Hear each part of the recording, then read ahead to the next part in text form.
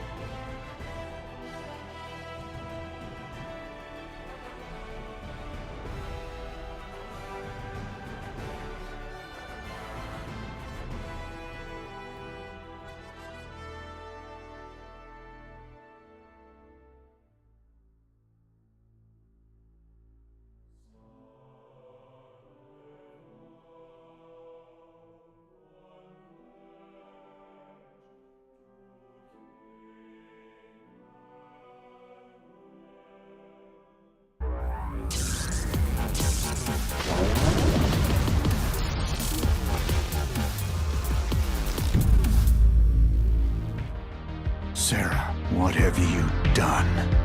Kerrigan, the die is cast. This is the last day.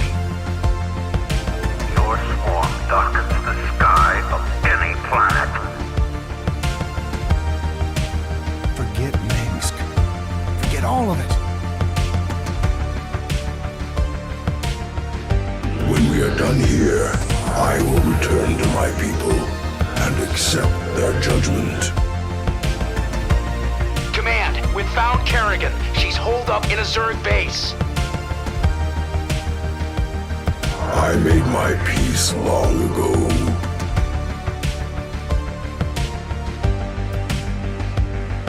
Consider it done. For ire. Indeed.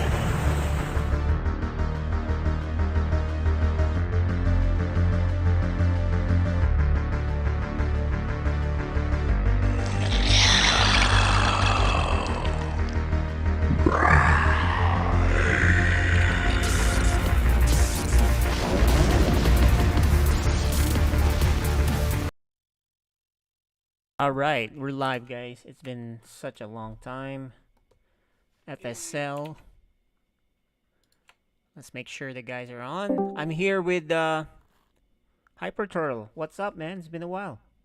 Yeah, it has been, and you know, me and War Bunnies, we call ourselves the tortoise and the hare, and just like that, Slow and Steady won the race. I'm here, Bunnies should be here in maybe about 25 minutes. But, Cool. you know, we got bigger stuff than that. We got the playoffs starting. It's the playoffs. What do we got tonight, man? Tell the audience. Ooh, let me look right here.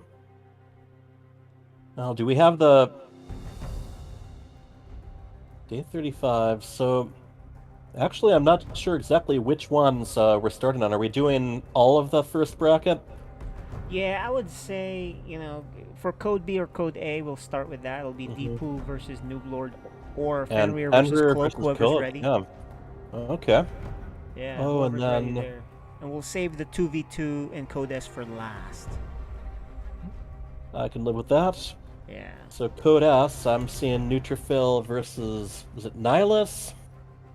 Kind of tiny text Yeah, there. that's Ghost Chant. That's basically him. Oh, Yeah, he okay, has, Ghost like, I don't know Chant. why He's been- it shows that's the name, but yeah, that's Ghost Chant. It's tricky, and, you know, for anyone who games and has multiple social media accounts, the really fun thing is realizing that the name that you use everywhere else is already taken on that platform. Yeah, so we'll bring him in here. I think they're pretty much ready here. Let's Yeah, I get them. think Nooblord and Deepu were already all set to go, right? Yep, let's go bring Well, I him can in. bring them right in. All right. Welcome to the playoff. Yeah, so we have Noob Lord here. We just need Hey, Deepu. I'm getting on camera right now. Cool, Okay, cool. great.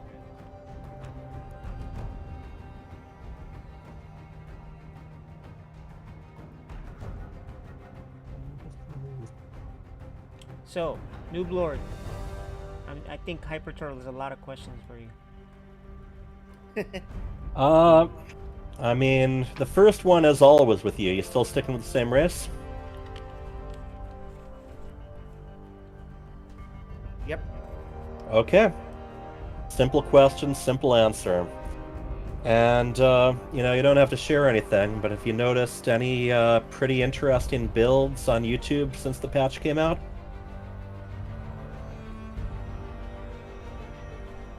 No. No? No. Okay, once Well, again. it's not that I haven't been looking at the builds. I'm just sticking with pretty much the same strategy. Okay. That's Well, those same strategies have gotten you this far, so why not? And And we do already we- know the answer to Deepu. If we ask him, what are you gonna do? And we're like, everything. Yeah, pretty much. I didn't know there was a patch though. When did this come out? It's a very minor Yep. stuff. I don't think you'll notice too Yeah, much. we're I not. don't even For remember. those watching, we are not actually using the new map pool. We're sticking with the ones that we were Yeah. already using previously. However, yeah, we do have some little changes, such as thinner ultralisks. Yeah, that's the only thing that comes to mind. Maybe faster Hydras, Well, faster broodlords, man. faster Broodlords, faster Hydras. That's just the Zerg. Yeah. And then for the others, I don't really remember. Oh, the targeting of the Thor is better for carriers or something. Yeah, shield batteries or even battery overcharge is weakened a little bit more. There's a lot of little behavioral things. very like guys, how I don't think quickly you'll certain notice it. things- I Yeah. don't think you'll notice it too much. Well, that's neat. They're still updating the game. Yeah. Mhm. All right.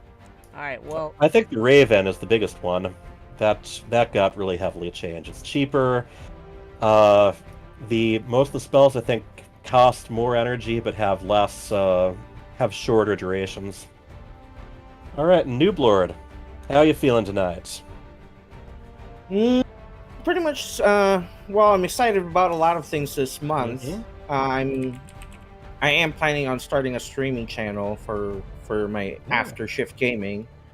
You know, just random games that I like. Resident Evil 4 remake. Oh, you don't mean random ladder games. You mean all kinds of random games, huh? Yeah, my wife, by the way, is very excited about that. She used to have friends in college, and they'd sit there. Well, one of them played the Resident Evil games, and they would make a lot of smart remarks and had nicknames for absolutely every major and minor.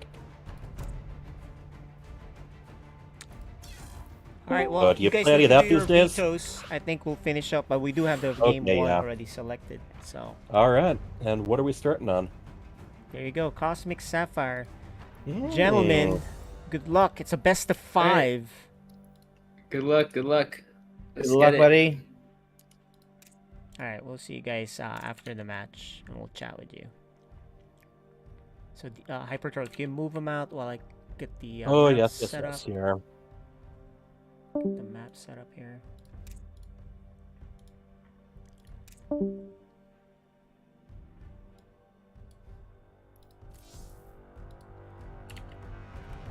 Playoffs, man. It's it. This is the big one. They've been working for Yep. this all season, and now he's here. Noob Lord actually didn't think he made the playoffs because I thought the Liquipedia only showed top 4, but it is a top 5 making it. So. It can be tricky to juggle all that stuff. All right, they're in there. Zerg versus Protoss, a popular little matchup here. Mm-hmm. And yeah, we're showing the map selections there, guys. So you Mhm. guys, what are your thoughts on this match, man? What do you think? Well, it's going to be interesting, all right. Deepu, known as a guy who usually has something or other up his sleeve. And, Noob Lord, very stable. He's, despite the fact he was kind of more in the middle, he impressed me quite a few times. Yeah, alright, well, here you go, guys. We're gonna get started. Let's focus on these players.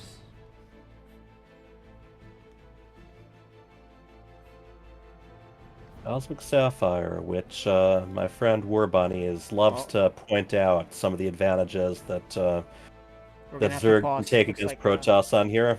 Looks like there's something wrong with the pause real quick. There's something wrong with the overlay for some reason. It's Oh, been a while okay, since we here, used one something moment. changed. Game paused. Yeah.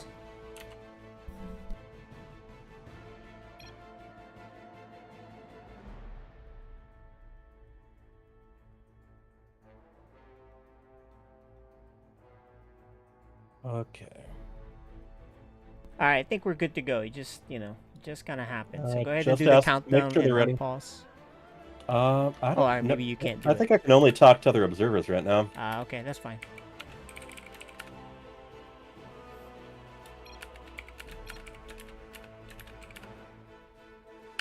Game resumed. All right, go ahead and In the bottom left, we have our blue Protoss.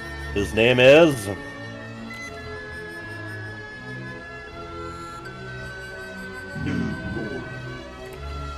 And in the upper right, we have our red Zerg, known occasionally as... Alright, so we had the classic extractor trick there. yeah. You know, I'm amazed to this day I still hear people arguing about how much that helps, or if at all. Yeah, the pros stopped doing it, so which Oh, kind yeah. of tells you it's probably not super efficient. I like to do it because it's fun. Yeah, it's fun, you don't have anything better to do. Also, occasionally, like if you get the Overlord just a tiny bit late, you might as Yeah. well. Yep, exactly. Now this map, very wide open, despite some of the destructible rocks here and there. There are a lot of opportunities for surrounds. Also, in the lower left, we've got gold minerals, and kind of in the more upper right areas, we have rich geysers. So there's a lot of very tricky things you can do to put things in your advantage. And not particularly complicated things you have to do for those either. Lot of little dips in the map too. So in the middle areas, you can take advantage of high ground pretty easily, or even in the upper right. I've seen people just kind of lure guys over there, hop up onto the ledge, and start making advantage of high ground there too. Yeah. So So this is far- code A. Usually start with the lower levels code B, but in the playoffs, if you win enough games, you will play other people outside your league, right? So why don't you explain to the indeed. viewers what the heck that means? Well, what it means is that the winner of tonight's Code B match actually, I think we've only got one of those, gets to take on the person who's at the very top of Code A. And then similarly, when we finally have a champion of Code A, they will take on the very top seed in Code S. Yeah. So basically, top ranked versus bottom ranked, and we take that a little step further to have the top ranked actually take on someone from a lower league. Yep. So you can theoretically advance all the way from code B to code S. Rags But- to riches, man. Yeah, and it's possible. Look, Deepu was one of those. When one of the seasons, he actually beat enough players to play in code S. Okay. I'm not surprised. He has a way of surprising people. Let's put it that way. Yeah, and he was code B, I think, at one point. So, and he went all Yeah. the way to code I never S. had the pleasure of doing Code B. I had to you're already start in the advanced. middle grounds. Yeah. Look at that. So we've Fast got layer. this adept. It's just kind of casually walking around. Zerglians are heading towards there. Okay, takes out one drone. Not too bad. Yeah, But he got also the got a full scout of the area. Big scout. Layer on the way. So far, straightforward stuff. We got both Zerglin speed and we got the Zealot charge, which also grants speed. So Hey, this is weird. we're gonna dude. have He's getting fast-moving Baneling- melee units. Yeah, he's getting Baneling Yep. Nest. With He is the- getting Mainland Nest, with and the hey, lair. Banelings do work great against Zealots if he really wants to focus those. We've seen some guys this season who have really gone just absolutely all out with Zealots. In fact, I'm guilty of that on a couple occasions. Yeah, Zealots are really good, so Banelings will work well for that. But I'm concerned that Deepu doesn't have a third hatchery. Yeah, This as late. Zerg, you usually would have gotten one a little while ago now, so... Yeah. Unless he's like Nidusing or something. And oh, okay, he doesn't scout. He did without go for that. Baneling. He did go for the lair fairly early. I maybe mean, some lair drops. before third hatch. And he's got a. And there's that Nidus you were talking about. Okay, he's gonna Nidus Banelings and Lings. No Roach Warren, unless he meant Yeah, that that- one drone there to be Roach. Yeah, never mind. He just has. I don't misclicks there. think so. I think they're both doubling down on the melee units here. Interesting. And well, big thing is, I mean, yeah, we got that nice Adept Scout, but our Protoss player doesn't really have an update on what's going on here, and we actually have Protoss taking the third before Zerg does. Yeah, that's a bad sign. So let's see when he mean- puts down the Nidus here. He really needs to do it It means soon. Deepu is going to have probably a much bigger army. Their supplies are similar, but Yeah, it's time. we get a lot right more now. workers on the Protoss side with Nooblord. He needs to drop that soon. The longer this game goes, the better it is for Protoss. And he hasn't dropped the Nidus. He's taking quite a bit of time because he rushed that Nidus. Yeah, and we've got that Overlord. He's sitting north of the main. Okay, now he's. I'm waiting for it to inch a little bit closer. There it is. There we go. Okay. Now, Okay, yeah, that's let's going see to be the right within reaction. vision, so there's going to be room to react, yes. Yeah, okay, he's sending. But how much a does he have to charge react lock with? And a slow Oh. warping. Yep, He's gonna having the pull. probes in there too. Now the Banelings Banelings might gonna be get able to out. really... Oh, no, he needs This Banelings could be out. very tragic. Very little damage being done to the actual Nidus. Oh, 14 these Banelings are perfect, workers actually. down. Yep, I mean, the occasion called for it, and they rose to the occasion. And does So he have 14 workers more? down. He's working on the Templar archives. Not a lot of army left to answer this. And those zealots, the Zerlings can hold them off while the Queens continue eating at them. And he's gonna split a little bit here, but I think if Yeah. he kills off production, that's really the key here. If you kind of stop warpins. Of course, you know, with the damage he's done to the workers already, he can finish off a lot more now. Yeah, he's More Zerglings already loading up into that worm, too. He's not dropping creep. I'm surprised. Yeah, he's not dropping creep, and there's not really paying much attention to the pylons either. Usually that's That's the first you that's the want to get. bullseye. Took He's a one little bit down. busy here. I think he's just Yeah. a little bit I think sometimes these kinds of strategies can get a little bit of tunnel vision, but at the same time, he's not in much danger. He might want to consider backing those queens into the worm, though. There you go. And he's finally gonna target that pylon. Yeah. That's That one. But he needs And that- another. He's running out of steam, man. Yeah.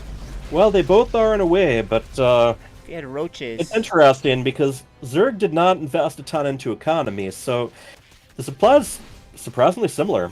Yeah, the Nidus is a good idea. It's just that I think it was inefficient. It took a while to get the Nidus going. Yeah. He didn't have It enough was a lot of drones. trading out, and that's the thing. Banelians, they do not get to attack a second time. Oh, this Zerglians, is not good.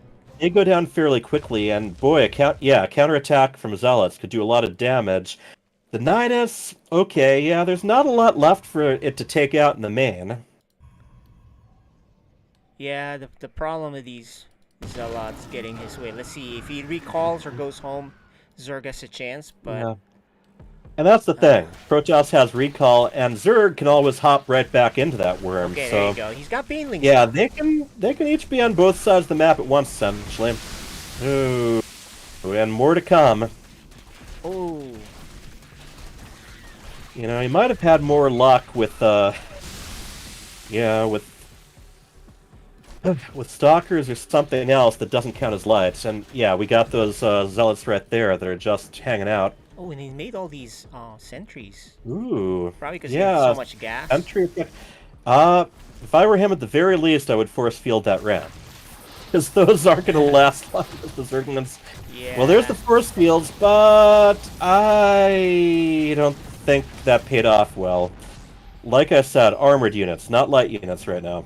Yeah, but Deepu still has the, worker disadvantage, the base disadvantage, and he needs does. roaches, He actually so- does have a lot of minerals in the bank, but their supplies still neck to neck. Yeah, So Deepu they're didn't- both very vulnerable right now. Deepu didn't drone well enough, and he needs roaches, really. And you want to do this Nidus with roaches, that's why. I mean, I like Exactly. that. Roaches or, something that can stick around. Okay, this Nidus wants to do some damage on the other side, which prompts Nooblord to go back home. Which I don't is a think good either of them thing. have any defensive structures down. Okay, he's gonna go back in the Nidus. That's a good idea, because he is outnumbered, outpowered. He needs to transition, man. He needs some roaches. He's got all this money anyway. And that's the thing. It was an effective opening overall, but you get tunnel vision. You don't have an idea on what to do next. Yeah, he didn't do enough damage. He's still a 2-base Zerg. Yep. I think he's dead, man. If Nublord might does well this be, properly, unless he really manages to keep drawing his opponent back. Yeah, I don't think he has enough damage. And here come the sentries. I question them a little bit, because their force fields, yeah, they're going to get in the way of the Zerglings, but they're also going to get in the way of the Zealots. And obviously, I mean, what is it? Guardian Shield. Yeah, that's going to defend a little bit against Queens, but not against Zerglings. But regardless, I think he can rest easy now. Yeah, and you can't do a base trade, because he doesn't have enough troops to kill the other side, I don't think. Yeah. Protoss And he can recall when he wants to. And he doesn't. I don't think Deepu is planning to take the Nidus Worm back, even if the Nidus Nest, what is it? Nidus Network. Yeah. Doesn't get destroyed. He needs some drones out for a base trade too. Well, I suppose he has it's this. I believe the Nidus Worm still counts as a building, right? So he still has to destroy that. He knows where it is. Correct. I mean, it's possible if he somehow cleans everything up here. Before, absolutely everything. He escaped with 2 drones there. But he needs to kill the production, and/or if the Zealots don't go back home. Yeah, I don't think either player is very familiar with this particular scenario, where they're both trying to defend their base with nothing but melee units. He doesn't have enough money for and there's no transfuse off creep. Right, no transfuse, and they're walking on tiptoes anytime they're not on creep. With everything. There you go. He's got a lot of queens, which is really great. But now, I mean, this is a very colorful ending. We're gonna watch them both bleed each other gradually, but let's face it, Protoss has more blood to handle. Yeah, here we go. Deepu gives the GG. That is our first playoff map in the bag, but this is a best of 5, isn't it? I like his idea. He just needed roaches, something more sustainable. Yeah. And roaches he needs more survive drones. a lot longer than Woodland. Yeah. A lot more drones. Alright, well, War Bunnies is here. Let's add him on. Well. My old pal from across the alley here. Hey, welcome. Hello. So once again, Slow and Steady wins the race. The hair lags behind, right? Yes. So how much of that last match did you catch? I caught a bit of it. I liked it. The Zealots versus Queens off a creep is not something Zerg normally goes for, but yeah, like we were talking about, it was a nice idea, but no transition after it. And whereas roaches, units like that, tend to be pretty sustainable. The Zerglings and Banelands, they come and go.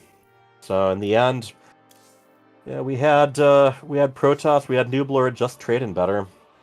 To begin with, I thought that that Nublord was in trouble, but I'd say he was, but it was brief cuts. It wasn't any long-term damage. If he could have got a handful of the Zerglings past and into the mineral line, I think it would have been quite a bit different. Yeah, breaks them off. Focused a bit more on the workers and on the pylons. He spent a lot of that time attacking just structures. Yeah, that's what I'm saying. Like, just ignore structures completely. Go right for the workers. Mm-hmm. And pull them off the line, and even if you don't kill them, if they're off the line, they're not mining, and that's a good trade. Even if it might not trade 1-for-1, it's still... You still get the added value of having the workers off the line running around. We are moving to Data C, which I've always heard you say, nicer map for the Protoss and PvZ, right? It is. A little bit more they can do. Little bit easier to control the points. On the lower left, we have our blue Protoss called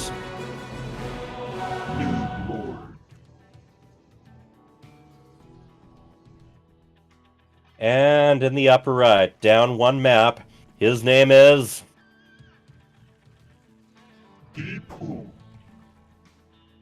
Alright, the classic red versus blue here. Should be very easy to make out. Yeah. Is Deepu just sticking with Zerg? He said he would. Oh, okay. I think that he has to be aggressive. I think that he's got to keep Nooblorb from getting too much in the late game. So I like the rush idea. I hope a 5-minute roach all in would, I think, exactly. I mean, probably that last help match, out. honestly, he probably Did could he have cancel? done just... Oh no. Probably He could did. have done just as well. What did he cancel? The hatchery? He canceled his hatchery. Hmm.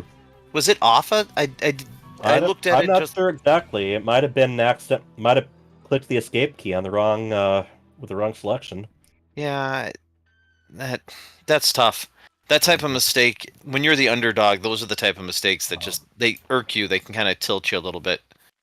And Zerg needs that hatchery a lot earlier than Protoss or than Protoss needs their Nexus. It's definitely going to be late because of that cancel. So yeah, and once again, I mean, being behind with expansions definitely hurt him last game. That was a planned all in. That's absolutely, but after the all in had, after all of it was in, yeah, there wasn't much to do. But yes, Zerg. Not only do you depend on the hatcheries for mining, you also depend on the hatcheries for larvae, creating more and more units. He's floating a lot of minerals. Yeah, I've been noticing that a little bit.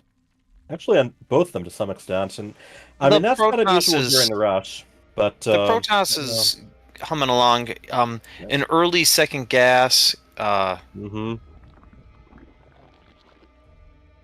Kind of all standard for him, but adapt, and we do have Roach Tech on the way. Yeah, early Roach Warren. You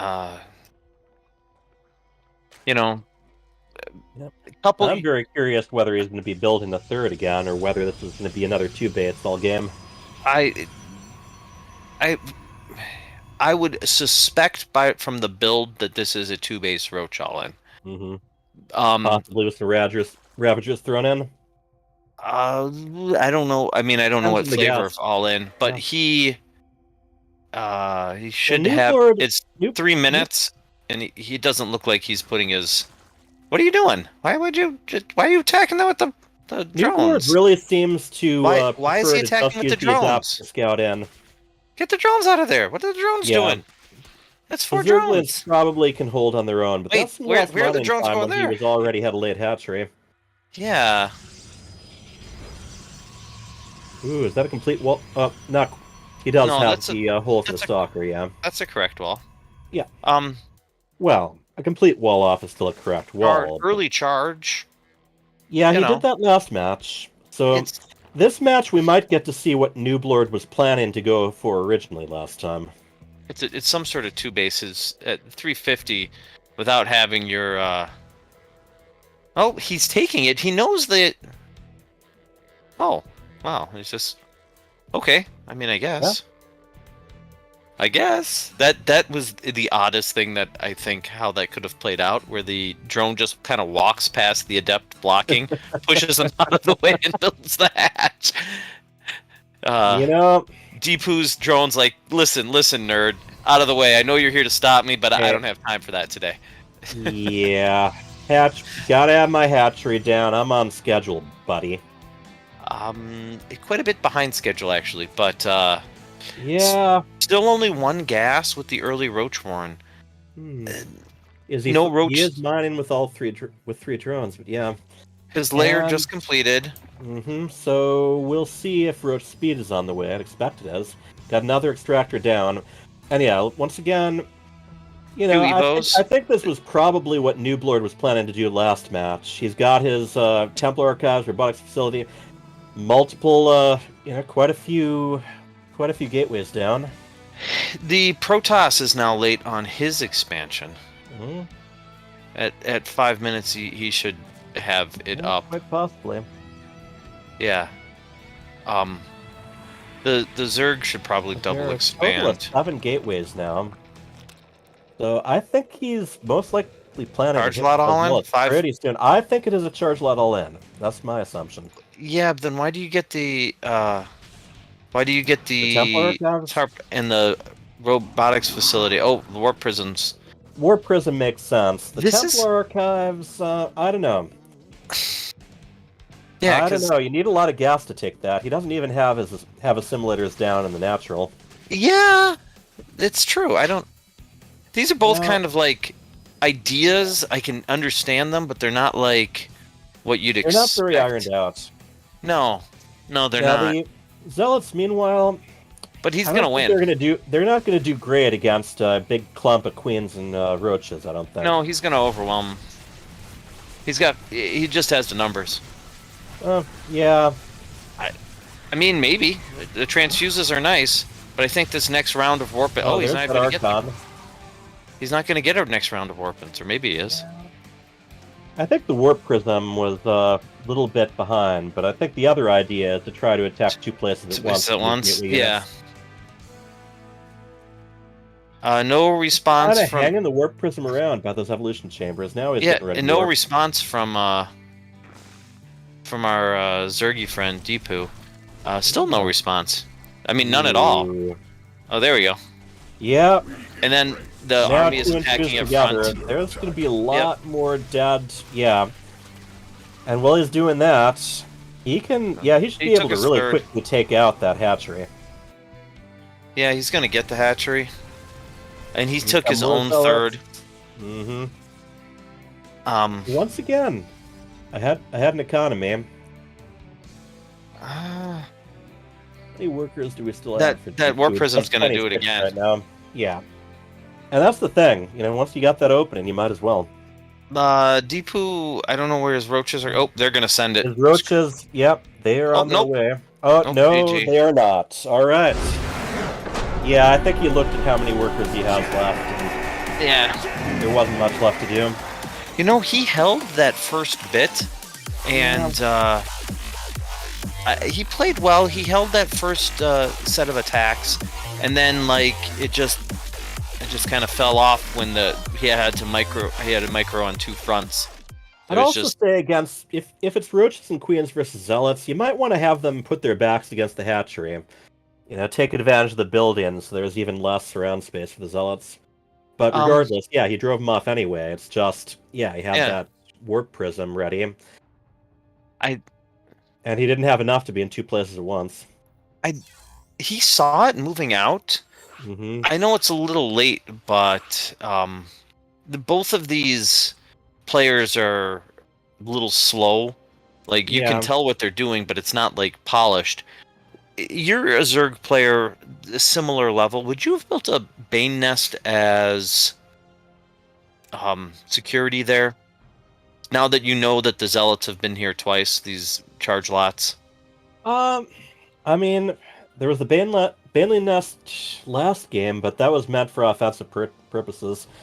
Yeah, I'd probably have the option there, but the biggest thing is, and this has really been drilled into my head lately by our friend Grimpire, that, oh boy, if you don't have your hatcheries out quickly enough and you don't drone up enough, either you got to do something then, or a Zerg without much money in their pocket is a Zerg who can't do much. Yeah, I kind of feel that is the way of things. All right, guys, inside and out. Yep, inside and out, not just one or the other. I would like to see a map called Inside or Out. So this map, I think, favors Noob Lord style. Unfortunately, Deepu's hyper aggressiveness. This is a map that's easy to kind of sit and hold your. If you're going to go for that 2 base, kind of easy to sit and hold your ramp. And I'd like to see out of Deepu 4 hatch pretty quick. 4 hatch by the 4-minute mark. Yeah, he needs to have his economy going, and he needs to be able to keep up with those armies. All right. In the upper left, we have the now pink Zerg. His name is.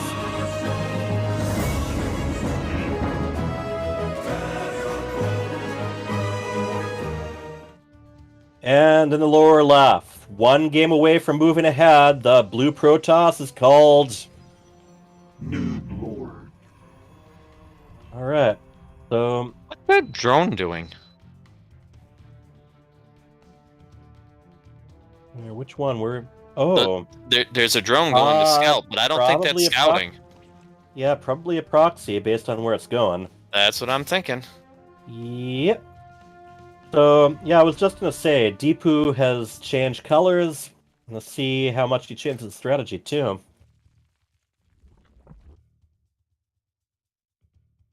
Back and forth, back and forth.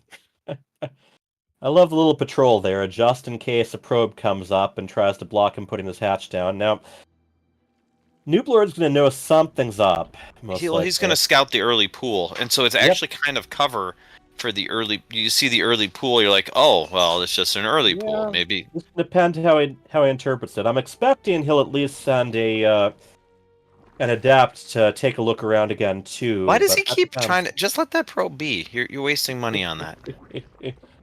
Yeah, I love it when people try that even at the higher levels too, because you can mineral walk out of them too, even if they juice around you. Roach Warren. This is cool. this is yeah, this is the Green Empire special, huh? Yeah, yep. Probably Roach Ravager, we'll see. I'm I think the expecting wall he'll want is to take. full. Yeah. So he's got his defenses up. One zealot there. I'm assuming since he started with zealots that he definitely expects to be hit early, rather than starting with the adept like before. Yeah, he's got two zealots. He has not put down a nexus yet. So yeah. I think see, probe comes in for another tour of the place. Yeah, so he knows what to expect. This map right here. Yeah. It's the spine crawlers can actually poke from the high ground. I've seen some of that, yeah. And if you get the creep out far enough, yeah, you can even move some forward. But 2 shield batteries and we have a Noob Lord who is ready for nasty weather here. Yeah, the thing is, it doesn't need to do. You can just nuke down the bile down the cybernetics core, and I don't see any other tech. So, like, just get your 2 Ravengers and just start launching the free shots on. Oh, there's a pylon across the map. Yep, and you see Deepu is putting a spine crawler in his own workers too. Yeah. I don't know. I think it's best to go either one way or the other. You can't go all in and defensive at the same time. Yeah, I mean he's gonna have a if he trains these Alter Ravengers right now.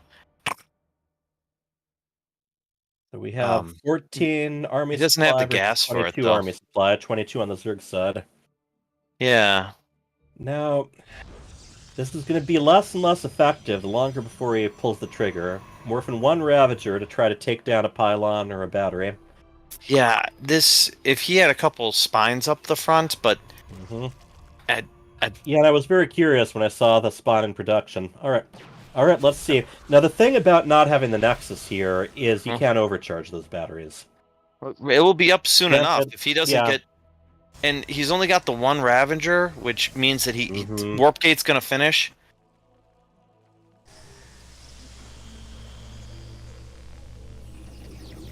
All his production is there, so. Yeah, he's gonna have to pull the trigger soon. Well, I mean, yeah, 1 base Zerg. 1 base Zerg against 2 base Protoss with multiple shield batteries, yeah. But yes, just take there he goes after. Yeah, just take it out. Stay out of range while he takes those, but. Yeah. Noob Lord quick on using the shield to recharge the cybernetics core. But now that battery's even empty. If it's not automatic. True, but it does have 2 older brothers there. Ooh, good bile. Yeah, he'll probably want to have a probe ready to put down more if he needs to. Oh. All right. Just take out the cybernetics core. Take out go. the core.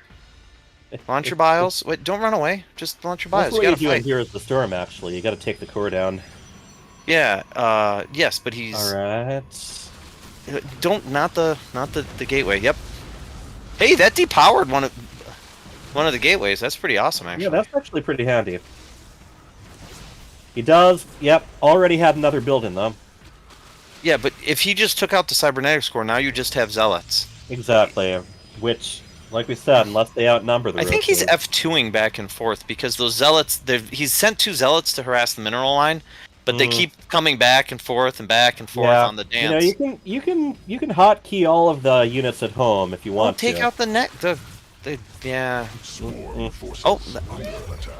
Oh, it needs one more. The queen's gonna die because it doesn't F2 back. That's why it's still sitting there. That's. Oh, but that's juicy biles. Is indeed. Finish the even more cybernetics shield core. batteries coming up. The spine crawler saved his drones. It did, but So he can always send more if he wants to. Yeah, this is okay. Sit back. Yeah. Okay. eggs now he him up. can. Now he can move out and try to take out the production here. No, morph those into Ravagers. Morph the low ones into Ravagers. Oh, those are gonna hit. Back them into a corner there. Yeah.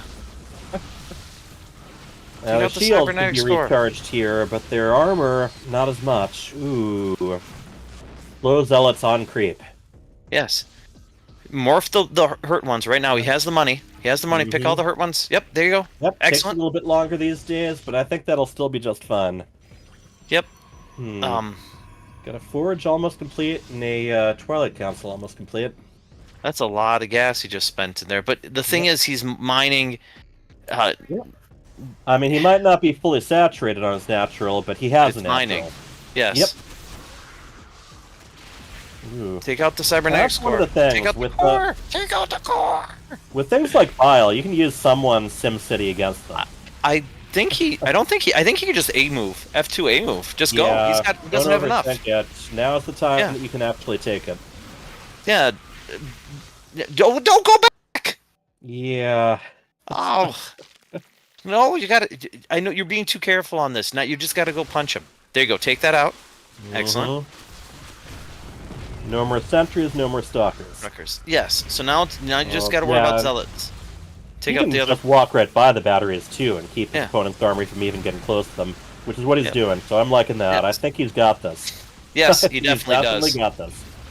Woo! All right, we got have a series. We do. All right, can Deepu come through with the reverse sweep? We will find out. Yeah. That was well done. That it was knife's edge. Yeah. Nooblord was so close to holding several times. Mm-hmm.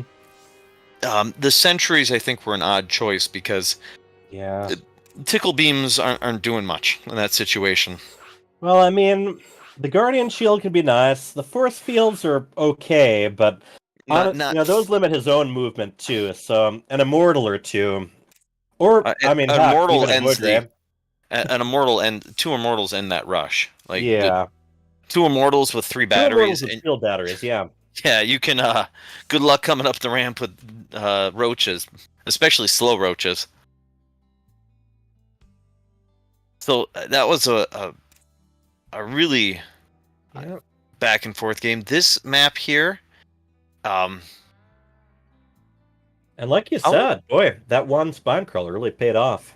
It did amaze because those zealots would have massacred the line otherwise. Yeah. But it allowed him not to have to look back. Mm-hmm. Yeah, and like you said, spine crawlers like queens. You don't have to worry about F2A no matter where you want them. Right. Do you think they take all 3? How aggressive, ultra aggressive this has been? Did we lose Deepu? I don't know. Let me see. Deepu has elected not to join the lobby. He's like, I know where my... Oh, he did it again. I don't see him in the... Okay. He says my client's glitched. I'm going to he's going to close and reopen StarCraft 2. You know something about doing that, don't you? Yes, I do. So, do you think that all 3 of the bases on Moondance, the pocket, get taken on this game? I think Nooblord will take them. I think he's definitely been focusing a little bit more on economy, and it's nice. It might have half the resources, but it's pretty safe. Now, Do you think Deepu, that Deepu takes Noob Lord's pocket? yes. Yeah. All right. Send invite, he says. Let me get the FSL. Here we go. Invite to game. So is this did I miss anything else? Or is this the first series of the night? This is the first series of the night, indeed. Woo! And after this, we are doing the Code B playoffs, of which I think... Let me double check, but I think there is only one Code B match for the entire playoffs. Oh, no. No, this is Chienpon is already in the grand finals, so... Yes. All right. All right. So, KJ, sounds like we can get started. All right. Woo! Video games. I like video games. Who doesn't? My mother. All right.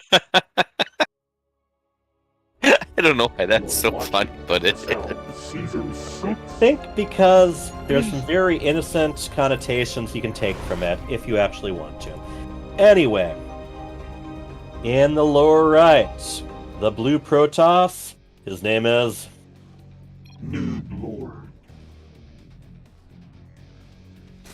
And in the upper left, the pink Zerg, his name is Deepu. Alright. So Deepu's taken a game, but we're still in the spot. He can only afford to lose nothing. Yeah, Noob Lord can still play Noob a Lord little moves ahead. Yeah. So he has a little bit more freedom here. I don't think Noob Lord, though, is the type of player who would cheese. I just don't see that. Yeah. I like the 50-second timing right there. Yeah. He had that proxy counter pylon last game. Yeah, but that's more to relieve some pressure of a... Indeed. That's not cheese. That's like, I'm going to warp in two slow zealots. I think both of them, at the very least, will be getting aggressive. Yeah, definitely. Neither of them are going to wait for the late game. Let's put it that way. Yeah. They're at least going to give it a shot, kind of in the more mid-game. Put down your gas, sir. Deepu, put down your gas. Yeah. Think we might Stop have a screwing gas around with here. that, and yeah, just take your gas. You're missing your gas. There you go. There you go. You know, one of the reasons I never mess around with those low-end tricks is I don't have the APM. And taking your gas late is such a penalty, you know? Even if he did something crazy in your mineral line and stole some money, there's no way you'll make up not having your gas on time. Absolutely. And now Zerg, they're gonna want gas at the very least to get Zerglin speed. In that, Right. And so usually he's afford to take a break from the mining for a little bit. A lot of them prefer to just have one drone in the geyser, at least until. Yeah, if you go roach heavy, don't you? Why build the Zerglings at all? Oh, look at this! It's a proxy. Because you never know what's coming up. The first 4 Zerglings are really just in case. That's the way it usually goes. After that, you want to focus on droning. Yeah. And also, scouts too when searching for proxies. So he has a proxy.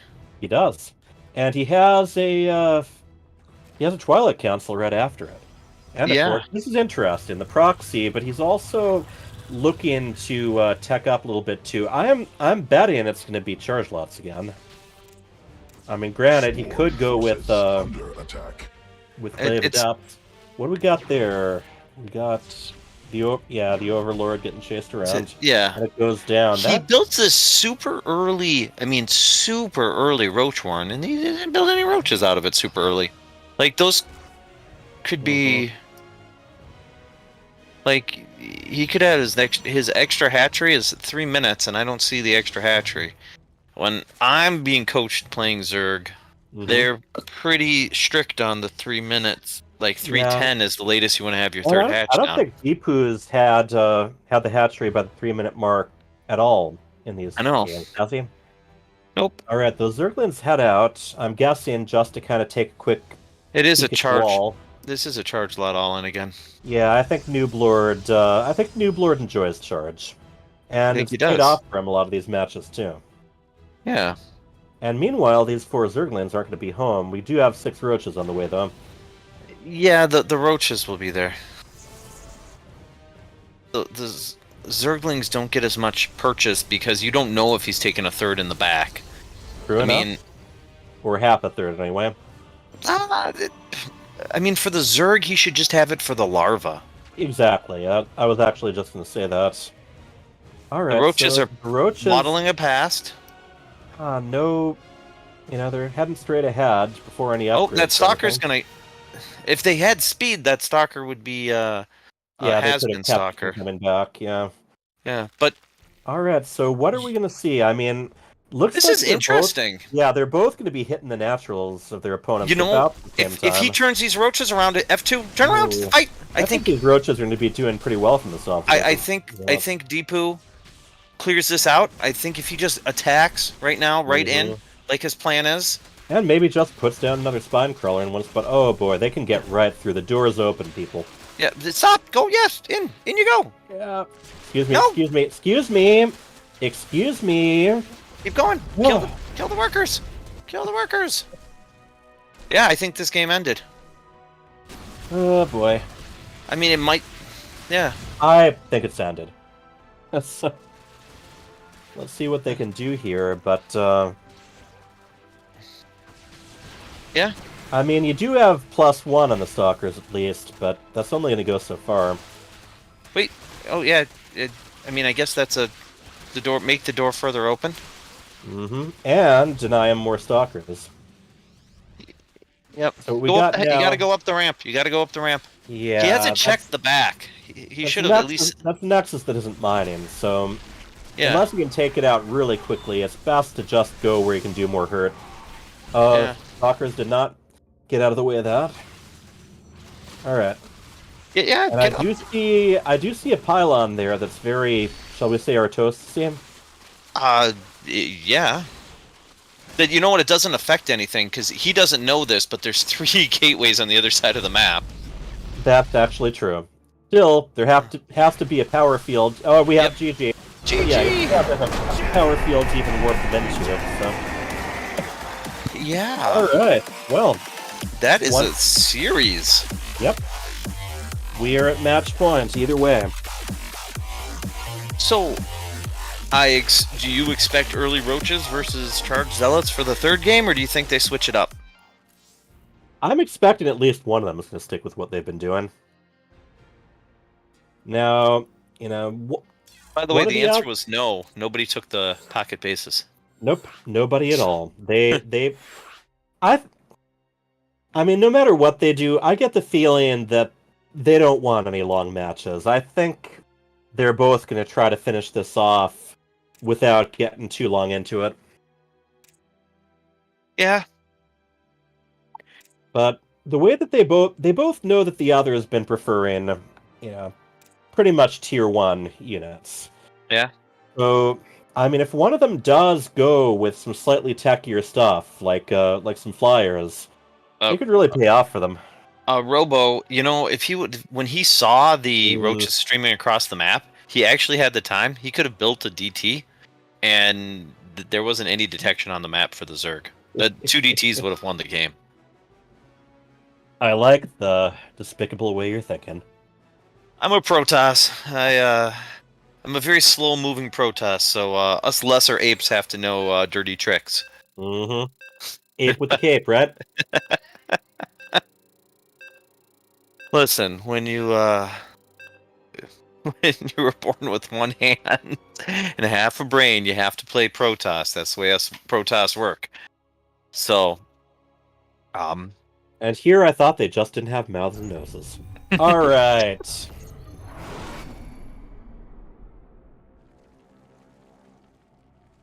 In the upper left, We have the pink Protoss tying it up, and his name is... Deepu. And in the lower left, the blue Protoss, he is called. Noob Lord. Alright, so So- we've come to the end of things here. I think Deepu has definitely got some momentum now. He does. Now I'm gonna say, as a Protoss player, I hate this map because the third, it always feels naked. No matter what you do, your third feels just like, well, no matter Zergling's which gonna. one you take, you can get attacked from at least two sides. You can be attacked from two sides. If you put your robos in the main or the natural, there's always like a choke point where they can be jumped. The robo units can get jumped coming out. I just want to say, just quickly, the spawning pool is almost finished already. So again, spawning pool before hatchery. Yeah, the thing about this map is, I feel like it also favors Noob Lord's charge lot style. You can put there's a good spot where you can put your ping it. Well, the Zerglings are heading straight out. Yeah, they're going to be seen though. Oh, drones too. We have really. This is guaranteed. Okay, now this has been done to me plenty of times, and I've never once lost to it. So it can't be that good. Well, if you can handle it, huh? Well, I mean, against another Zerg player, you can turn some of them into right. You can turn some of them into spine crawlers, but just build the wall, finish the wall, finish the wall. Yeah, indeed. And then get ready, nerd. Yeah, and then what are you gonna do? You might need to keep building those though. Build a shield battery. Build a shield battery. Yeah, there you go. Have the adept spawn on the inside of the wall. Build the second adept. You got the second thing. Build the second adept inside of the wall. Inside of the wall. Build a second adept. Inside the wall. Build it! No! That's not a brick! Use your gateway! You have the money, you have the supply. Or not. It's a brick now. And the oldest of the three little pigs built his house out of pylons. Yes. Again, we've got something where this shouldn't work, but it might. Barely mining, and where Deepu is. It's like the drones aren't attacking. This is over. It doesn't even matter. There's a shield battery. He can just bring down his exactly. This the is Zealot game. and the Adept can just stand there now. Yeah. Yeah. So we should be seeing the GG any moment. Why did they attack the attack units? They got to go up the go fight the Yeah. Yep. Yeah. GG. We got the GG, and we have our first playoff winner. Oh, he has a bunch of Zerglings that just ran around that didn't actually go into the correct spot. Oh, yeah. Well, there you go. What a series! So... He came back all the way, and then he put it all on the line on that. And Noob Lord moves on to the semifinals to face Cyan. All right, let's go chit chat with them real quick, guys. Yeah. All right. We have our first Code A semifinalist. His name's Noob Lord. Noob Lord, how you feeling? I was not expecting that. No. Like I said, Deepu has a way of keeping you on your toes. Deepu, did you have different builds planned? Did you have those specific builds planned out for each one, or just go with your feelings? No, I kind of just freestyled it, I'm not gonna lie. Okay. Yeah. I have to ask you one, Deepu. That rush, the pulling the workers and an early pool has been done to me, and it's never once worked on me. Have you ever had success with it? Yeah, I see it a lot. A few games. I forget when, but I'm sure there was some point. He did actually have a win against me where he also used the drones to mine through a mineral wall, but it's a little different. Yeah. Because you had really good momentum going in. Your 2-hatch roach play had been working really well, and you kind of just said, "Well, this is working." Do the same thing over and over again. That's kind of boring. I want to, I hear you. So, you could have built Mutalisks. That's my excuse when people criticize my play. Well, wouldn't that be boring? Well, I want to win, so Yeah, there's always that too. It's it's a delicate balance. Nooblord, so what were you thinking when you saw them at your doorstep? The workers, I was going like, okay, this is gonna work against another Zerg player. Yeah, we said Where the same there is thing. no wall. Exactly the same thing I said. It must work against Zerg because you build the wall, and then even if they come in and kill you, your workers are gonna be more than his at that time. Well, And guys, then- you know what you're missing here is you're not supposed to see it coming until the drones show up, and so it's worked many times, even against me at the master level. I just never saw the drones come in. Oh, okay. Because but he had a probe in his he's supposed mineral to line push when he that probe away with the Zerglings. Then he goes. That was supposed to do. Push out that. I don't think I had the probe. links at that time, did I? Yeah, I think I put the links as fast as I could, but I don't think I had them in time. Or Yeah, did you I did. do the Yeah, you reverse? did. Oh, Your I did? 12 pool should always have the links out there to push out the probe. And once you push it out, he has no idea what's coming, and that was the key ingredient. to make that it is work. that is what I'm. That is the thing that we're missing. Okay, The first match had the biggest surprise, I believe. Nooblord, you found a Nidus worm full of Banelands in your base, and when you were trying to take it out, your probes that were right there, they disappeared. Did you think that was it, or were you pretty confident that there was still some room to punish him for his investment? I know it's a pretty expensive investment. I didn't think he'd be able to pull that off twice or 3 times like he did, the way that he did, after he made that initial investment, especially since I had +1 upgrades already done. I know my army was going to, outmuscle him just as long as they got there on time before they could do significant amounts of damage. I guess the fact that when he really stuck to his guns and kept doing that over and over again, that was a pretty expensive investment. And like you said, I guess the best way to go about was let him do it and then foil it. Yeah. Because I know I had the upgrade advantage at that time. All right, guys. Real quick. I want you guys to ask one question each because we do have 4 matches tonight, and they're all best of 5s. So go ahead. I think I had my best questions already. Bunnies, did you have one last question? I just wanted to know, Nooblord, were you nervous going into the last game? You had the momentum. It looked like it was going to be a clean sweep, and then Deepu threw out the roaches at you. Yeah, I was nervous the entire game, even after the first 2 games momentum.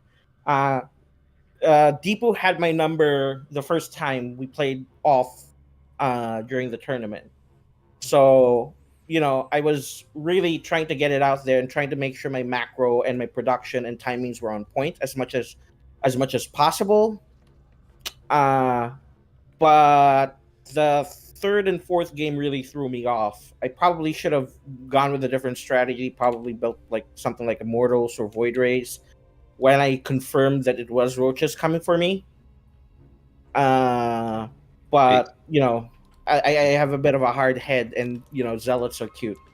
Yeah. Yeah. Well, congrats, Nooblord. And Deepu, it was nice seeing you. Almost pulled the reverse sweep. Yeah, that was really fascinating. That was really close. Yeah, It's just he spotted your drones coming his way. That's all it was. But other than that, it was fun as usual to watch you. Good luck during the off season, and we'll see you in the next season, right? Good luck, Nooblord. Thank you. Good games. All right. Thank you. Great games, buddy. See you around. See ya. Yeah. So who's up next? We have Cloak. This is Fenrir, right? That's right. They're on now. Go ahead. Okay. Here. And not sure I see Fenrir actually. I see Fenrir. So, guys, I'll start asking questions of Cloak. Cloak, have you been practicing? You ready? Can you hear me? Yep. Oh, no. Okay. I just started... Barely as I can be. Yeah. Wow. I hear myself on that lag. Let me turn this thing off. That's right. Boom. All right, got it. I'm off. All right. I've been watching the game and it got turned off. But yes. Yeah, I mean, I was just playing today. I really really wish I got started earlier, but somehow my mechanic took 2 hours to do my oil change. Now, if I knew, I would have just told him I'll come back for the car. Yeah, his dude guy. I guess someone called out. So yeah, I guess I'm ready as I can be. Just I was shocked to be in playoffs. KJ's like, "You ready to play?" I'm like, I wasn't expecting to be hit. I was like, I thought I was done. So yeah, Fenrir, are you on Discord yet? Oh, he's not on yet. Let's see. Okay, well then I will ask another question of Cloak. Cloak, have you watched any of Fenrir's games outside the one he played against you? Not really. Not really. I know he. Look, if he's listening, or his little brother listening, which you'd be a fool not to. He likes to stack up, don't he? He don't like to go too fast. That's correct. He plays a very specific style. So. Are you confident that you can? You sound pretty confident. I mean, long as his keyboard and my fingers don't get jumpy on me, I think I'm okay. Most important is I need to just scout and make sure I'm just not getting cheese and understand that tier 1 units don't do too well with suit up Marines. Yeah, that's really the key right now. Hey Fenrir, how have you been? Oh, I don't think he has headphones on. Can he hear us? No, apparently he's having issues with his Discord. Woo. But his video looks really good. It's like their internet is much better this time around. But we could just talk to them afterwards if that's the case. Yeah, no problem. Yeah, I'd say if we've got a night tonight, it's already 7:11 here, so it's probably 8:11 there. So if we want to get a jump on it, let's just hop right on in. That's right. Let's do it, guys. Good luck, gentlemen. We'll chat with you guys later. Good. Okay. Get this thing going. Get that and. All right. Woo. So KJ. Oh, am I by myself? Yes, sir. What's up? Since I don't have Hyper Turtle, he seems to have stepped away for a second. Who do you think is the favorite? Yeah, who do you think the favorite is on this one? Man, it's hard to say. I mean, I would say Cloak, but if he hasn't practiced and he's a little off, so I would say Cloak. I'd say 3-1. I would say 3-1 Cloak as well, but Fenrir plays a tricky style, and so it's interesting. I think both of these games, both these sets, Nooblord versus Deepu and Fenrir versus Cloak, is kind of the same. Where Nooblord and Cloak are kind of more solid players, and you'd expect them to win, but Fenrir and Deepu a little bit trickier for their levels, and they can throw some stuff at you. Exactly. We don't know what's gonna happen here, but because it's game time. That's really what matters. Who's gonna perform? It doesn't matter what happened in the past. So we're on Tropical Sacrifice, the map that was the last map. Right? Yep. From the last game. Yeah, for the Code B players, Tropical Sacrifice, I think pushes the action. For the same reason I don't like it as a macro Protoss. I think it really helps the silver and gold players because you can kind of turtle up pretty nicely on your 2 bases and then push out, and it's a big ramp to fight down. Yep. All right, I guess we'll just start without Hyper Turtle for now. Yep, he'll come back. His daughter probably needed something. No worries. Yeah. So, do you know how this went in the regular season? I thought Cloak won, but I can't remember. I think Cloak did win. Between Fenrir and his brother Chienpon, they seemed somewhat even. In the beginning of their FSL career, but I think Chienpon has leapfrogged him in skill. So Chienpon has a more strategical process to him. He plays both races too, which is Yeah. You know what was funny is I think the player who played best in the Code B was Kitty Cat Gamer, and she didn't make the. She barely lost a lot of the games. Yeah, she barely lost every one of her games. I think most improved skill wise was her, and she didn't. I don't think she won a single match. So maybe Yeah, she beat her mom, but yeah. Yep. All right. Well, here you go. Here we go. So, like I said, skill in Code B, skills not sometimes just following the process is what That's you right. need to do. You're correct. Yep. One small So- mistake loses you the game in this level. Even though you're way ahead in something else, like a DT shows up and you have 5 bases to 1 or something. Yep, DT, and you have no ability to scout. So, you want to do the introductions? Yeah, of course. So let's go here in the bottom left. The Protoss player, he's back with a vengeance, making the playoffs. Cloak. And on the top right, playing his usual Terran. Let's see what he does. He's Mr. Double Upgrades himself. Fenrir. Alright, man. Well, we see Cloak's going to scout, which I really like, and he everything was on time. It's interesting because in the Code B matchups, you actually do see the depot or the pylon slow quite often, but his gateway is perfect. The barracks is perfect. It's really smooth for these guys. So yeah, Cloak's a solid player. That's why I favor him in many situations. It's just the problem here with Fenrir is if you let him get this massive bio ball and Cloak, you know, does the Protoss thing and forgets splash damage, you're in trouble, right? Especially Fenrir who likes double upgrades. So if he lets him get the 3-3 at one point, they just kind of stay around. Like you'd be surprised how much you get mowed by bio.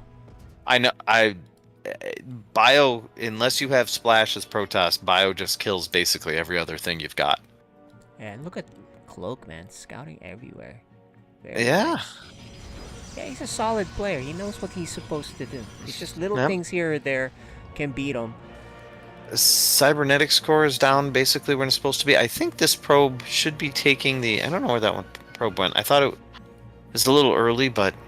He's being safe. Second gas? He can actually get his Nexus faster, but he's being safe. He should have got his Nexus a little faster. Yeah, he has the money coming up now, so he needs to get down there. Fenrir actually remembered to get his orbital on time, which is something that he has occasionally forgotten to do. And so this is smoother than we've seen these players play most of the time. Cloak needs to pick a tech path or get a unit out. Oh, there's an adept right as I say that. Shield, combat shield first with his money. Yeah. Interesting. Not something you see generally. As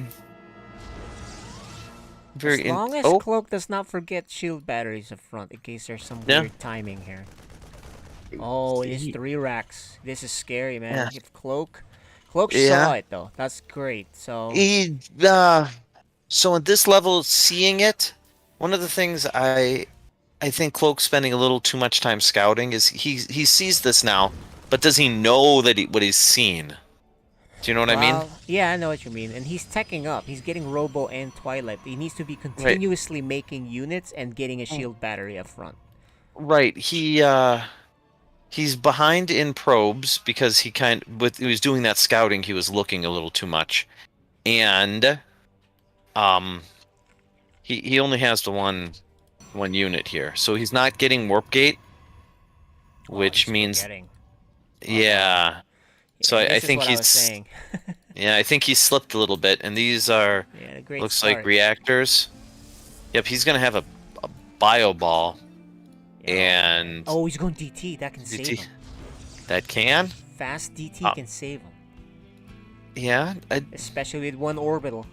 Yeah, I was gonna say he didn't switch the other orbital.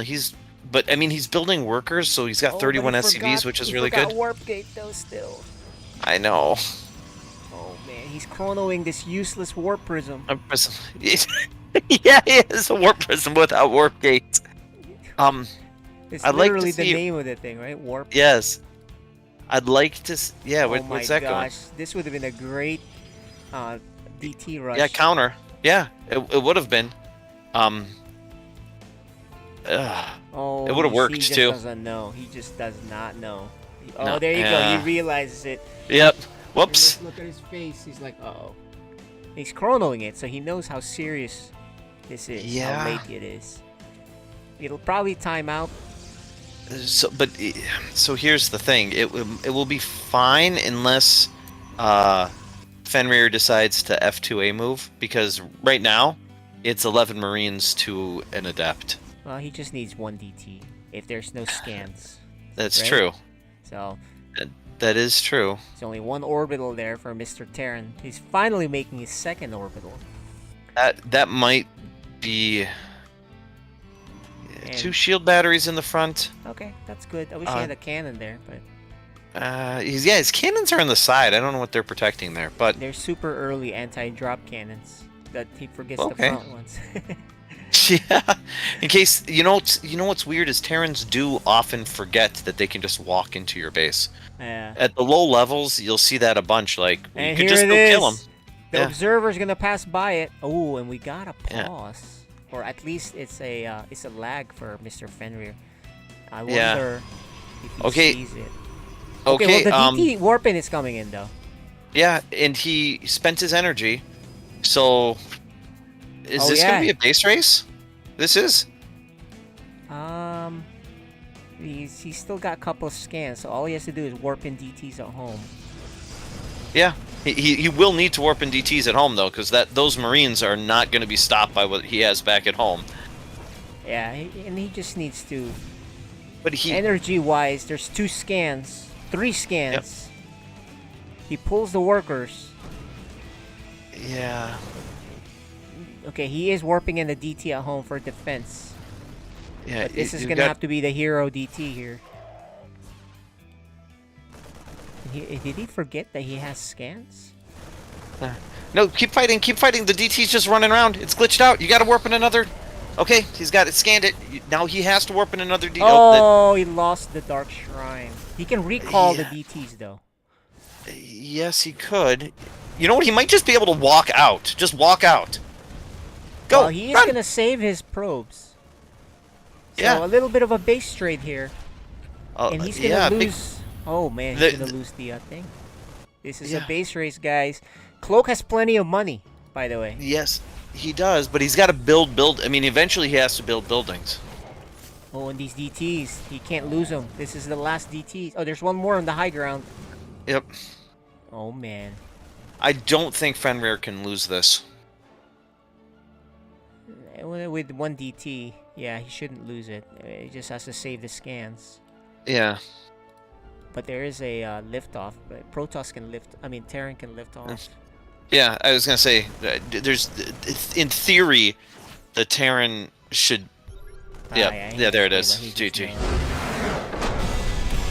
Yeah, the forgetting the warp gate is one of those mistakes there that really kind of hurts, because I think Cloak wins that game if they arrive. Yeah.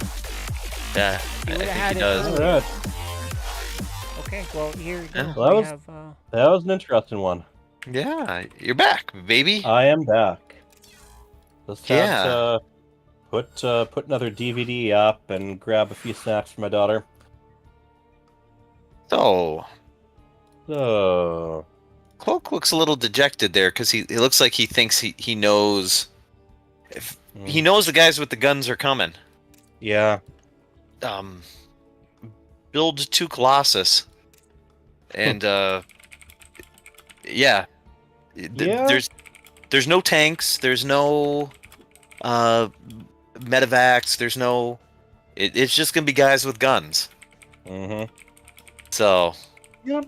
Guys that don't fare as well if you can take out a bunch of them at once. That's the big thing about Marines. Yeah. Fenrir's smiling ear to ear. Yeah, looks pretty serious. He really enjoyed that one. Yes, he did. In his cloak and his "Get Over It" T-shirt. So if he can get over it, there's still plenty of room to come back. It's a best of 3, so. Is it? I mean, a best of 5. So Yeah, there's a that's what I lot of. There's a lot of room to make mistakes and come back. Just brush it off.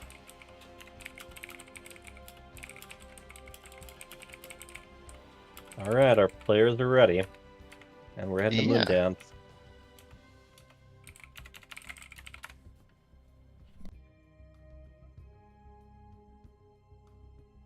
What do you think of Moondance for Code B players? I mean, honestly, at the lower levels, the map's differences don't really come into play as much. It's true. I think this of the Code B players, I think that our Zerg Kitty Cat probably benefits the most from this. But I think that unlike the last time, I think we're going to get a third pocket base taken. I think Cloak is going to take his pocket base here. Okay. Well, we'll see which of us is right this time. What was your prediction?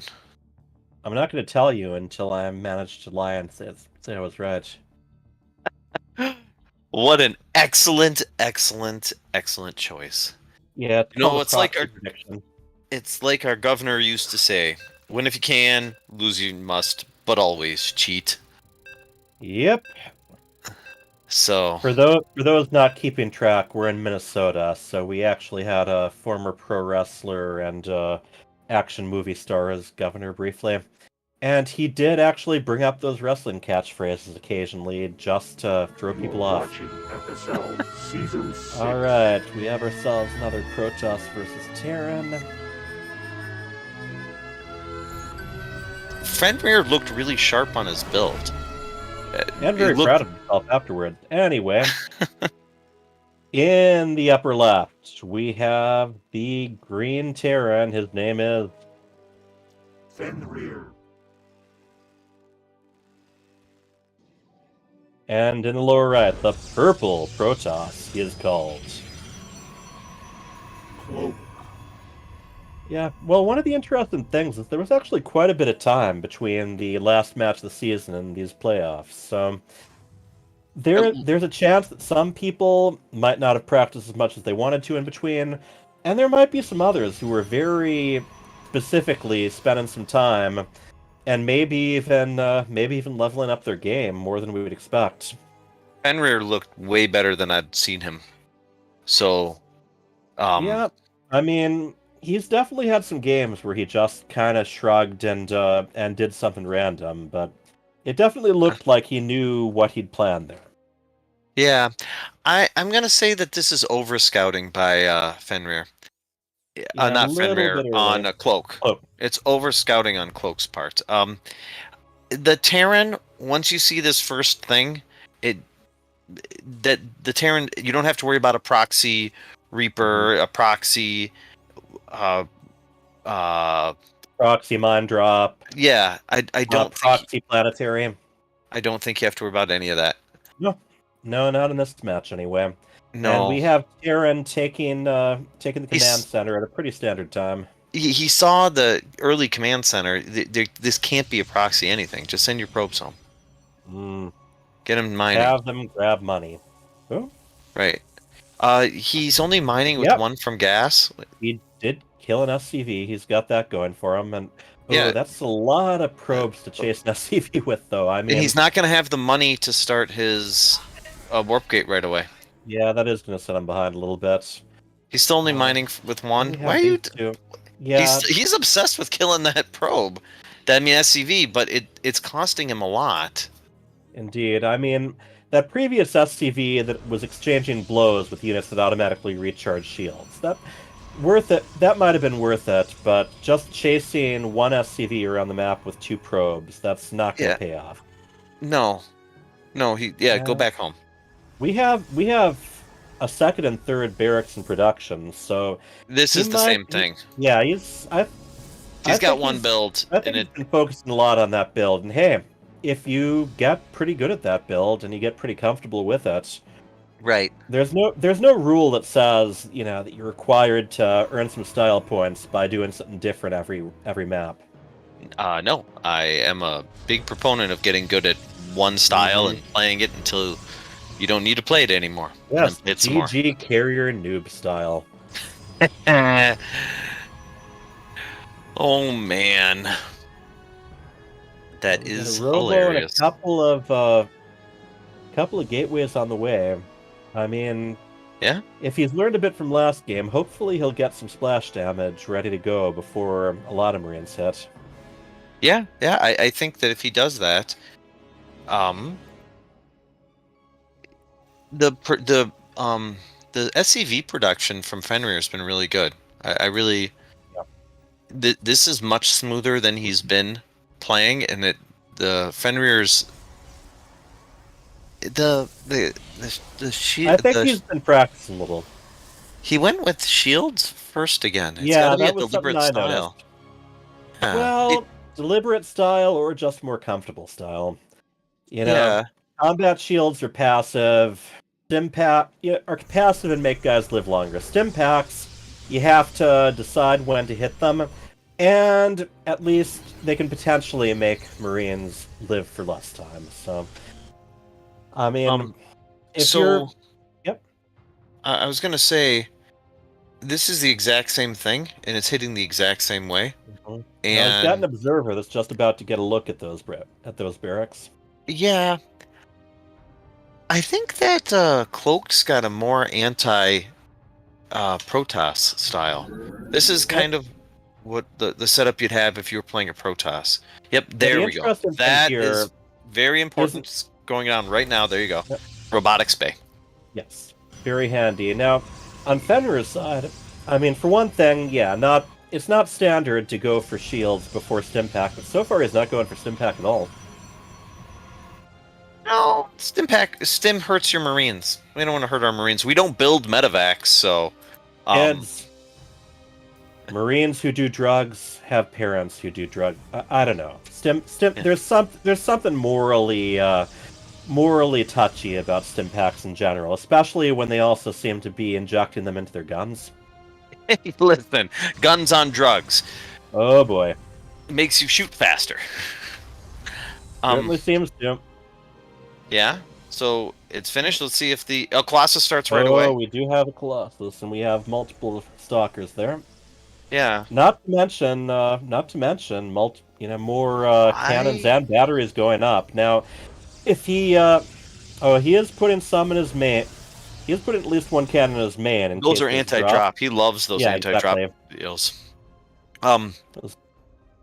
I was just about to say, the big difference between playing against the computer and playing against other players is players are not obligated to take the front door. Right. So Fenrir's got almost over 2K minerals, and with this style, he could probably afford like a handful more barracks. 4 barracks. Yeah. So Cloak built one Colossus, but will he build the second Colossus? That is the question. Yeah, you're right. Right now it's just the Colossus, but on the other hand, he's also building another Robo, so I'm assuming he intends to make more than one. Yeah. He needs to. He needs to build some more probes. Yeah. Fenrir's style kind of. Oh! Look at this! Look. What we got? It's got the third base. The pocket is going down, but it's for the Terran. Fenrir took his third. And he built it on site. Yeah, that one you probably should build on site. Yeah, probably, but Cloak I needs still want to note it. Hit like 4 more macro cycles with the probes, and take his. Yeah, there's not a lot of minerals mining in this natural, is it? And on top of that, he could even transfer some probes for the man. Yeah, and he is. Good. There he goes. I do not think he can hear me. He should be taking his back base now. As soon as he's got the 400, he should. That's what he should be doing. Colossus almost ready. Starport on the way. Got that's interesting. Got vehicle weapon upgrades. Yeah. On the way as well, so... Someone lagged. Someone did. Oh no! And it wasn't you for once. F's in the chat for Cloak. Oh boy. Yeah.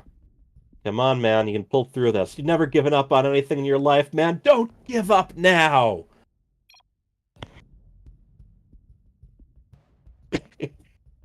Resume from And we replay. do have at least one F in our Twitch chat. Thank you, Ghost Chan.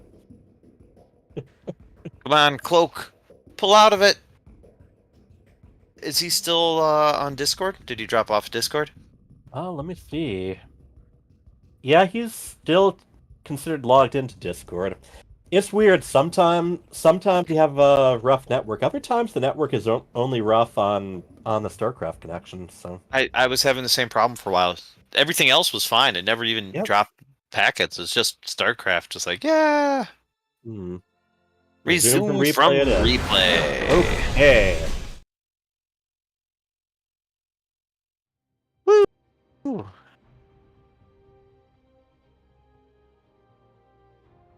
What do you do then? I think we have to watch the replay together, don't we? No, I think there's a way to do that. Well, where you just hit either resume. way, it's our friend KJ who is doing it. So. Yeah, we'll bring him back as soon as he's back. But for now, take a quick break. When he's back, we'll reload. So I'll be right back. Okay. Replay. Oh wow, it was. Yeah, it looks like he actually had a power hiccup for the entire house. Oh. Well, so are we taking a minute or two break, or? Yeah, we'll be back. See you guys. Okay, later. Excellent.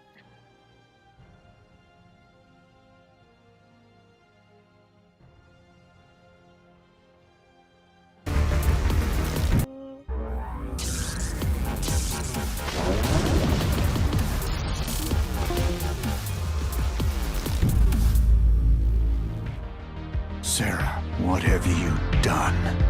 Kerrigan, the die you cast. This is the last day. Your swarm darkens the sky of any planet.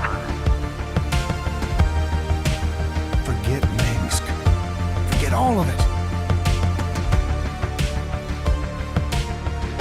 When we are done here, I will return to my people and accept their judgment. Command, we've found Kerrigan. She's holed up in a Zerg base. I made my peace long ago.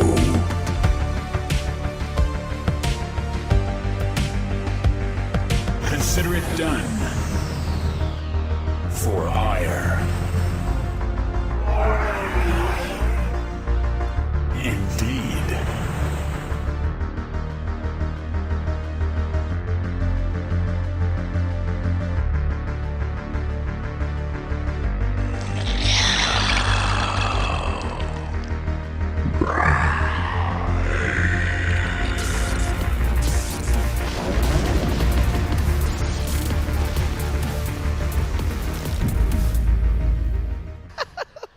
Yes, you are.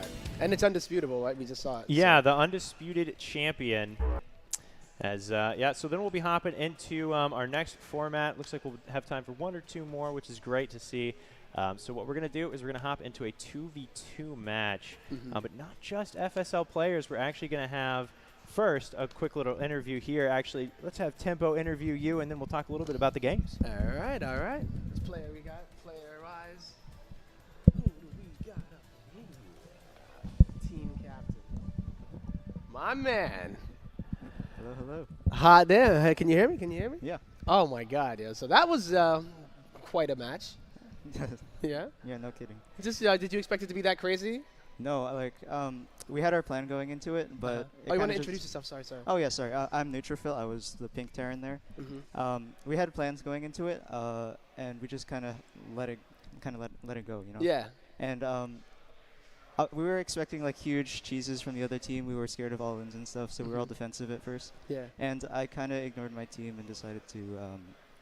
kind of just go on ham my with own the thing. I saw that with the stock. Yeah, so but I have to thank War Bunnies there. He was our Protoss, I think. And he kind of just took charge there. He was shot calling. He was helping with the macro. Really? And yeah, he was just kind of leading the team, and I was just kind of tunnel visioning him, I think. But wow. Well, that was actually quite the game. I mean, did you count how many nukes actually went off that game? Because I couldn't keep track after nuke like 6. I just kept spamming nukes. Yeah. But our teammates, they definitely carried their part. and we just kind of played a macro game there. I think. Yeah, it ended up being quite the game, right? And geez, just back and forth as far as like gutting economies, right? I remember it was the Mutas. Mutas coming through from instability, right? Too, like as a surprise, and just absolute craziness. Like, how do you even focus on one thing at this point, right? So, what was the highlight of the game for you, though? I mean, besides the win. I think the first nuke was pretty crazy. But afterwards, I think it was just like our team synergy, because like everything was really like clicking, and especially towards the end, where we were all just like making our different armies, and we were having like different things to counter the things. So like when I had the ghosts in, we were scouting what they had, and we were just kind of talking about what we should do to counter like the BCs and just their armies. And I think the most satisfying part was just having everybody like really really mesh well together, right? And just synergize. It felt like you kind of hit your stride at some point, right? So, hot dang. We decided to nickname you Nuke Rofil after that. So, I was going to say, how have you been liking at least playing in the FSL so far? Yeah, FSL's been going really good. Tournaments, we have matches like every few weeks, but we get a lot of time to prepare for them, and we get to know our opponents, and it's just a really fun time. Yeah, right. It seems like you guys are pretty tight already, just by looking at the way y'all have been interacting. And as far as this event too, right? Just being here, when's the last time you've had a chance to get to like some kind of a LAN event to actually see people and hang out? I think it was the last Storm Cup. Really? The one that was in Fairfax. Yep. Okay, I remember that. But yeah, I haven't really played in any like LAN tournaments since. LAN's alright. It's been quite the crazy past couple years, right? And it's so nice to see that even at an event like this, where we have like some of the top players, we can have a really fun game like that. You know, and I think we still have more to go. So I'm going to let you get back to it. Thank you. So congratulations, man. That was awesome. Yep, good games. Yeah, all right, good games, guys. So I believe we'll cut to a little bit of a break before we end up going into... I think we're going to go straight in. All right. We got a little video to play, so a little bit of a cool story to this one. So we talked to some of the pros. They're going to play alongside a couple of the FSL players in a 2v2. We've got Detweiler from the group stage and Misery, a well-known member of the StarCraft community. They're going to be playing alongside the two youngest members of the FSL, 8 and 9 years old, respectively, I believe. It's going to be Chi and Pone and Little Reaper. So we got a little bit of an intro video to play just to kind of show you those players, and then we'll be able to hop into game. Hey guys, we've got our 2v2 team here. Our very first, we've got an exciting match here. Why don't you introduce yourselves, guys? Misery. The Detweiler. It's going to be an exciting match.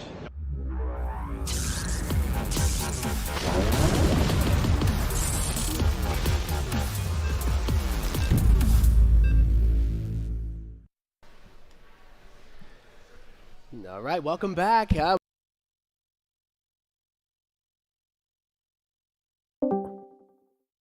And guess what, kids? If you have a replay that you weren't even involved in, you can jump in as someone else, including your favorite pro player. Recovering. Yeah. Bunny, is he on? I'm on. I just had myself muted. Yeah. Because I didn't want people to hear me chew. Yeah. Your chewing has become kind of infamous in this neighborhood. The neighbors call you a lot, don't they? You're chewing too loud! Yeah. So basically, the game has to try to quickly play itself up to this point, and then stop reading off a script and let the players take over. Replays are basically just long lists of every command that was issued in the game, as well as the randomizer seed, the random number generator seed, I mean. All right, game paused. Are they ready? So, Cloak was saying the power in his entire house went off for a moment. Ooh.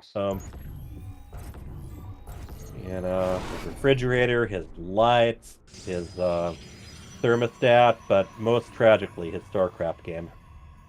So, do you think that this benefits either one? I think it kind of benefits Fenrir. Yeah. But here's the deal. It's easy to forget what you were doing. Right. So are those Marines after the Observer, or... Yep. Absolutely Yeah, were. Fenrir's was. And I believe he That also warp knows that prisms. there's... yeah. Hovering about there. By the way, this is a War Bunnies level of Colossus. I like it. I can't remember the last time he built Colossus in one of the games we were teaming in, but as long as Bully. that's the War Bunnies level... I build them like I build carriers. Bully's like, you can't build too many Colossus. You have 16 Colossus, that is too many The Colossus. splash damage does kind of overlap, and also... Yeah, they just if your kind of burp out opponent, after if your a while. opponent has some good ways to damage ground or air, preferably air to air, they can disappear very quickly. Mm-hmm. You know, the bigger they are, the harder they fall, especially if they're that tall. He doesn't have a Twilight. Sitting there. He still hasn't started on his third. Yeah. But he is going on the offensive. Ooh, 2 siege tanks. I mean, he might want to back up a little bit. 2 of the Colossus are at home. Yeah, there's that too. Oh, yeah. I think those can get focused down. Oh, boy. You know what? I mean, that's kind of an army reset on both sides, isn't it? Yeah. Oh, down goes the Colossus, yep. Alright then. So... But he left the 2 Colossus at home. Yeah, he did. And he still hasn't started on the third, even though the probe is sitting right there. He's taking the pylons, like... Mm-hmm. So they both have the minerals to do whatever they want. I would say that the break and play is definitely throwing off Cloak a little bit more than his opponent, Fenrir. Ooh, is that double Stargate? Double Stargate! Woo! Alright. Perfect compliment to the double rowboat. Yeah, but he still needs a Twilight.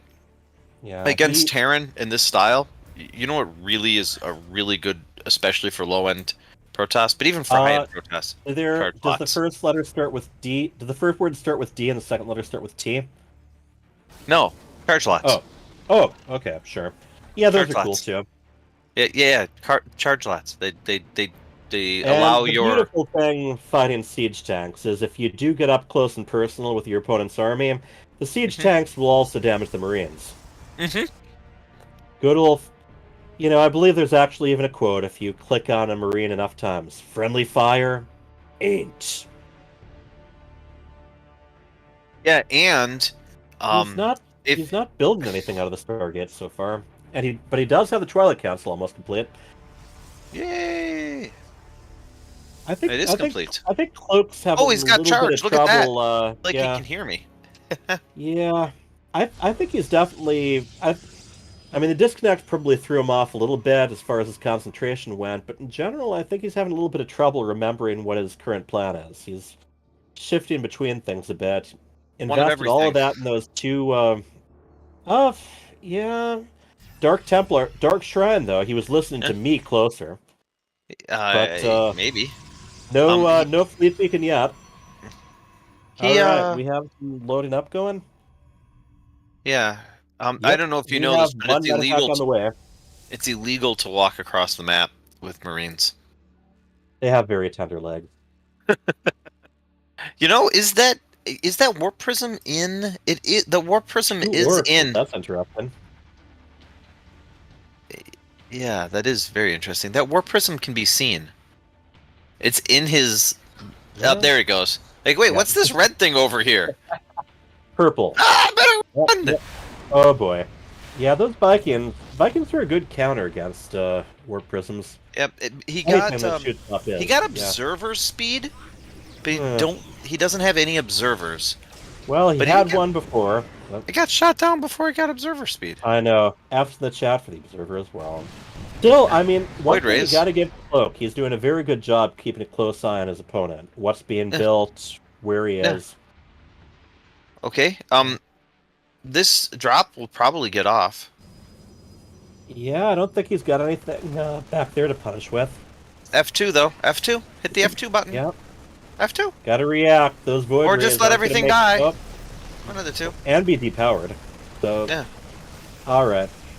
Now, if he's gonna wanna, the medevac did not escape, but okay, get you guys back to work. Lots Get of you guys workers, back to though. work. And he also has to make sure to put a pylon there. Yes, he does. He's got to do that like now. He's got the money. Oh, he's not going to do it. Yeah. So, want to take bets on if those get powered in the next minute? 13:30. I see a probe. Is the probe going to make it, though? Or is he just mining? No, I those think are those probes miners. are just queued to mine. Yeah. So He should take his fourth. He's going to take his fourth. Oh, there it is. Yeah, the pylon. Woo! All right, that was within 1 minute. So, guess what, bunnies? You get a cookie.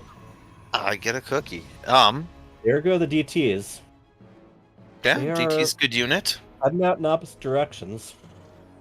Yeah. There's a Look around for something to there's kill. a thing in the front, a missile turret. That's the only one he has. Oh no, he's got one in his natural mineral, his main and natural mineral line, so he's There's another fine. being built. Structures, we have 2 missile turrets total, with another on the way. Where's the third one being built? Oh, right up front. Yeah. Huh? Yeah, I don't know. I mean, a missile turret in the front could be beneficial, especially with those siege tanks against Dark Templar. The two But you void rays also- are going on an adventure. Exactly. You want them to all. You also want to have some missile turrets where things are going to fly in, not just the air units, the standard air units, but also the warp prisms. But yeah, we have some flyers over here, and they are looming. Now, They're just void on an rays adventure. tend to have damage advantage against Vikings, but Vikings have a major range advantage. This level, I don't think range advantage is too. No, there probably isn't going to be a lot of Viking kiting. Right. Alright, so we have the pocket for Fenrir almost mined out now. Yeah. But, very, very wise. He does have the next command center on the way. We have like 8 probes in the main of Cloak, just kind of being bros. And I mentioned Cloak being pretty good keeping an eye on his opponent's Oh, base, there he does. but there He- goes he the triple just sent- scan. And he Yeah. even scanned his own base, I guess, for observers. Well, Yeah. Is the production tab here? Just take a quick peek at that. No units are being built, just upgrades. on both sides, yes. Including high-sec auto-tracking. Yeah. I like to build units, but not building units is fun too. Well, they've got the production structures and they've got the money, so it could be beneficial to take advantage of that. Yeah. I'd like to, on the way. you know, you might as well get everything. Yeah, and on top of that, Cloak has a lot of energy on his Nexus. He doesn't. There's a lot of Chronos. Yeah, I know. I'm just saying, driving the I point think home. Fenrir could use like 20 more buildings. Any production building, really. Yeah. With the production build-ins that Cloak has, he could max out, I mean, almost instantly right now. With some Chronos, anyway. Yeah. Cloak could use to finish the tech tree. He's getting 4 Stargates, which is good, but 6 Stargates and no Templar archives, so he does not have the full straight flush. Right, but he's got a fleet beacon building, and he'll go up to 5 Stargates, which I'm a big fan. Yeah, one of the things though, getting one of everything, it's nice in the campaigns, but against another player, you usually want to kind of focus on a lot of a few things. Yeah. Oh, and what's going on over at the DT over finally at, decided to go Green? kill some Yeah. stuff, and it's working. He's gonna get Yeah. a handful of probes. I mean SCVs. Yes. And he's gonna scoot. Nope, not scooty fast enough. He got deaded. And you know the other thing I like is I really do like these pylons all the way through the map. Mhm. You've got the money. Let them see. Make sure you see when you're coming. 4 carriers being built now. That's what. That was the max out. Yeah. Yeah, we got a maxed army on one side. Fenrir, I mean, he's got a lot in his bank. But he's not his production again. There's nothing. He's got nothing. Oh, sensor tower. So KJ is observing. He's not casting right now. That would be me, Hyper Turtles, and the other dude, War Bunnies. Yeah. We didn't make it to the playoffs. Yeah. Some ball losers we are. Yeah. All right. But those who can't talk, there's still nothing on the production tab for Fenrir. Those who can't bite, bark. Yeah. Looks like he's gonna take his fifth command. I really like that. The command center is nice, but units. He needs units and production facilities to build units. Production facilities not just to build units, but also to replace them when they die. And Marines have a tendency to die pretty quickly. So now on the other hand, yeah, he's got a F2A move. Like you've got nothing else to do. Right. You're not going to get more than 200. Right. He's got 198. I would like an observer, but take what you get, an observer or a. Well, those pylons are close enough. One more probe. So here we go. They're going for a choke point, which is tricky, but they're also out of range of the tanks until they get into the wider area. Right. Okay, let's see what we can do. Those charge lots. Look at that's it's a massacre. Yeah, I don't. Wait, why are you pulling away? Why are you pulling away? You won the game. So there's a planetary that looks like pretty pickin'. Okay. As a Protoss, I like to jump the Terran production as soon as you can. Yeah, well, not just jump them, but even camp them. Yeah, but now we have only 6 Marines being built, and so Fenrir is going to die with 12k in the bank. Where you going? As they say, you can't take it with you, right? Right. 5 carriers, the production for... And, he's got these forward pylons. He's not warping in from them, but he could. He could remax right now instantaneously. Don't... where are you going? Yeah, just keep... Yeah, I think he's being a little bit intimidated by the... Oh, okay. Let's recall. Yep, those siege tanks didn't get another one of them. That is true. Along with almost all the structures, he's kind of checking off each ability one by one, too. Yeah. Yeah, you think he's gonna... Yeah, he is. He's gonna take his 5th. He's like, yeah, I got him. I could have won there. And what's funny is normally that is a fine move because what do you get? You're up so much. But Fenrir actually has the money. Yeah. Right, but Fenrir has the money. Like normally, I beat you, whatever. I can go back and get ahead. Fenrir has 10k in the bank. He has a few extra leases on life if he can get the production going. And right now, what's going on? He's building, a handful of Marines, a siege tank, and a Raven. Yeah, but if he had 10 more barracks and he was building 20 Marines at a time, which he could easily afford, in the chat says, well, he's saving for retirement. He is never too young to start on that. Yeah. Yeah. Do you think he's just gonna kill these outer bases again? Well, I think he's gonna start by doing that anyway. Yeah. I mean, yeah. And honestly, with not just the carriers, but the Colossus as well. And Immortals, he doesn't have to worry about terrain. He could go right up there into the main if he wanted to. Oh yeah, and it doesn't matter. He's got the army supply is insane compared. Yeah, those Marines got erased fairly quickly. I do like Fenrir's. I love Fenrir's. Yeah, yeah. It doesn't matter because you're up 10 times the supply. Yeah, but once again, style points. He did manage to put a lot of static, and we have GG. GG. I liked it. That was pretty cool. Yep. I mean, he still took him out before he was really able to rebuild Mist and Link. Yeah. Okay. Yeah. So we have them tied 1-1, right? Yes, absolutely. Okay, Cloak is definitely feeling it, you can see him. Fenrir, well, he's got a lot of energy. That power outage was Cloak's way to get some secret coaching and indeed. Yeah. There was someone looking out for him who caused that power outage.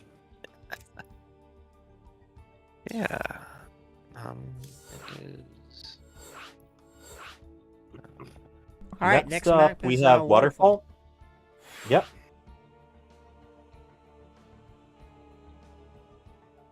Oh, you're in menus. Okay. Yeah. Last match we ended up having to resume from replay, but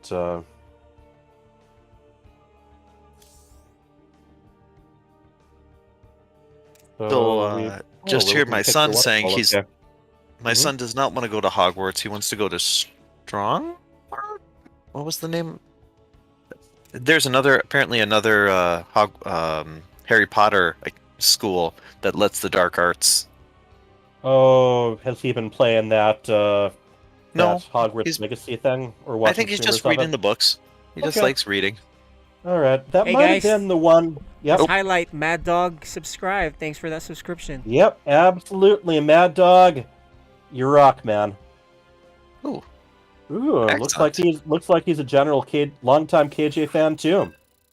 I Oh, wow. doubt he's saying that he listened to my mixes because I'm dead set on always just using the in-game music. I'm not very flexible that way.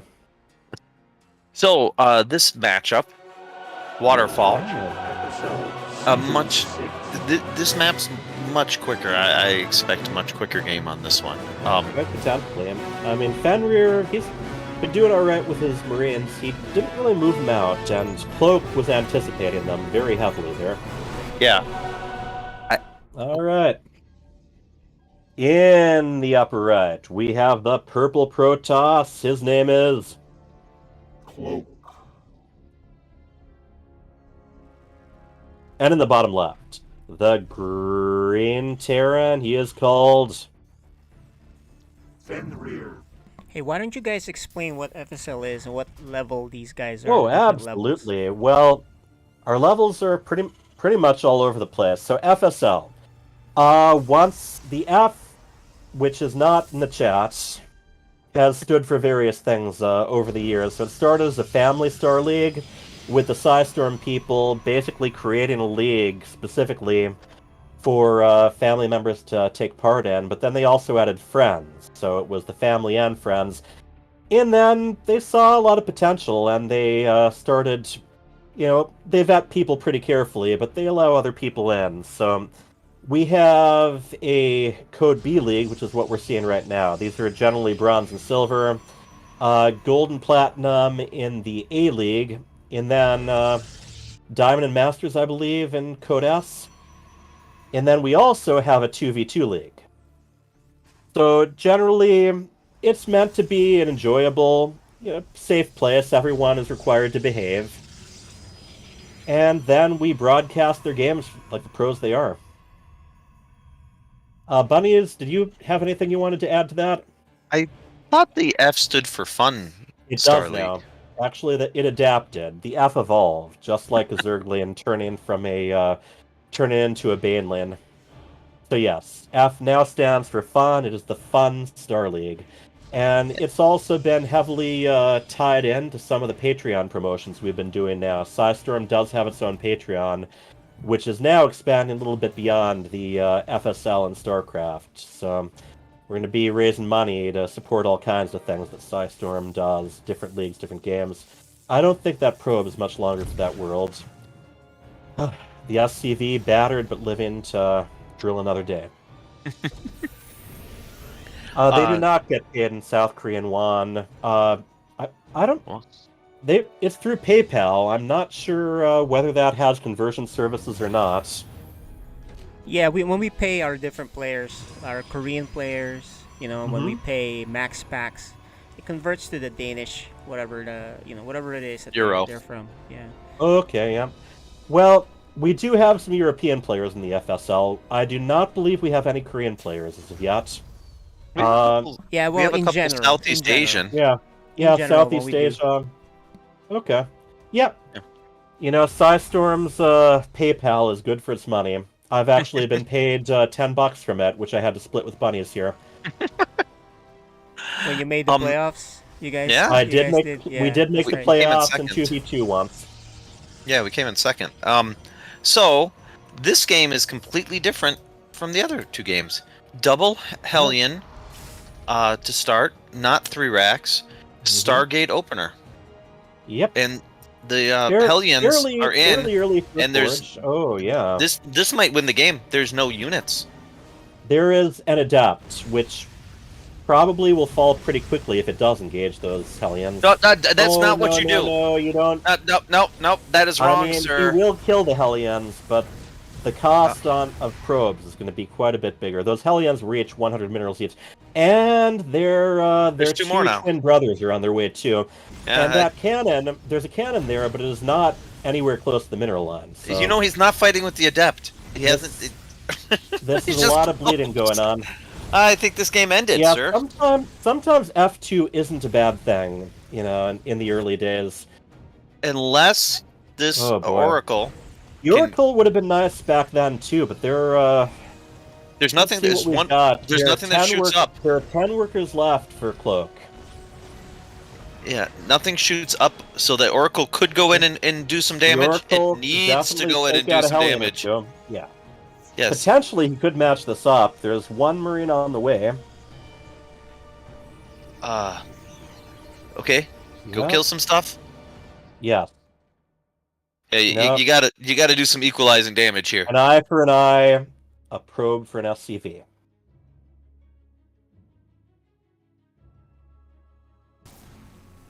I mean, it's working. Yeah. I Missile don't. turret very gradually going up. I seem to remember a Carbot cartoon with a bunch of SCVs throwing wrenches at the missile turret as they were dying. All right, so this game has Equalized. How did this game actually? You know, so it found a way. You know, It's fire and 11 pulse to damage. 9. Cloak now has more probes They than both he have started that, at the oh, yeah. 5-minute mark, but Fenrir does not have more SCVs than he started with at the 5-minute at 5:30. So He also has the idle one still. 2 of them are just sitting there. that'll happen. It will There's happen, but if there's you... a Reaper. All right, Go well... Reaper! Oh, yep. F2. That Reaper does F2. too. Yeah. And here's one of the things. If you're going to guard your workers with a cannon, it's pretty important to have the cannon within range of those mineral patches. He's gonna catch it though. Ooh, will he? Let's see. No, he's not. Jukes him. There's the Yep. jukes. Oh, There's yeah. nothing to go. Oh boy. Well, he Got did it. get a good bounce out of it though. Yeah, but he took the SCV lead during that time. Yeah, and he has quite a bit in the bank too. Now, if he gets, okay, he is switching add-ons. Although the barracks was a little ways away from that. This game is all sorts of fun. Yeah, well, There's an armory going down. it has a nice early body count, so I'm enjoying it. Yeah. And here's the interesting thing. I mean, last game too, these two players, as opposed to a lot of the Code Beers, are very focused on upgrades. Well, yeah. I don't know the reason for that cannon, but it makes you feel safe. So good on him. Yeah. It's 24 to 23, so the probes have caught up without being chrono boosted. Yeah. Oh, there's a chrono boost on the probes, just as I said it. All right, good stuff. I was Yeah. gonna say, I mean, last game we saw Cloak actually, I believe, use recall more than Chrono, didn't he? Yeah. No, he occasionally would run a circuit of chronos Okay. on his upgrades, mostly Yeah. upgrades. You know, you remember the time where Chrono Boost would just, you assigned it basically to a building, and it would just constantly upgrade that, and it's still like that in co-op. I never found that satisfying. I always felt that there was something that felt really good about just having all of your Nexus on the same hotkey, and then just doing one building, this building, this building, this building. It took a adjustment period for me, but I now when I hear the probes build, you hear the second probe build, and then you can go through on your list of stuff to. Oh yeah. They're even on workers, which is really good. This level, building workers is normally the main thing they have to focus on. I mean, it's almost like the harassment didn't happen. It's kind of like we just get to forget about the last few minutes. and pick up the 4-minute mark. Yeah, that exactly what it looks like. And they both seem to be like, well, I don't need to harass now. We do have a lonely observer, kind of doing a little observing. Not making it all the way in, but Yeah, I think it'll know if some ground units head out. Right. We have an And, adept scouting for shenanigans. Mad Dog is telling us that he kind of liked the old school stuff because he has no APM. Bunnies, tell them about having no APM. Yeah. I'll be honest. I get like 10 extra APM a game because I have to chrono boost. So I don't look like I'm playing Kind it. of like mashing the L and Z key is the regret. Yeah, It is kind of nice for APM if you've got one thing that you actually are expected to do a lot of times in a row. This is interesting. Fenrir is going for smart servos. I don't think he has anything that would be affected by that. Siege tanks. No, he does. He's got 2 Hellions. Oh, okay, that's true. Hey, listen. See, look at him. Do you see? They turned into Hellbats right there, right on command. Transformers are more than meets the eye, man. Mad Dog says he plays Toss at about 40 APM, but luckily that's all he needs. Agreed? Hey, listen, I like to say 50, but 49 APM, and I'm in diamonds, so Protoss doesn't need APM. It's overrated. Fenrir are very much letting the other build up. Mostly focusing on tech too. There's 3 factories. This is 100% mech. I would like to point out that Thor does benefit from smart servos if you want to switch between the anti-air against light and armored. So this is kind of a deviation. Both they kind of went completely different routes this game, but yeah, we've got 2 Stargates pumping away on not a carriers, right? Yeah. Yeah. Well, he's got the he just finished his Robo Bay. He's got his 3rd base building. Oh, I want to go back to Fenrir's base. I want to watch this Thor try to squeeze his way through all the units. Walking a long way around. It's just taking a long way around. It's getting there. It'll get there. Cardio, man. And Fenrir's looking to take. Yeah, he's looking to take his 3rd. Mm-hmm. Excellent. The chrono boost used on the upgrades again for our hero cloak. 2 carriers just completed, and his money is way down. He doesn't even have the gas to build any more carriers. Or clock. Is it D again?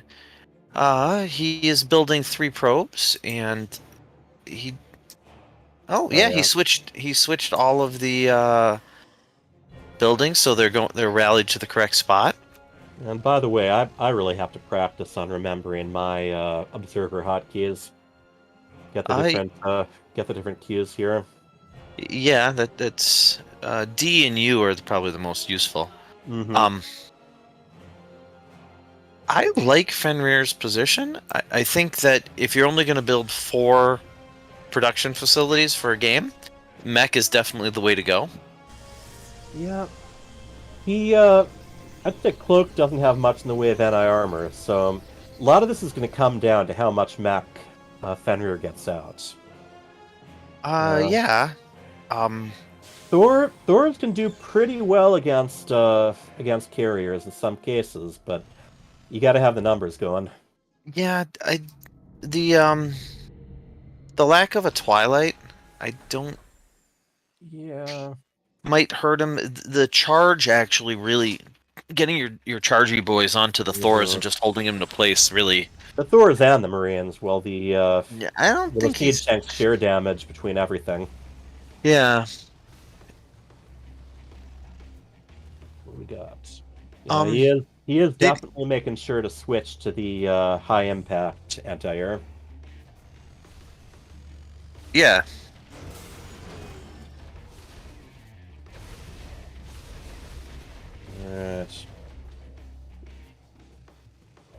lot of servoing going on here. Yeah.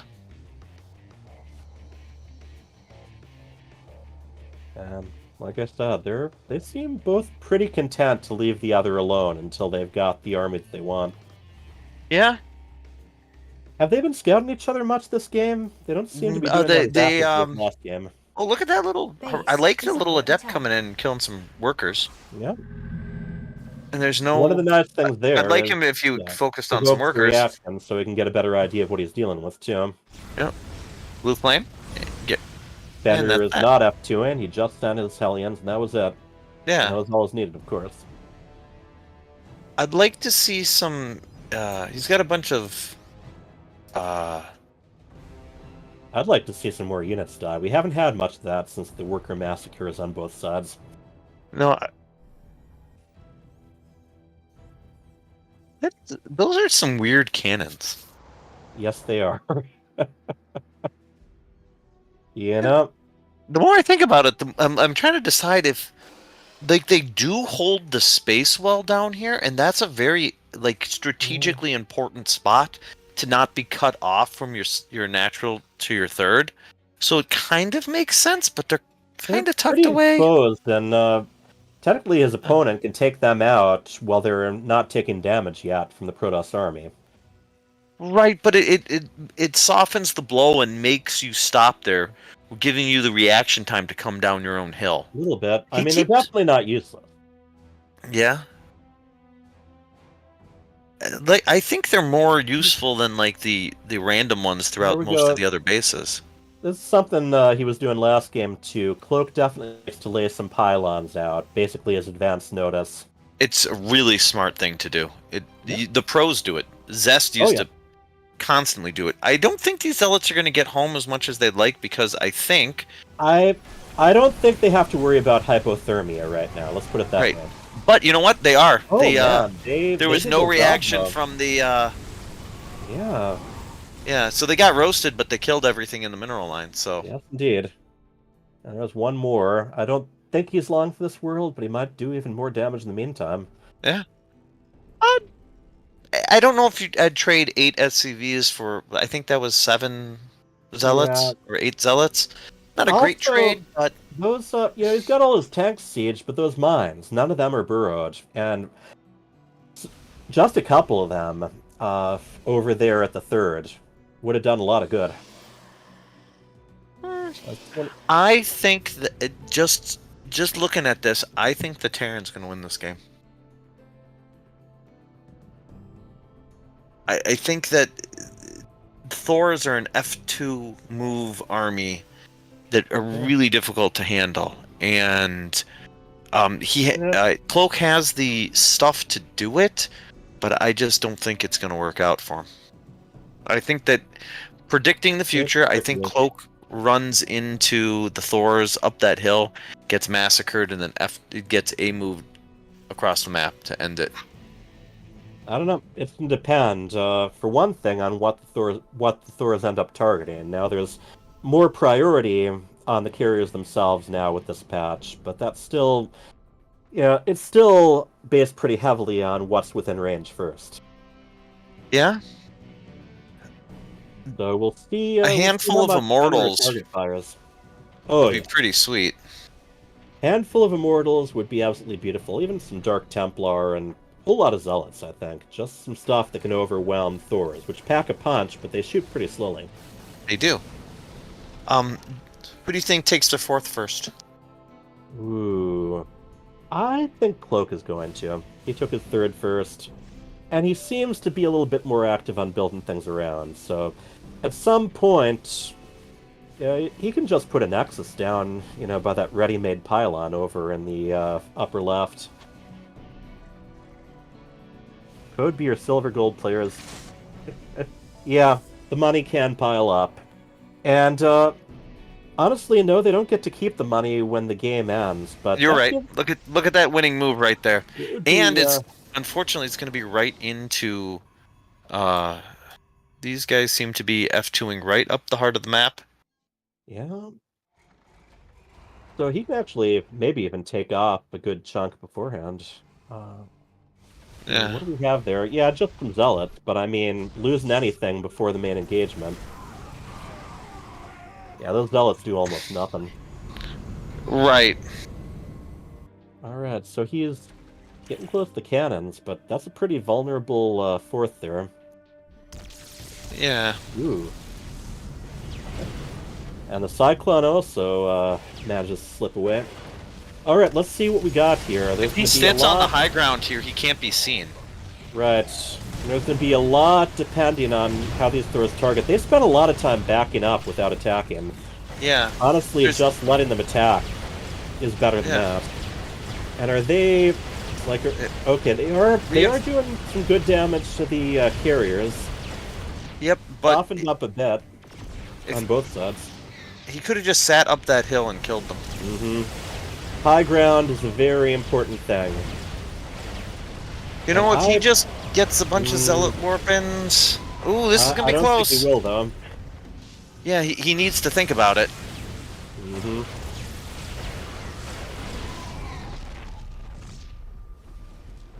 And for those keeping track at home, Thor's anti-air does outrange Tempest's anti-ground. Yeah. Yeah, these... I think this is game. Yeah, and these, by the way, important thing to note, these Thors, they are completely maxed out in upgrades, too. Yeah, they're beefy That's Thors. a lot of armor and a lot of damage. So yeah. I think this is going to be a slow trample. There's nothing being built behind it, though. True enough. So... Got Void Rays out, and I mean, Void Rays can do okay, but they don't last long. No, not against Thors. No. Thors can take a beating, Void Rays can't. And there are those mines that are just kind of tiptoeing around. He's got all... If he just built 100 Stalkers... They're an OP indeed, you know. We had a Terran versus Terran World Finals, and I for one answers. Okay, there goes the burrow. And I think the next Void Ray that pops out is going to... Oh, it did not die. It did manage to get away, but here's one of the drawbacks of Thors. Aside from their slowness, they take up a lot of rooms. They do not squeeze into narrow hallways very well. No. I don't think it matters, but I wanted to point that out. Yeah, the If someone asks me if I am a god, I say yes! You know, the thing Wanted to get that quote in? Yeah, he could have just built all the Stalkers. He had 5 rounds of Stalkers. He could have just maxed out with them. There were some reactions he could do. Thors are tricky to get the hang of countering. You don't see a lot of them, and you have to kind of think about what works against them. Especially when it's a good number of them. But this is yeah, this is game. This Protoss is not long for this world, so we're gonna be heading into Game 3 pretty shortly. Yep. Oh, and look at those tanks. Attacking the mineral line from above. Yep. Now the high ground is Fenris. He's building gateways away. He is. You know, I also have to build a cyber, won't he? Once those are done. Yeah, no, this game's over. But yeah, it's just when you're at 22 and your opponent's at 141, the supply does not lie. One by one, hurrah, hurrah! All right, there goes down to 1 Nexus. Not being revealed yet, but there's only so many places he can be. He could warp in 23 Zealots. He could. Will he? No. He's got plenty of... there he goes. All right, there. Look at all the Zealots! Yeah. Meanwhile, 3 more Thors on the way. I mean, Cloak still has a lot in the bank. Not a lot, you know, decent amount of production on the way too, but, you know, Fenrir is still mining from 3 bases. Well, I guess 2 bases, but... 1 base. 1 base? Oh, yeah. It's 1 Fenrir mineral should patch. Honestly, he should expand to one of Cloak's bases. Yeah, I guess technically. No reason not to. Look at the Zealots! Down the choke! Yay! And Cloak says, Is there anything else in the message? No, just... He must have died while carving it. Must have died while typing. Don't be ridiculous. He died while typing. He wouldn't have bothered to type. He just say it. I'm gonna have to step away for the next game. Okay. So I wish you a good casting, and I should be back just a minute. I'll let you know what you missed.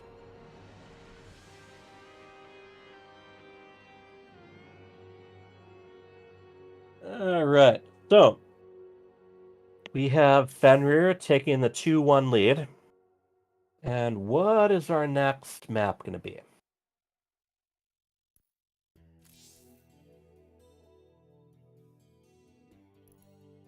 That, oh well, Star Sapphire. I gotta refresh my screen. It's all blurry for the Twitch. Yeah, it's Cosmic All right, Sapphire. it is Let's open Cosmic Sapphire. Star Sapphire, for those keeping track, is a longtime enemy of Green Lantern. So there you have it.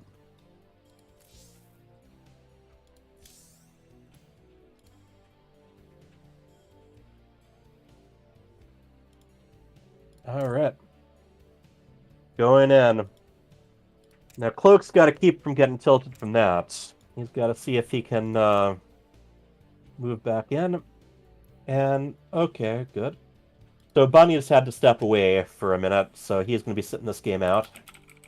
We have a long night of casting ahead of us. And, yeah, you rest your eyes when you can. Alright, still waiting on Fenrir, too. In the meantime, Twitch has informed me that it is my 12-month subscriber anniversary. Oh, nice. You didn't press the button for that, did you? Oh, yeah, you did. I am just now, but there's more buttons to press. There we go. So, yeah, I go by Counterfeit Penny because Hyper Turtle was not available in on Twitch or in Reddit either. There's Nice. I actually Happy looked 1 at, year, man. Happy 1 yeah, year. well, I googled it once. There's actually a software company called Hyper Turtle somewhere out there. That's cool. So, at one point, I'm going to have to contact them and have our lawyers discuss who came up with it first. I'm pretty sure they have the copyright, though. All right. All right, well, So this is Cloak game ready. 4, Fenrir guys. ready? Game 4. Game 4. It's going to be pretty tense. Once again, you see Fenrir pretty enthusiastic. Cloak, still a little bit, calm, composed, getting his fingers ready. Cosmic Sapphire. We're going to see what it looks like here. Last game, they both managed to get a lot of early work done.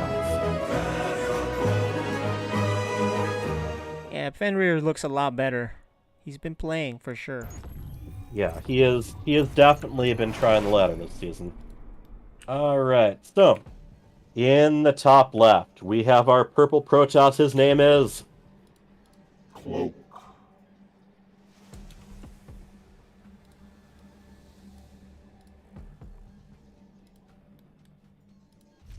And in the bottom right, one game away from victory, the Green Terran is called Fenrir.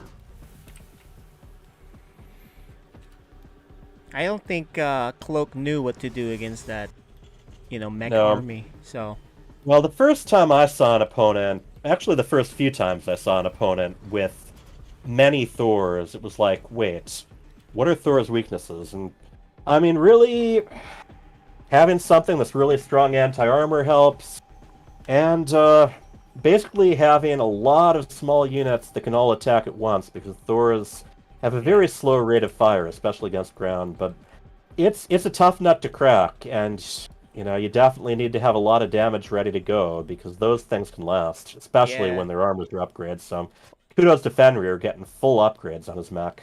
exactly. And when I see that, when I play against that, if I've already committed to air, I can't fight that head on, so I just run away and go to his base, and then just warp And that's in, actually charge another shots. thing that a lot of people it's not necessarily intuitive, but Day 9 actually has said some great things about both StarCraft games in that you have the weaker but faster moving units, and you have the slower but much stronger units.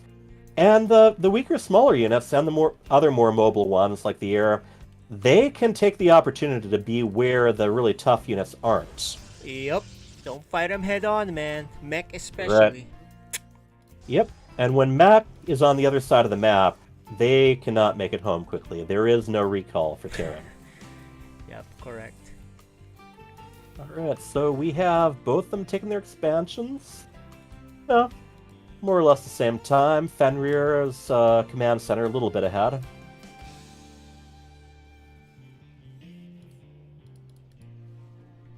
Warp gate on the way as well. Still letting those chrono boosts kind of pile up. And we have more worker-on-worker combat here. Probes are nice, when Protoss units are out of combat for just a little bit, and by out of combat I mean they haven't taken damage for a while, that's when their shields start to quickly recharge. So, in a fight against a drone or an SCV, a probe tends to be able to win if it manages to distance itself briefly. And we are on a nice sprint across the map, a scenic tour. Hey, Hyper both Turtle, being the guess beautiful what? sight of the golden minerals. Guess what we're getting again? We are getting a couple of Hellions. We're getting mech again. Very possible. Well, very likely, honestly. Yeah, 2 factories. Okay, definitely mech them. Let's see how he handles the Hellions, because last time he got lucky, he had an Oracle out the other side. Yep. Yeah, he got lucky after he'd lost a lot of workers. He was able to even it out. Now, what's even luckier is if you can either prevent the Hellions from reaching your workers or just take them out really quickly. These Hellions are pretty fast, because the last time he had cannon already. Yeah. Oh, there you go. Now we have, what, a Stalker and a Sentry. Oh, that Sentry probably won't last long. But at least he now, has the Stalkers, active units this time. Yes. And they're moving warping. too. You don't have that Adept that was just He's not sitting there by the fighting this time pylon. with the probes. Mm-hmm. Much Yep. better. Definitely much better. Oh my gosh, 2 workers. So we That's have it. 3 units lost on each side now. There you go, much better defense there. And yes, he does have Warp Gate. Here. Oh, D. Ooh. A double Robo again. I think he's expecting it to be mech. Because you don't go double Robo this fast, right? So he might go Well, Immortals or something. Immortals can really clean the floor against mech. And even against Bio initially, if he rushes it Yeah, somehow. that's but true.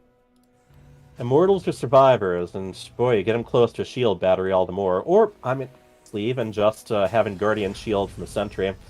Yeah. So I'm very curious what he's putting out. He's also almost got his Twilight Council done, so... Oh, there you go. His usual charge lot. Upgrades And he him even a has lot, the, yeah. anti-drop cannons. Charge lot Immortal is a thing. All the more so if you got some Archons thrown in with them. That's a lot of damage you can put out. Charge lot Immortal will destroy a tank army. Yes, it will. Immortal's an interesting unit because its abilities were changed quite a bit, but There you we've go. got other ones over the years, but we have others that can say the same. Ravens being like the ultimate. Alright. So So good once adjustment again, here. yeah, gradually building up. Very wise, taking the Zalnaga Watchtower. Likely to see Observer, well, not Observers, but Warp Prisms. We have the Hallucinated Phoenix coming out. Very handy there. Yeah, good scouting for both of these guys. It's like they improved between their games. Yeah, I think they both took time to think each time they lost about what they could have done differently, and that's the important thing. There goes Hallucinated Phoenix versus Barracks. These are code D Age-old players. struggle. They, they've gotten better. Yep. Well, and they're going to keep getting better. Oh yeah, we'll see them in That's gonna code be A eventually. Oh yeah.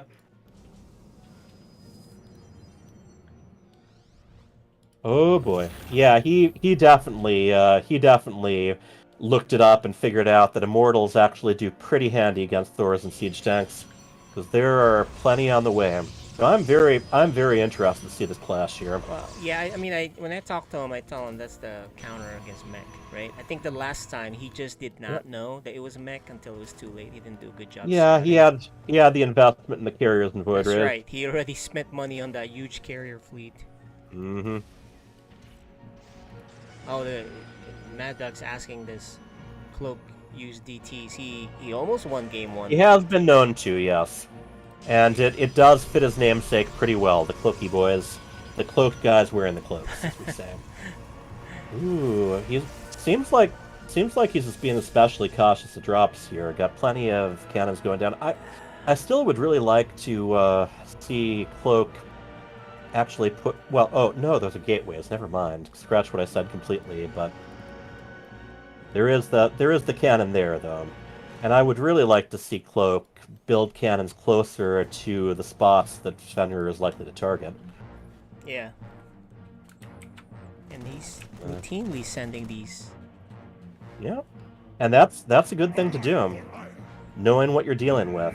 And he knows what he's dealing with so far. He's got the counters going for it. Nothing in production right now, so he needs to get moving with that.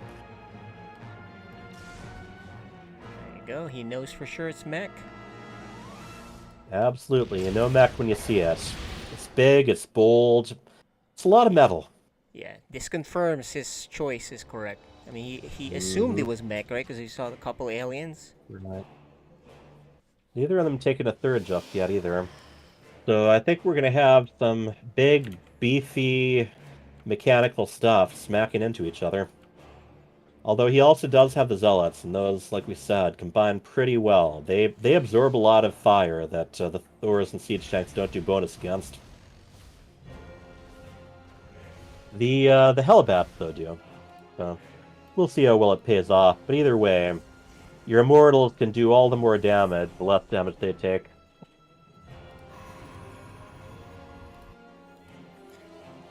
These guys are closer than you think. I mean, we predicted a 3-1 cloak, but Fenrir has played a lot better than we've seen him.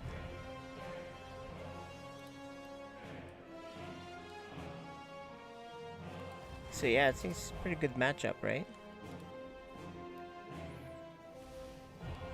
Yep, good matchup. I've also got a little girl right next to me asking for milk, nice. so... Nice. Just turn mute on and off here and there. That's fine.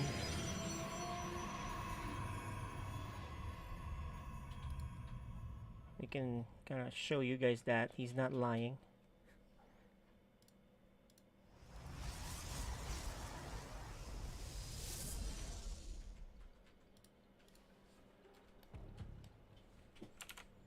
Okay, so let's see. He's got. Okay, where were we? Not much happened during your. No, and that's the way these Code B matches can go a lot of the time. Yes. Sometimes they go at it right at the beginning, but once it gets to mid game, players tend to like to build up and build up. And I mean, it can work. It's very much the way you learn if you're playing against the computer, doing the campaigns, getting the big army ready. And look at that, another hallucinated Phoenix Scout. Mm-hmm. Yep. He's gonna see the expansion. He is. And he may go for it. We'll see. Yep. Yeah, I'm not sure how aware he is, but expansions are an investment. So usually that's when your opponent's most vulnerable. Now, in this case, he's going for it. Fenrir has plenty of money beyond the money he invested in that orbital. Yeah, this is more about the trade when the armies clash. And he wants to make sure to keep his units close together too. Not let the Immortals get left too far behind. So this is very good. He's got them all heading over there. Now, is he ready to strike? Last couple of Immortals join the group. And the 4 mines are not going to be part of this battle unless he goes deeper into the second base. Not unless Fenrir moves some of them. Now, Fenrir hasn't done a lot to defend his third bases in this series. Focus firing it. Siege tank, yeah, that disappears pretty quickly. Now he has to try to get them all. Yep, doing a nice job getting them all together. Zealous lost waste a few attacks on the refinery. But you know, these immortals, man. Look how powerful they are. Yeah, he's going to want to focus on the Thors, not the Hellbats, but in the end, works out anyway. Yeah. Move forward a little bit. Immortals are strong. Okay, now... Clumped up here. Yeah, might want to let the barrier get go. off cooldown before you step in. Good recall. There's a lot of damage. He definitely got it. He got his money's worth there, even if he lost look at the battle a bit. report, man. It's What do you guys think about that? It looks somewhat even. They've been pretty even a lot, even after one of them got a really big hit against the other. But the Met Army's harder to reproduce, though, man. So, like, you know, I would agree with that. Immortals take some time too, but he's got those zealots coming out to complement them. Yeah, he's scanning. As opposed to either making siege tanks, Thors, or Hellbats. He scanned and missed the army. Mm-hmm. Yeah, seeing what he's up against. I'm gonna say some air support wouldn't hurt on Fenris. Well, actually, either of their sides. Yeah, Liberators combine really well with mech. Look at that. He's doubling down by quadrupling the immortal producing. He wants all the immortality he can get. Right now, definitely got a very good supply lead going. And Fenrir is only just getting his third up again. Yeah, and Cloak's money, he's actually spending it pretty well. Pretty well. Yeah, Fenrir needs more factories so he can spend his money. Yeah.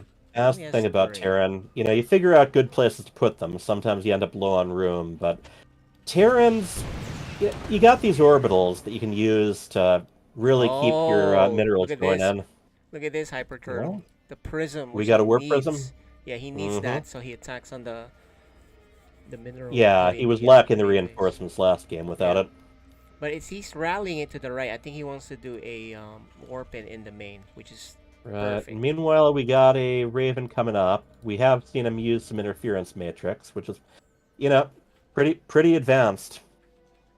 But you still have to be choosy about where and when to use it. So, Hyper Turtle, this is season 6, you know, or season 7. We gotta plan it out eventually, but we do. And I mean, we've got one big part of the plan ready. No more Wednesdays, right? Yeah, and I don't think Wednesdays is gonna work. We may need to just move it once a week to Fridays or something. Fridays, Saturdays. That'd be a possibility. Whatever. And then also we gotta figure out, you know, the members of FSL, because we've had a lot of requests. I don't know about you, but I've been getting pinged. How do I join this, etc. But for us, we'd have to vet the people that do want to join, right? Yeah. We've got a lot of younger players here, so we got to keep things appropriate. We got to keep things sporting, because no matter what the age, we expect people to show good sportsmanship. Oh, he lifts it just in time before losing the command center. Although, yeah, he's gonna have to remember to repair it right away. Fortunately, those flames can help remind him. Yeah, he's repairing it. Yep. But yeah, we're definitely in a position where we could expand it, maybe even add another league if we wanted to. Yes, indeed. We just gotta ramp up and figure out the scheduling, the casters, and you know, we've had people join in and then they didn't actually finish the seasons. It kind of throws us off, so we need commitment. Yeah. And that's always going to happen to some extent. But the more you can do to get the early warning, and of course everyone's going to say that they're going to be available every day. Yeah, but we had a couple drop out. We had to do replacement, so that's the worst. Like, we're very accommodating though on the schedule, right? And they can play off the replay. Oh, look at this! Gonna go take out this third again. Yeah, I think the replay stuff might even be something we'll want to encourage a little bit more, because it works out really well for people when they can choose their own times. That's true. That's ooh, we have cloak on the way for the ghost. That is ghost cloak, right? Yes, that is ghost. That's personal cloaking, which is the ghost. Yep. So we'll see. We'll see if he gets to throw in some EMPs or. Yeah, I really like how Cloak is running away after killing that. Yeah, he's done that previously as well. The thing is, though, I believe the second game he got a huge victory and then recalled before really poking any further. you gotta make sure when he attacks these tanks Oh, aren't those siege sieged. tanks. Yeah, those siege tanks can really take advantage of that. Those destructible rocks if they want to. Yeah, that anti-armor missile might be almost expired by the time they actually engage. Here it is. Yes, indeed. We need some warpins in here, but these tanks, yeah, man, they're not those good. Immortals Mortons. Gotta siege them. Gotta siege them. And yes, a little bit late for that. He was fine from low ground too. So that might very well be final blow of this match. He's got to follow up on it, and it looks like he plans to. Cloak is broke. And then we have another fifth match. We've had some really even stuff this night. Yeah, so far so good. We're gonna get an ace match. We're gonna see if it's bio or mech for Mr. Fenrir. Yep. Little bit of injury to insult there. That one did not get off. Yeah, and this here is probably the end. Yeah. Those siege tanks going down, he'd do a lot. He'd have a lot more luck keeping them on high ground, putting them in siege mode. Yeah, even if there goes Raven. We are down to 28 supply. GG should be right around the corner. Those supply depots aren't gonna last long. And there go the Archons, which can squeeze through some smaller. Oh yeah, that's true. The Archons can squeeze in now. A lot of people don't realize sometimes that works offensively, but we have our GGs and we have a game 5. All right, guys.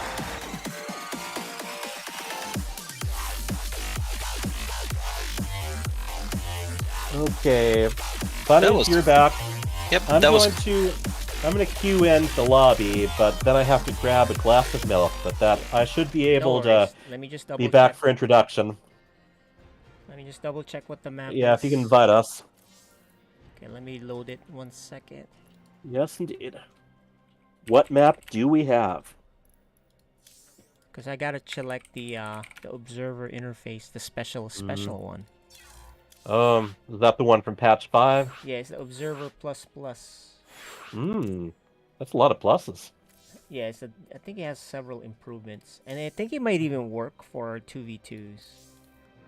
Yeah. All right, we're gonna get game 5. Boo! Yeah, we're seeing Fenrir look a little bit more weary here. Not seeing the bounciness from the first couple games here.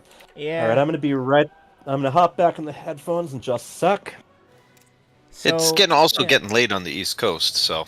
Yep, but the thing is, I was chatting with Cloak about that, right? He's just a little late on the adjustment, but he does adjust on the next game.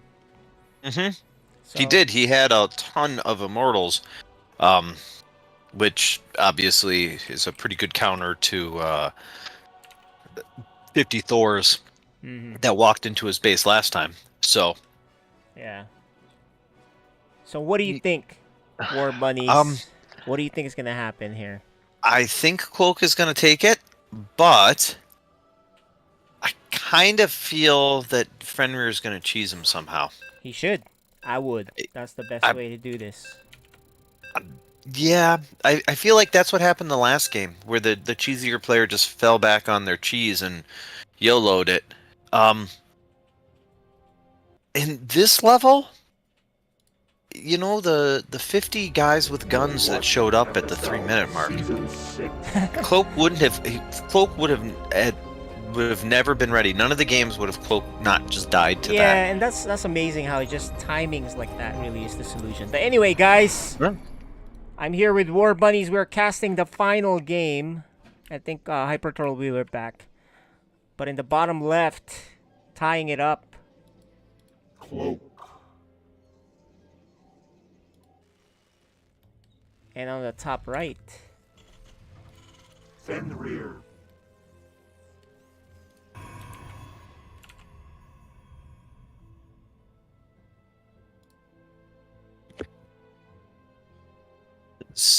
So. All right. What Oh, happened you're so back. You missed the building of the depot and into the barracks, and we wow. have our gateway exactly where it should be. Plus strategy. Yeah, it's a beautiful strategy. Cloak's going with his. I'm going to not die to proxy anything. Mm-hmm. Which Yeah. I mean, in theory, it's good, but we haven't seen it there proxy anything. there was proxy one of the games, although it was fairly far away and not a right away thing. That was charge lot that time. I was gonna say it was his proxy. Well, that is true. That you see, that's what happens when I join a conversation late. Yeah, Cloak is scouting every, and I mean it's good, but it also if you just would have gone across the map, you're gonna know that it's yeah, you can see what's missing. Yeah. But this is a little bit of a change up. Cloak went early Nexus this time. I really like that. And Fenrir, meanwhile, seems to be a little bit more dedicated to bio. He's got a, I mean, second barracks instead of a second factory. That's all I'm saying there. That's true. He's also get one gas, so. Mm-hmm. Fair enough. It would be nice. Oh, there it is. The third, like I said. Oh, let him in! Let him in! Yeah, someone didn't lock the door. And he can see it now. Mm-hmm. This is the build that he won his games with. And I was saying to KJ that I think this build would have worked every single game we've played. The multiple factories, the 4 factory? No. I mean, the 4 barrack? The 3 racks. 3 racks, yeah. Yeah. Just build a bunch of guys with guns and walk across the map. I mean, granted, his Mass Thor did win him a game. Right, but it depends. But he's better with this. This is something. I agree there. Yeah, it's also a lot more mobile and flexible. And yep, there we go again with the shield. Yeah, but the thing is, just do what you know, and yeah, there's been no. The shield batteries are great, but Cloak isn't like building a ton of units right now. He's got one gateway, and from the big losses he's had have really come down to him just not having the right units or enough units. Right. So and he knows what he's dealing with right now. He's going to be dealing with quite a few Marines. Mm-hmm. Stimless boys, but yeah. Stimless indeed. He's got both orbitals, 2 mules. Oddly, only. He is researching STEM. Yeah. Okay. There he goes. I was gonna say he's just kind of letting some of his barracks just kind of sit. But yeah, I believe Cloak is going to be looking into the tall boys again, the Colossus. He's gonna need them because right now it's 9 Marines versus an Adept, a Stalker, and a Sentry. The 5 producing at once, right? Yeah. Yep. Yeah. So we are going to be seeing a lot of firepower, but I don't think this game's going to go 20 minutes. I like it. I really do. Yeah. I wish it would have waited for Stim to complete. Because Stim is the kind of the key to this. Right. Yeah, you want them to be able to put out their damage quickly. And yeah, no medevacs, the Stim damage is permanent, but it means they can do all the more damage before they die anyway. He only had 5 units, so now he'll have 7. Now this is perfectly held. Let's also see if he overcharges. No, it doesn't need to. It's perfectly held. He has enough units. He built units this time. Yeah, there you go.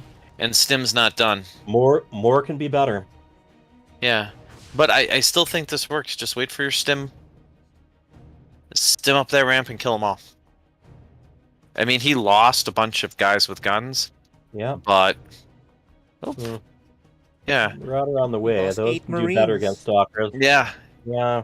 and it just completed. So Stim just completed. If he had 28 Marines right now walking up that ramp, one Stim, and that's that. So when people say time and attack, what they really are saying is just trying to get your attack to line up just when you first get the advantage of an upgrade, before your opponent can always have the same advantages. Yeah, that was a real anti-timing. Yes, that was the Stim pack finishing as he retreated. Right. But if he would have just held for that Stim pack, and right now, I mean, the think he could still go. Just coming out in a moment. Yeah, but after this, probably not as effective from here on out. He keeps pumping. If he needs to build one more factory. In his brain, there should be a counter. His family should talk to him. Get a counter going. If you're gonna play Terran, there should be a regular beat on which you build your extra racks. Just another racks. Because you need 8 of them. You need 12 of them. And he still doesn't have a starport either. And I mean, he's just building his factory. Yeah. So he can't. You got the Vikings, which are kind of pretty nice against Colossi, but all the more if you're gonna have a ton of Marines, it's nice to have them get healed as they fight. Yeah. But there was a time, boys and girls, back in 1998, when the damage they took from Stim packs was completely permanent, and there was nothing that could heal a Marine. I remember that.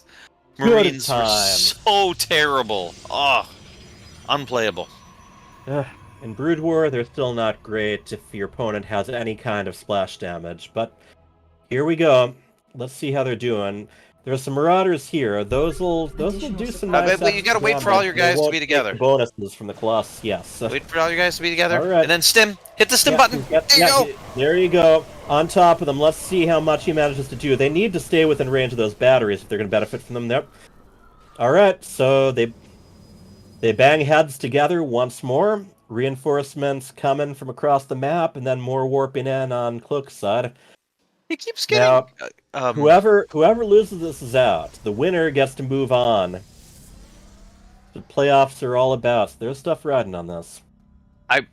Fenrir is really spending his money this time. And yeah, he really is actually. Yeah, this is really inspired Fenrir. And these barracks, it's like constantly, almost all of them have been producing. Yeah, he's just keeping it up. A tank. So Cloak has a nice advantage on high ground and next to these batteries. So what's weird is. What's weird? He doesn't have to fight up that. Cloak, by the way, what's weird is Cloak played clearly his best game too. He's got 8 gates.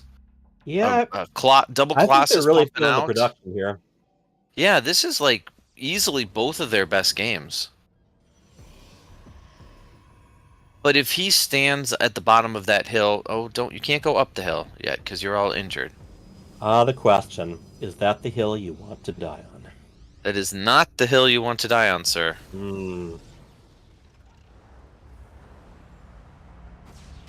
Peeking ahead with the, yep. That's smart, using the Viking for vision. He still wants to... He's going to have a second tank here. He needs a medevac. He really needs a medevac. Or preferably a good 6 of them, considering the number of Marines and Marauders he has, and he's still producing. Yeah, but now there's 5 tall boys. That's too much. Yeah, that's a lot of damage he can do at once. Yeah, that's too many tall boys. There you go. The tanks didn't get hurt. He's got time to go. No, they didn't. Keep your production going. They're packing up their. I gotta double check. I've got the StarCraft field manual. I gotta double check what they even call those little things that the siege tanks stick into the ground to prevent recoil, which I believe is to prevent recoil when they're in siege mode. Beat? Yeah, I don't know. Anchors maybe. Yeah.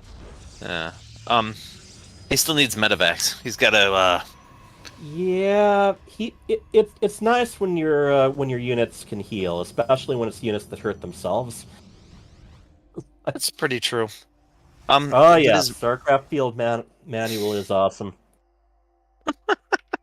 I We assume have that's to some somebody Field else. Manual fans in the chat here. Who doesn't have a field manual? Hey, look at him take his third base. I'm willing to bet you don't. I do not. Because you did not get the collector's edition Legacy of the Void, and I know for a fact you didn't buy it separately either. Some of us are not sweats. Sweats? Sweaty tryhards? Oh, okay. Huh. Haven't heard that one before. Oh. But there you go. We got a reactor on the starport. Once again, both Cloak pretty cautious, whereas Fenrir has kind of charged right in a few times now. I was feeling it for Fenrir, but yeah, this is not going to work on it. I think the Cloak's just producing very consistently, and 42 supply advantage is nothing to cough at. yeah. Although Cloak has nothing on the production tab. Yeah, okay. Now 7 now warp zealots. the zealots then. Those will be handy. Yes. But none of his higher Fenrir production facilities. Continuing to spend his money. Yeah. And Wait, where did he lift off? Where are you going? I don't know. Maybe he saw the zealots? Might have seen the zealots, or he. He's I don't know. moving to the other I don't one. think there's any hotkey he might have, No, thought he was using for a different unit. He decided to take this middle third base. Okay. I mean, there is a pretty view from there. Medevac's coming out. He built it on location and then moved it to another location. One way to do it. I mean, one of the things about zealots attacking a command center or an orbital, they can lift off, and once they lift off, not only can't they be damaged, but they're not required to move either. Yeah. But that's what he did. I like the Medevacs. Mm-hmm. What do I know? A bunch of starport units. I haven't seen BCs out of Fenrir. No. But that army there is especially vulnerable. I mean, he likes his Thors, which are, basically the non-flying battle cruisers, in a way, but not other ways. Yep. They're expensive, is what I'm saying, and heavily armored. Yeah, but there's nothing that really shoots up. He has 10? He's 11? Yeah, nine stalkers. And, I mean, the sentries do technically shoot up, but they don't do much with what they're shooting. They tickle up, okay? Yes, okay. Come at me, bro. Alright. They shoot their tickle beams up. What do we got here? That's a lot of zealots. Little cannon battery field. It's interesting with Cloak, this isn't the first time he's just kind of stuck a bunch of defenses just between the bases. It's like I said, at this level, I don't think it's bad there. I mean, it's got an Artosis pylon, but yeah, I think it'll work.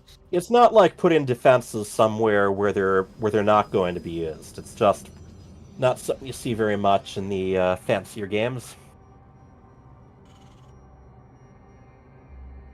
Or maybe it's the way the meta's going. Hey, maybe when another company finally has their own answer to Alpha Star. This probe is on attack move to the south base. And right now at the 3 o'clock position, he's following the zealots. You think it might have gotten grouped with them accidentally? It had to be. Yeah, it's not there to create a warp-in pylon anyway. No, he's all right. on Well, attack zealots move. do their damage. Yeah, they kill a lot of stuff. Hey, look at him. He's like, oh, what? I'm not supposed to be here. Yeah. This is my day off. Oh boy. And he lost his lime ice cream too, or Bespin gas, whichever You know it what the was. best part is he took the whole army to kill them.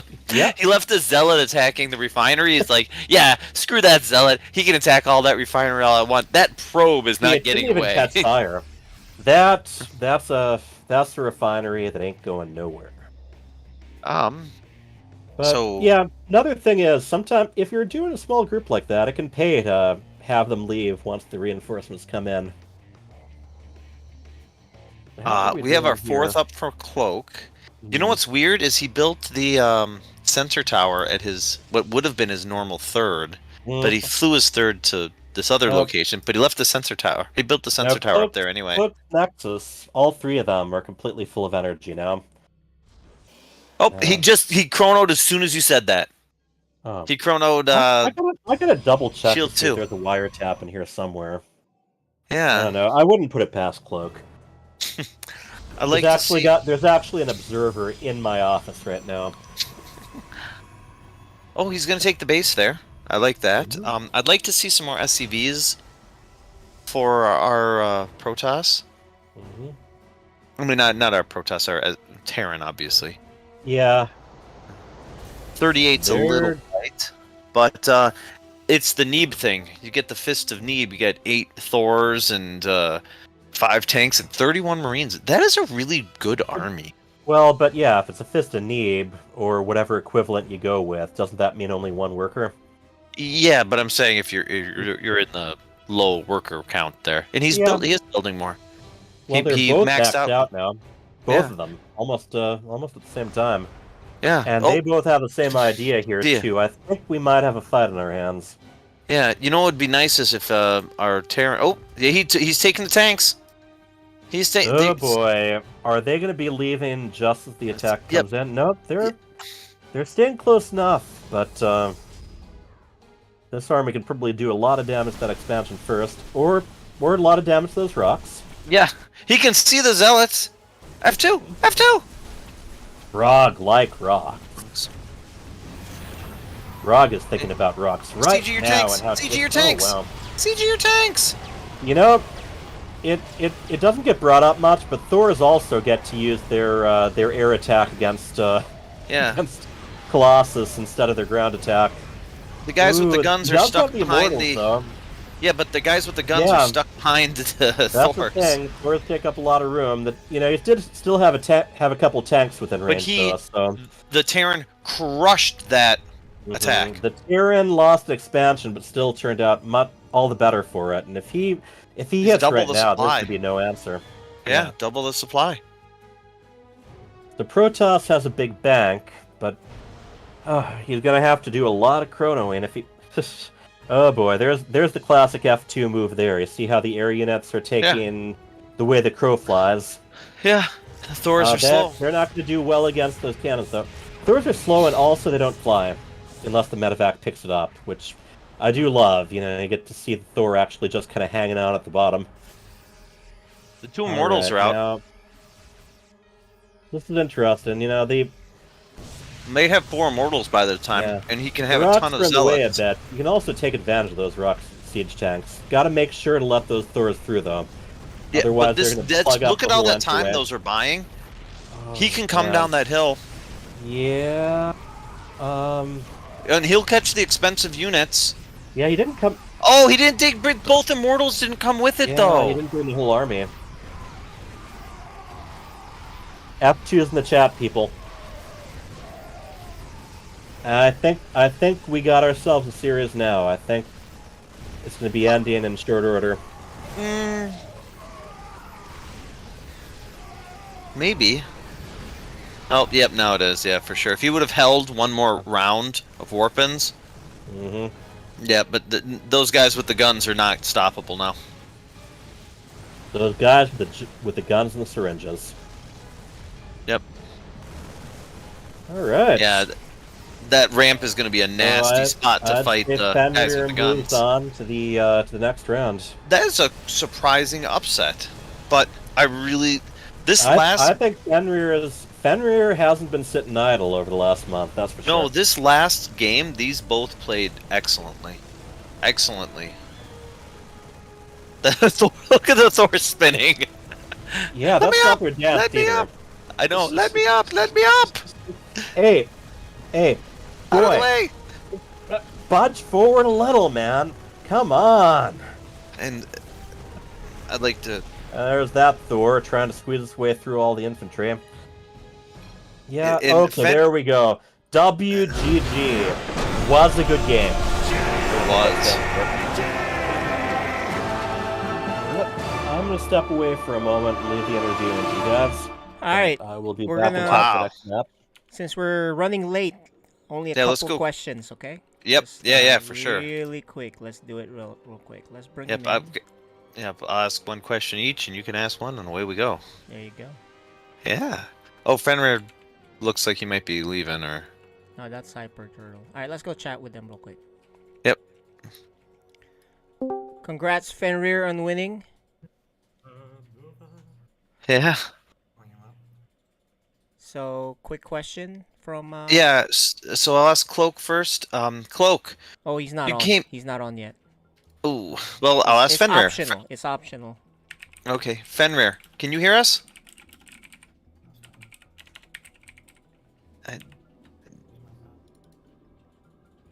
AJ, can you hear him? No. He still has issues. Let's bring in Cloak real quick here while we're waiting. Hey, Cloak. Okay. Very nice series there. We only have time for a couple of questions. How do you feel about the the last game? It was good. I just guess wasn't just engaged. I guess I don't know. Maybe it was about who had who went Yeah, in it first. was engagement. Exactly. It was you had a nice army, but they were kind of stuck there and they were shooting other things instead of joining the fight, and it's hard for you to reproduce. But it was really good. The last game, you guys were pretty even. How do you feel about the season overall, though? Did you have fun? Well, yeah. I mean, it just like I said, a lot of things came up where it kept me from practicing. But I think this last match, I guess happy that stretched out to 5 games. Yeah, you definitely played well enough and you improved throughout.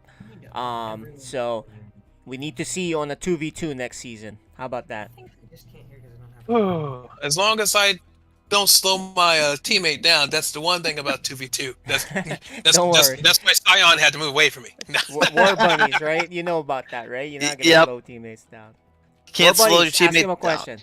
So, Cloak, you played your best game that last game, but the whole series you were really good at responding to what Fenrir had. Is that something you've been practicing? You were really much more fluid than you had been in the past with your strategies. Is that just? No, well, I mean, the portrait scouting is huge. I guess, as you guys will see, maybe hopefully I watch the game and y'all will comment how many times I use my little drone to get this what's the little fast guy? And just let him shoot around so I could be like, okay, this is what he's doing and this is what he's doing. That's what, and it seems to be a cheaper way of doing it, and sooner way of doing it than waiting for Robo and getting the observer out. Yeah. Yeah. All right. Well. Yeah. You played well, and you're getting pretty close. You might be moving up soon. So. Yeah. Nice job, Cloak. Given like you said, lack of practice. Now Fenrir, let's move on to him real quick. Give him one last chance. I think he's having audio issues. Fenrir, can you hear us? I can hear you really well now. It turns out I had it set to a speaker set that wasn't even connected to the computer. Okay, Just there you go. probably So why I couldn't hear anything. All right. Well, congrats on winning. War Bunnies has one final question for you. Go ahead, War Bunnies. Fenrir, who does he? He's Fenrir, gonna face you play. Champone. Yep, you play your brother next. You confident in that matchup? No. Well, good luck. Good luck. Good luck, Okay. and you have plenty of practice. So You both played excellently. yeah, nice job, guys. We enjoyed that, and we'll talk to you guys soon. All right, we're gonna get going just because we do have a lot of matches to go. So Oh yeah. Yes, hope sir. you guys watch and cheer on your teammates. Yeah, I'll be on the sideline watching. Later, guys. My match tonight, my match. All right, so Hyper Turtle is back. Yeah. Yes, So he is. is the He's team back. matchup next? We have the team matchup, the 2v2. Ooh. And let's bring in those players so you guys can interview them. Yeah.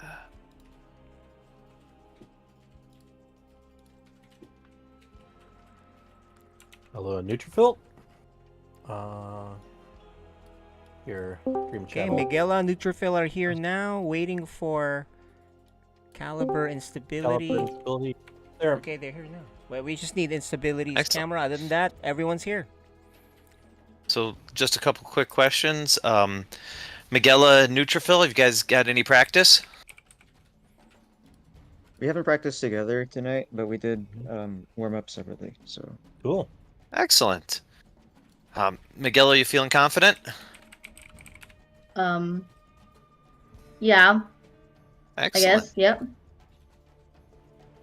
So, Taiga, have you and Instability, Caliber, have you and Instability got any practice in? Oh yeah, we've been doing some warm-ups. Excellent. You guys feeling confident? I'm feeling confident. All right. Excellent. Well, you guys faced each other earlier in the season, and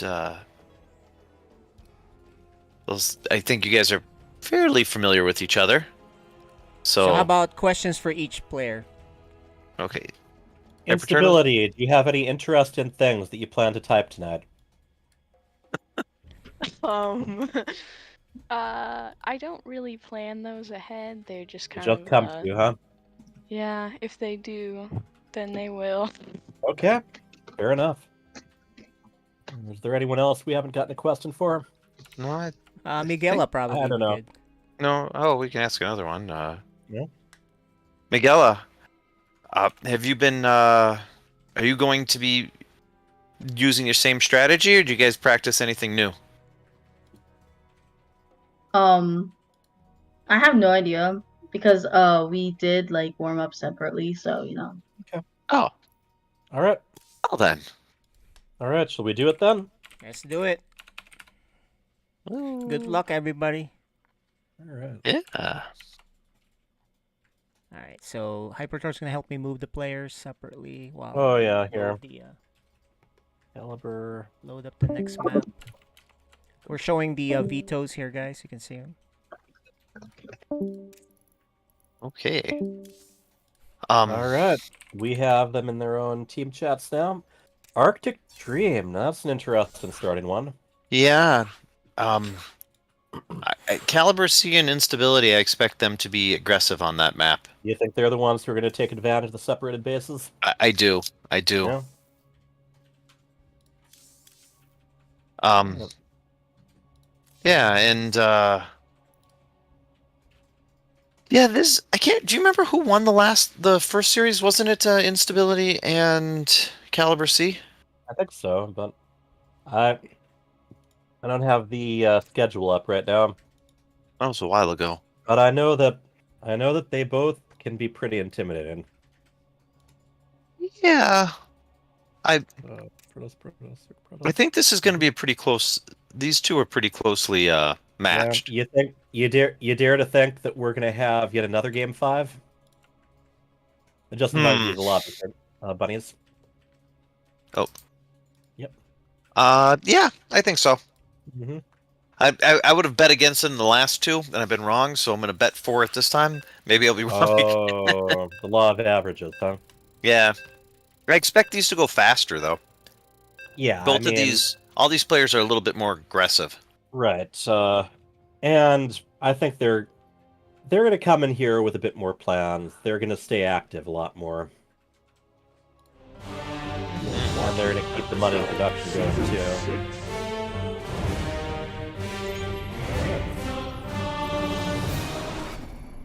Yeah. In the upper left, we have the red Protoss. She is Miguela.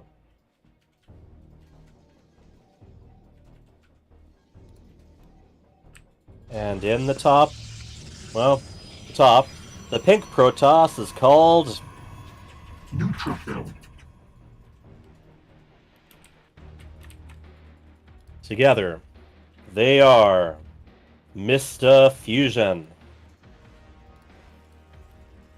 And at the bottom, the blue Terran is called Caliber C. And his partner, the purple Protoss, her name is Instability. And together, buddies, what's their team name again? Polaris. Polaris. Put me on the spot like that. Hey, I wasn't going to put myself on the spot. All right. Yeah. So we got the Neutrophil's spray got a down. good scout. Yeah. I didn't see anything from our southern team in the way of scouting at all. Not quite yet. Let me reiterate here. So this is a map where there's a lot more space between the teammates than any other map. Now, both of them have a fairly defensible ramp and a pocket base behind their main, but this map very much favors ganging up on one member of a team. Not as much as some. The space down in the middle, once it's defended, you can take your third, fourth pretty easily and go to a split map situation. Neutrophil hasn't taken his Nexus. So that's a bit odd. Oh, there it is. Yeah, it's a bit late. It's a little bit more. I guess I don't like that opening as much, but we'll see a Stargate. We see a Stargate out of instability, and Miguela is doing basically Miguela stuff. This is kind of how she's gonna. She isn't getting warp gate, which for her. Oh, there, right on time. Right as I said it. Typically, a lot of complementary zealots, and contrary to what I was predicting, I don't see any early aggression from either. So, Caliber C or Taiga normally has a lot of Marine boys. He likes the guys with the guns. So, the Zealots are pretty good. Pretty good. And we see Miguela just taking her expansion now. So what do we got? Twilight Council for Miguela. Stimpack starting research. Phoenix on one side, Oracle on the other. Now, team games they're interesting. You know, for StarCraft 2, they never really caught on in the pro scene to the extent they did in Brood War. We have two Adepts coming in, and it's going right to Miguela. Miguela does not have a defense for this, so the Oracle is probably going to get done. Miguela doesn't have any attack units. No.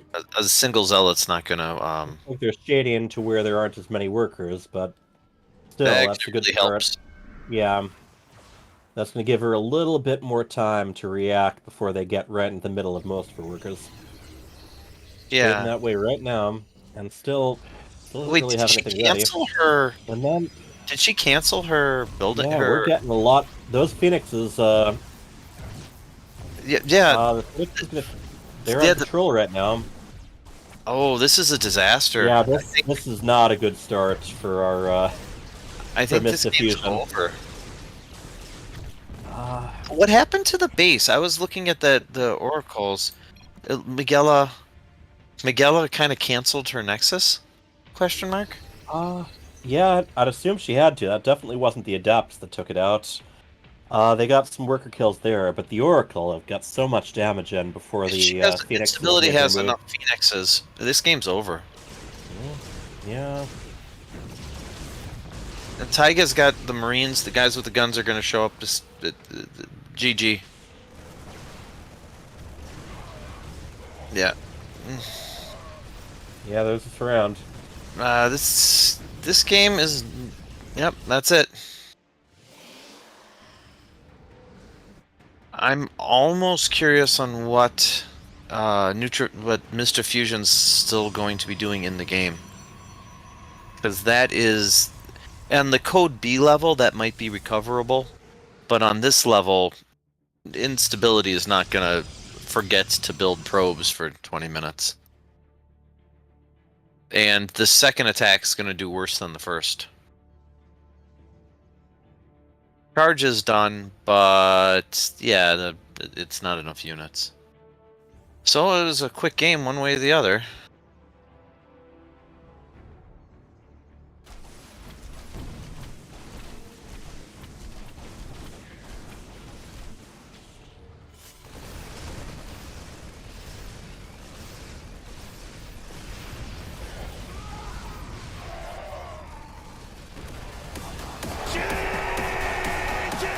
Yeah. There we go. Yeah. Instability just kind of won.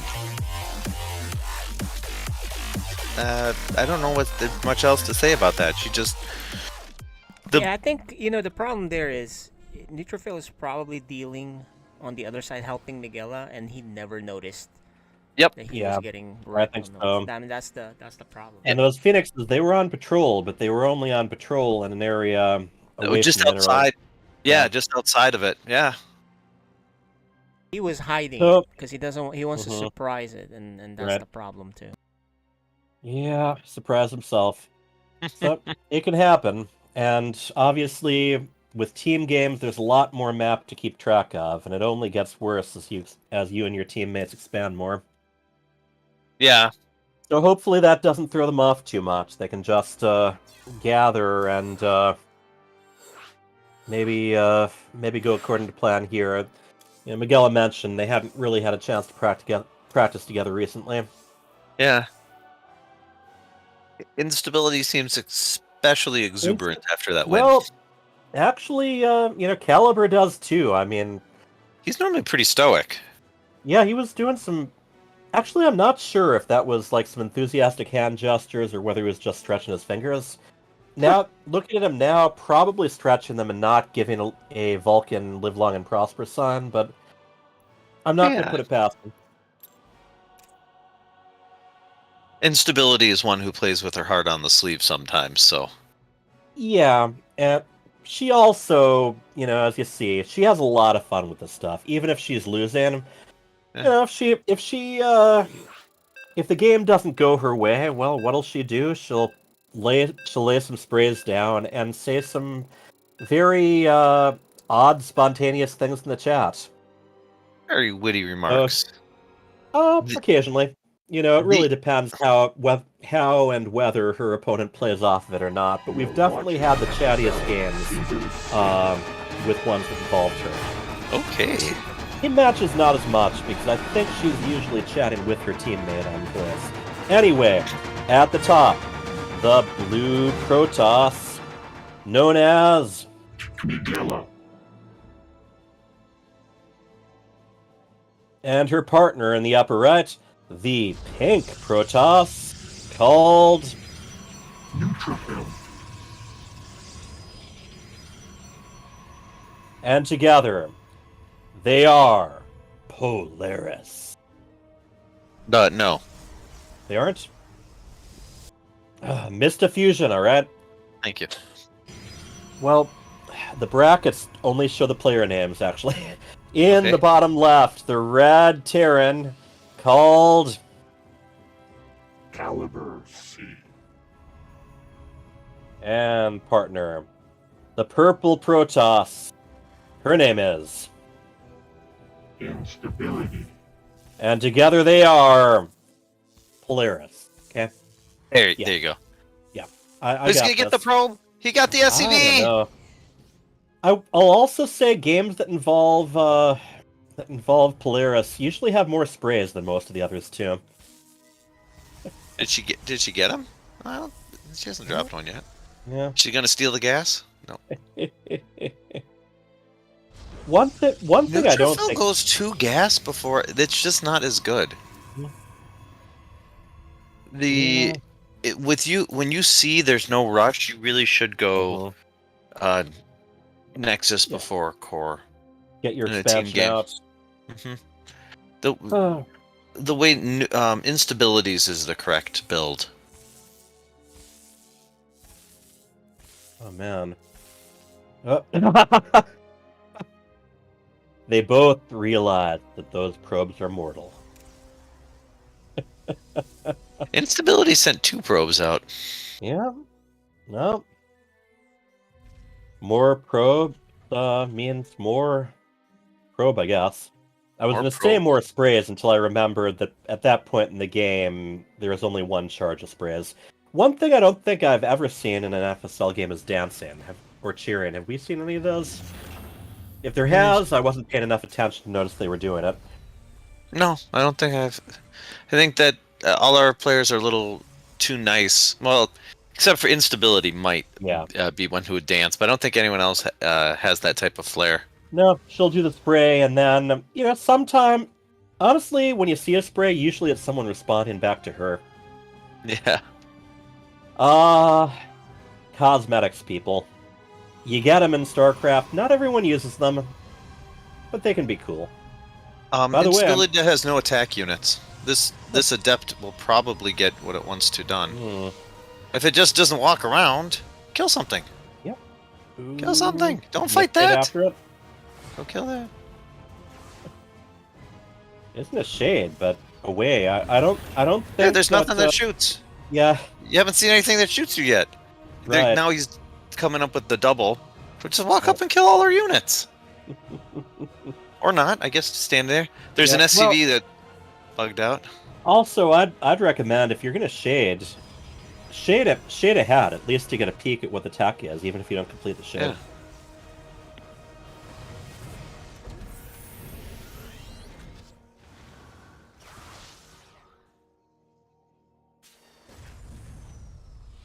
Yeah. This has prevented Caliber C from putting any workers on his command center down here. Yeah. Although, I mean, Phoenix production. On the other side, Miguel is only just about to finish her expansion too. Miguela's always a bit slower on, and she doesn't need it as much. She's going charge lots. Right. The gases don't matter as much, Honestly, she could do some really beautiful things if she takes the gold minerals, couldn't she? Oh, the other thing she could do is she could just feed. So Neutrophil wins the Phoenix War. This Oracle's going to come in, and he's got the Phoenix. Yeah, where's let's see how well where's it works the Phoenix? this time. Where are his Phoenix? Let He me saw see. them walk past. If you bring up the units tab, you can double click on them.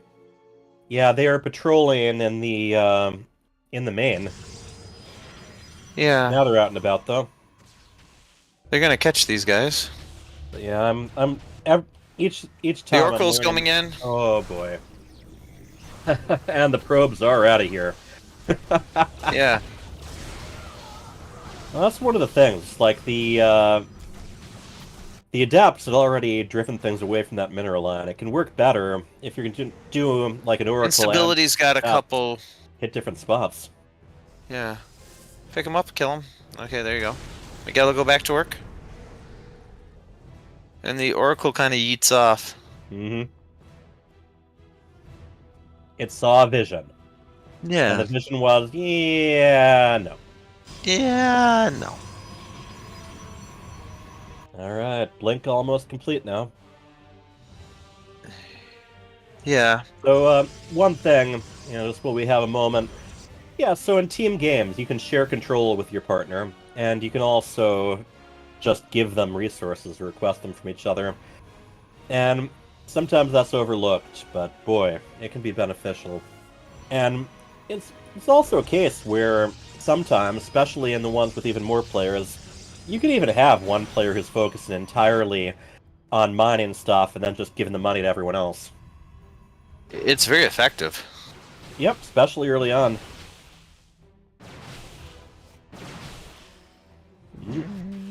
Yeah, the Phoenix is not too eager to engage those stalkers, but that also means no stalkers up here. Yeah. Yep. They got Blink, though. Yeah, but... Yeah. Hey, not bad. Phoenixes have more health than they look like. Yeah. And they can, they're very mobile, too. They can move while shooting. So, you got a good number of them. You can usually get in and take some punches without losing any. Fly in again and kill a handful more workers. I would like to see Miguel knock down the rocks. Mm-hmm. Yeah, just like we were saying, get that gold. But...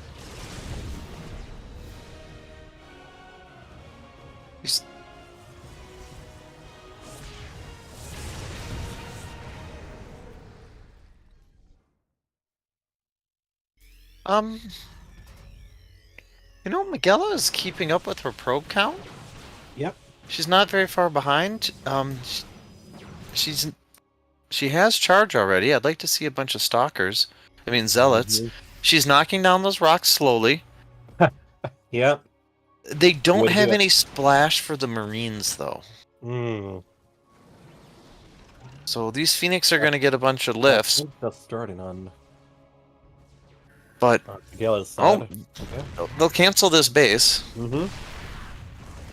And then they should run away. Yeah, run away. The guys with the guns are good. Guys with the guns are pretty good guys. I mean, the bigger this ground army gets, the less the Phoenixes can really do against it. You know, you get to a point where lifting up a few units just immobilizes your Phoenixes, and that's about it. Right. They need to get some splash for the guys with the guns. The air superiority is already neutrophils. But the guys with the guns are going to be the problem. Yeah. For a Protoss player, just straight Marines are just difficult. Yep, and like I said, they do fairly well against Phoenixes, don't they? They do pretty good against everything. Oh, except for Colossus. Well, you take on a really big group of Marines, yes. What you really need is stuff that can damage all of them at once. I do see that the Templar Archive just completed. Are we going to have Storm? Wow, how does he have so much money? Miguela's got almost no money. She's got a lot of gas. She could give that to Neutrophil and turn that into like 7 Archons, which would be pretty sweet. Only fly blocked, yeah. Neutrophil take the gold, so And they're gonna cancel this base again. And Neutrophil always got to take the corner, always. It's the law. Oh, that was a kill. That was canceled. Castle the pylon, yeah. Yeah. Alright. Cancel it, or just die. One of the two. Whatever. Both work. Well, they recalled in just in time to yell, "Don't come back!" Yeah.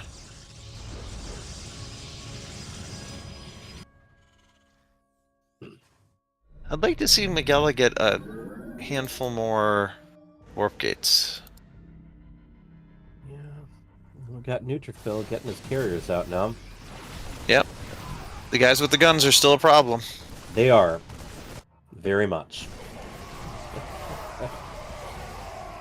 Oh, you don't want to fight the guys with the guns. The Protoss isn't... The Protoss, you can fight.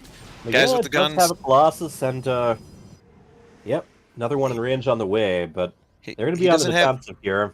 Yeah, he doesn't they're have really going to want to... Stormy Boys. He needs some Stormy Boys. Got the Archons instead. Yeah.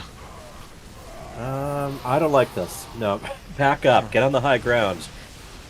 Yeah, make them come up that little choke. Mm-hmm.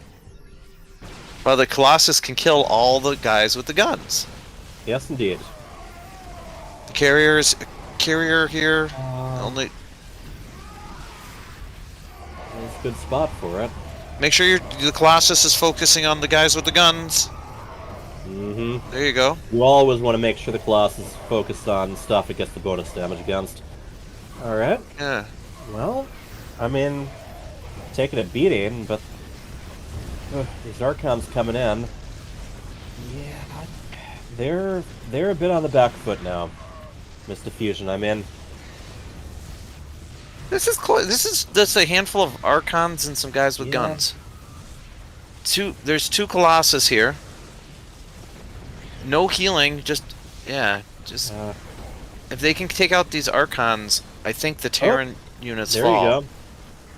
Yeah. Gotta get close. Make sure they're attacking the red stuff.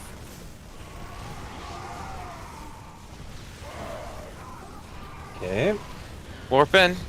Gotta warp Yeah. in someplace. Yeah, I see 9 zealots on the way. Alright. Okay. I think they hold. More reinforcements coming, but they're, just parading there. They need to Yeah. group up again before they attack. I don't know. I think there's no Terran left. There's only 8 Marines. So I think the 9 Zealots can handle Instability's army. I was talking about But how come he morphed them all into Archons? Leave a couple for Stormy boys.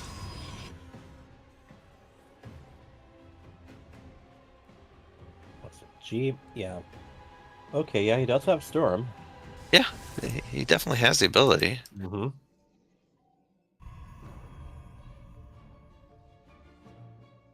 Miguela has an observer kind of just hanging out on her base too, which is. Polaris doesn't look like they're planning to take a break from the aggression. That's for sure. Although they are expanding too, so who knows? Yeah. I'd like to see Miguela's gonna get a base. This game. Here's the thing: is the tech for Mist Diffusion is gonna be higher. It's getting higher and higher, and that's gonna be a problem because the guys with the guns are good, but yeah. Especially if Neutrophil manages to reach a more critical mass of carriers. He's got 2 more on the way, and the Miguela's got 2 Colossus out. 2 Colossus. 1 Colossus is just hanging out though. It's a base Colossus. It's a base Colossus. That happens sometimes. It's a type of Colossus, yeah. Yeah. Oh, keep fighting, keep firing. You gotta keep. Yeah, there's the laser drafts. There you go. And the battery overcharged too. Yeah, I think they might not be a good place to engage for Polaris. Yeah, it's hard to see. The base Colossus is still. Those purple stalkers really blend into the. Yeah. The pink and the purple kind of make it hard to identify. There we which go. is Now which. those Phoenixes are coming in handy. The 2 Colossus. Keep firing. Ooh, yeah. They both got. It's really hard to tell whose zealots are whose. A bit of that, but I think Mr. Fusion wipes this. Yeah. And I mean that the units just keep charging in. Okay, now they're starting to turn her up. gotta get another pot shot in before they leave. Yeah. Mr. Fusion should back up. You don't want to go down that ramp. Yeah. Or maybe they do. What do I know? Oop, someone drop? Was it me? Just having a lot of money piling up. I don't think so. Oh, it was me. Really? Apparently. Okay. Let's see if we can still keep you here. Yeah. You know what's funny? Everything else is running just fine. Yeah, I don't know. Maybe I might Google this because I don't know. It's different in the old days when you had to have the right ports, but yeah, no, everything on my internet's fine. My download and upload speed's perfect. Yeah, you got nanovirus or anything that might be getting in the way? Nothing's running except I have man, I'm gonna be dropped. I'm just gonna surrender. Yeah. Alrighty. Yeah, I'll cast from a couple seconds off of. Yeah. So they're having some nice fun chats about the previous game and the Oracle kills. Yeah. Alright. Paused. So I'm gonna make sure everyone's ready here. All right.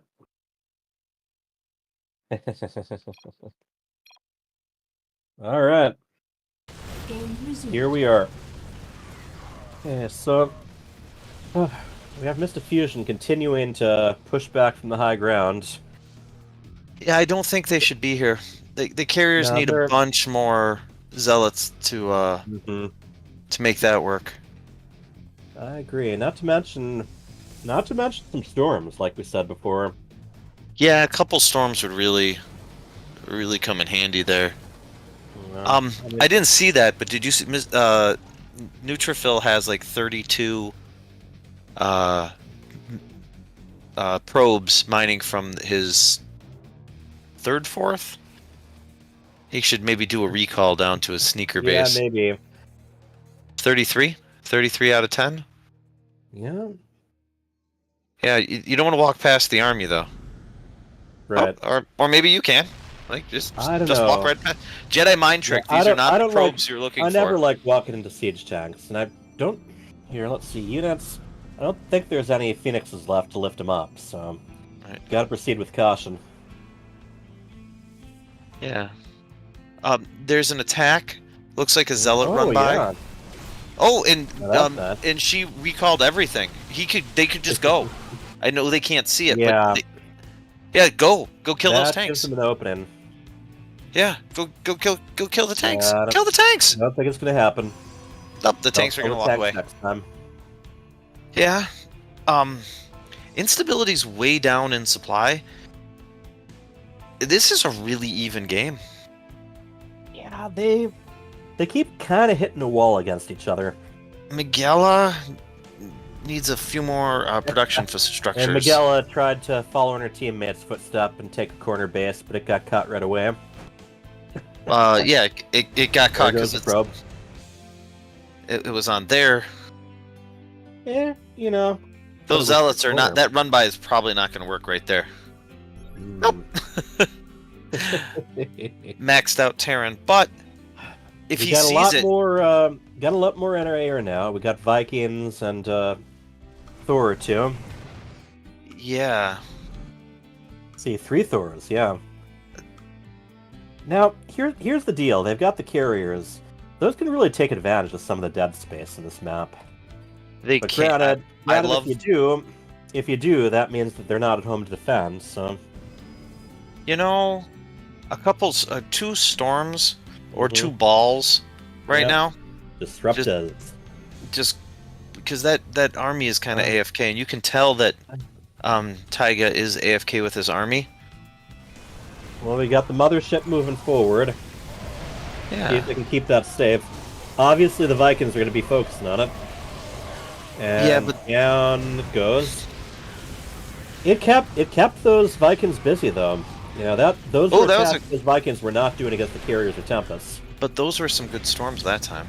Yeah. I think Neutrophil and Miguela just have to keep going. They shouldn't be pushed back here. Yeah, they're they're letting their opponents expand quite a bit. Yeah, they have the advantage, and it's going to run out. Mm-hmm. Now, positional play is going to be pretty handy here. You know what's really funny is that the mothership is dead, but actual recall, an aggressive offensive recall would have won the game right there. Ooh, yes, that's a thought. It's not one of those something you abilities can that tell. People keep forgetting that motherships have. You couldn't tell if you weren't. Mm-hmm. Those Tempests can really take advantage of those gaps. Yeah, they can. Oh, they Alright, got the Thor. so- Actually, I think they're gonna win if that they keep just picking away like that. But they can't let Right. instability back in the game, and they are letting instability back in the game. Instability, yep. Getting the He was workers at in the 80 corner to mine. She was at 84 supply, and now she's. Alright, well, moving Yeah. ahead, let's see how this works. There's a lot of carriers that are joining in with the Thors and the siege tanks. That's a pretty lethal Yeah. combination. Yeah, I think. Well, they're getting surrounded, and there's a couple good storms, but They storms did a don't good really job luring kill. the carriers away from the tanks, yep. Yeah. Carriers don't kill... Storms don't kill Storms carriers. don't kill big things, really. Really? I mean, they can soften them a little bit while other things are hitting. Right. Ooh.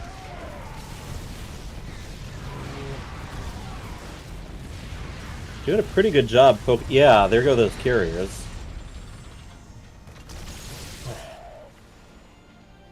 So, right now we just got the tanks. Just got Caliber there, but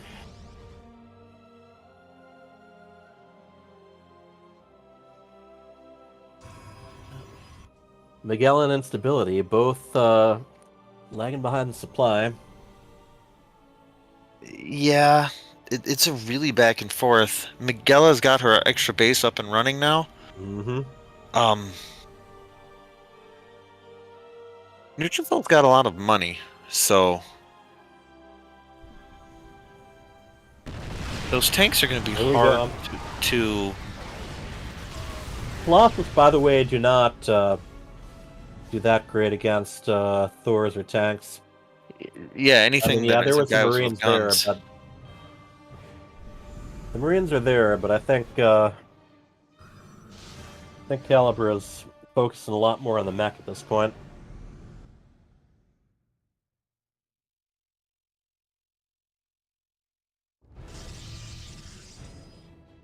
This one's definitely going a lot longer than the first match did.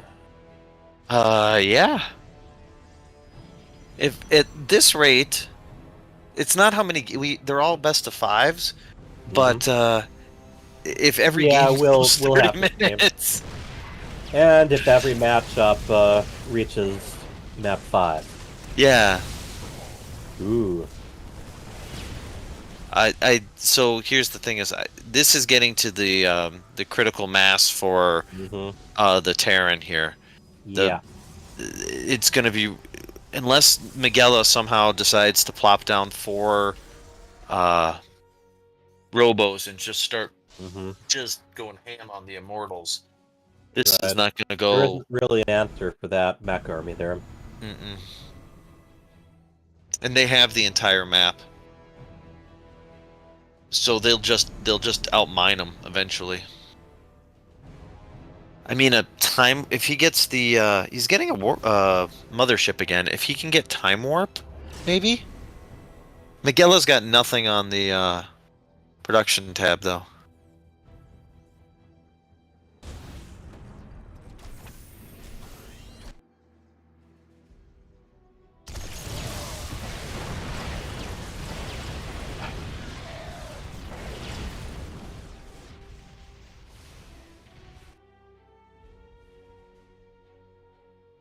You know, we were talking about this a bit in the previous matches. I think this is a point where this game... the best bet for Mist Diffusion is to take advantage of how immobile their enemy army is. Yeah, just go around. Yeah. So here's the thing: is I think this game has ended slow with a whimper. Instability is allowed to catch back up. She was tied with Miguela, but Miguel is still at 91 supply. Yeah. Yep. And yeah, that's a lot of mined out bases too. Yeah, it's Mist Diffusion is likely just gonna gradually starve. Miguel has no mineral income basically.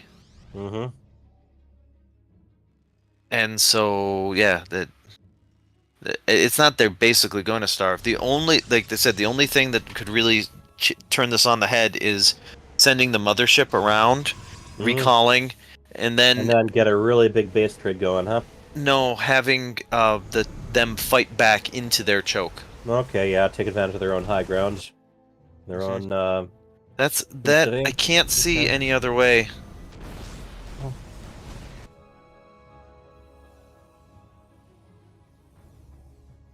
Taking more of the map. Are they? Yeah. Yeah, they've got that ramp cut off. They're going to be cut off from the bottom 3 bases. Right in between. Yeah. Oh, that's... Yeah, that was the only hope. They're not going to get the offensive recall. The Storm's tickle carriers. Like, Yeah. Honestly, just feedbacking the Phoenixes might be the better option for Templar at that point. No, turning into, Archons? Archons. Yeah. But yeah, this... Well, you cast your feedbacks, then you turn them into Archons. How about that? You know, it's just Tega. If... Yeah, but there's no... Miguela has nothing left, so... Like, Yeah, Instability kinda 2-on-1 has now. 42 supply, or... I'm a couple seconds behind, but... Yeah, I mean...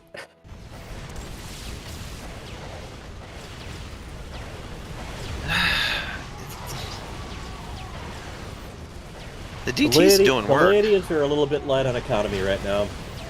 Yeah. I mean, this is as good an engagement as you can get. He's fallen back to all these batteries.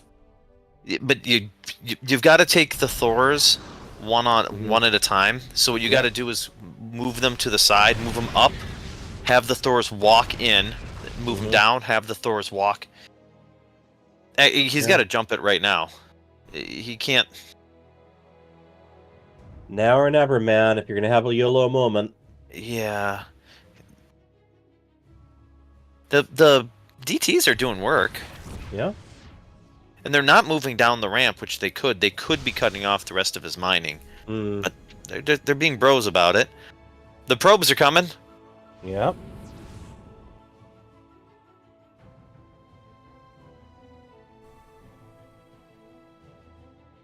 I mean, Miguel's not doing anything else with them. Yep. Pulling the boys. You gotta go, though. Current thing. Pretty much. They're not gonna find themselves any further ahead. Yeah, they have a shot right now. They can go. The tanks are exposed. No, the Phoenix are here. Get nerd wrecked. Yep. Phoenix have pulled away. You've got the boys on full surround. You know where they are. Yeah. Attacking from multiple sides is pretty handy against siege tanks. Yeah. She doesn't want to fight there. Or maybe she does, I don't know. Thrown away. But there's more Thors coming.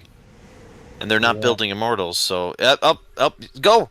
Yep, your Zealots, you half went, you had to go.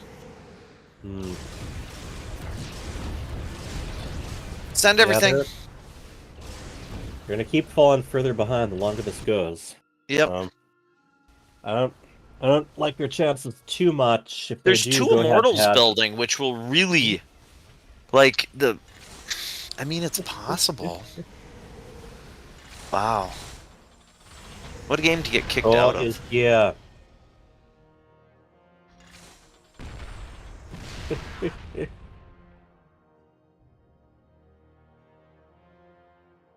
I mean...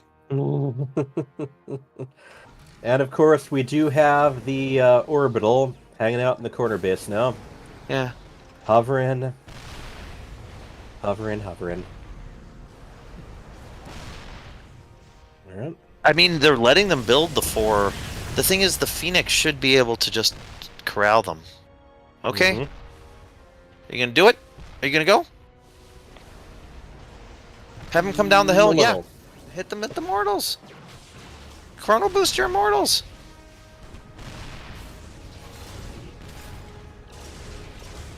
Oh. Look at that. You can't just be pushed. Oh, you see, that's what I was afraid of. The Immortals were the only chance they had, and they just got lifted and killed. Yep. Yep, that was it. Now they're going, well, but... Let's do some carnage, though.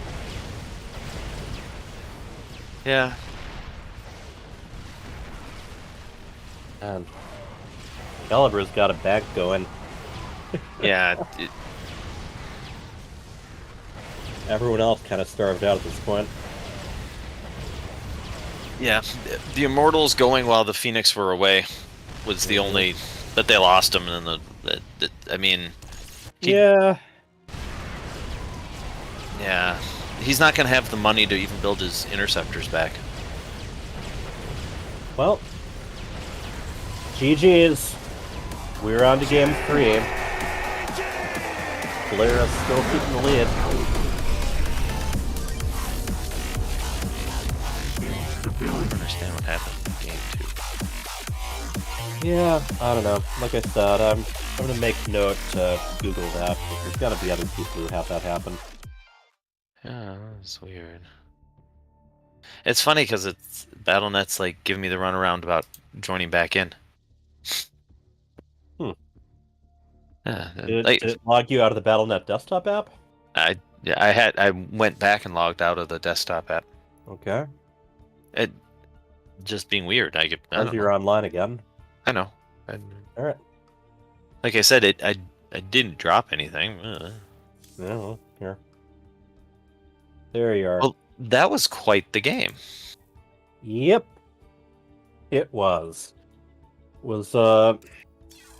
It is interesting, some of these where it basically ends up becoming one-on-one. Yeah. I mean, granted, instability was keeping the harassment going too.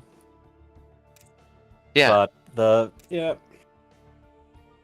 definitely had one player on each team who had the army and the economy.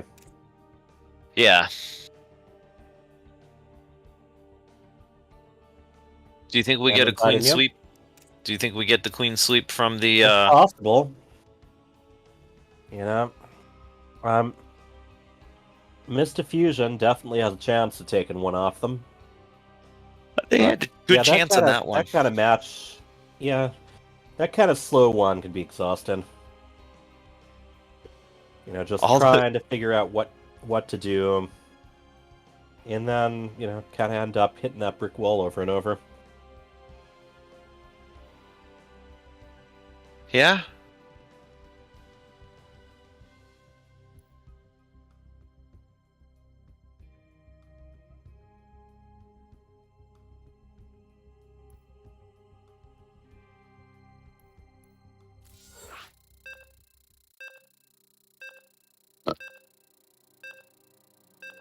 Emerald City. What do you think of this map? I think hee ho ho and a couple of tra-la-las. That's how we play the day away in the Merry Land of Oz. One person has a hard time taking their third on this. Yeah. The stinkable third. Oh, here.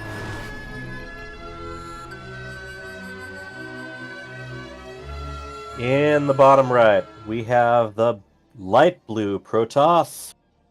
She is Instability.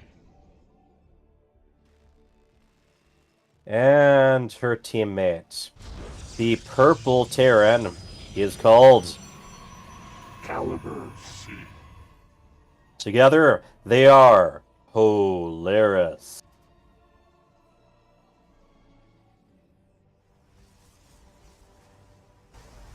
In the upper left, the red Protoss, her name is Nigella. And her teammate, the pink Protoss, he is called Neutrophil.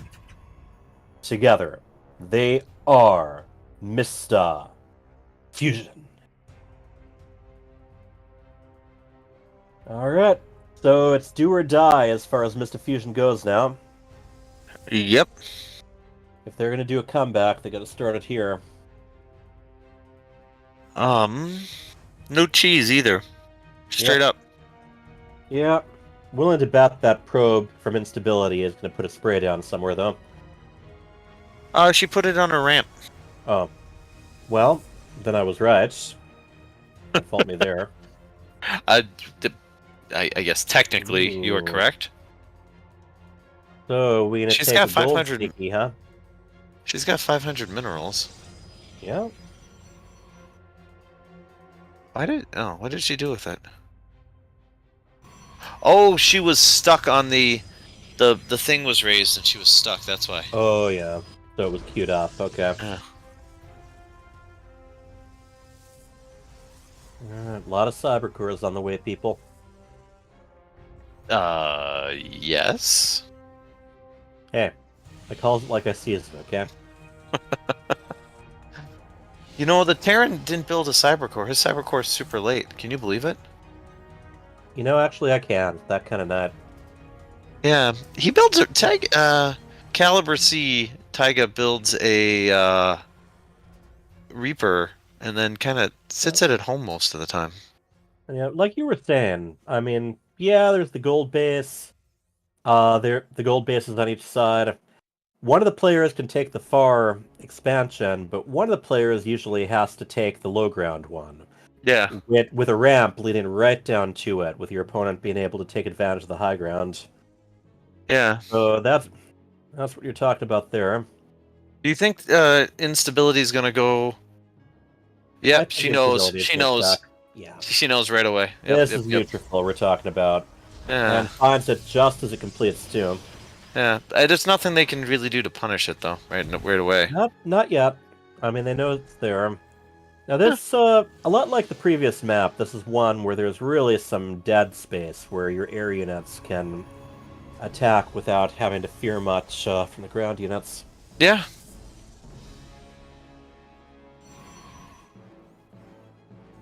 Instability. You know, here's the thing: is if I kind of like this for the more I'm thinking about it, the more I like it for Mr. Fusion to take the gold.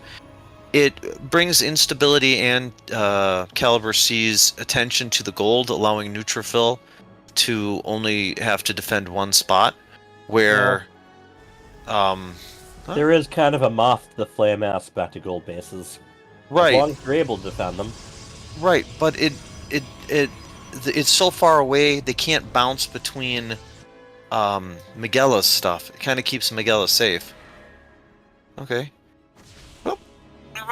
You better run. We get away? Yeah, we'll get away. Mm-hmm.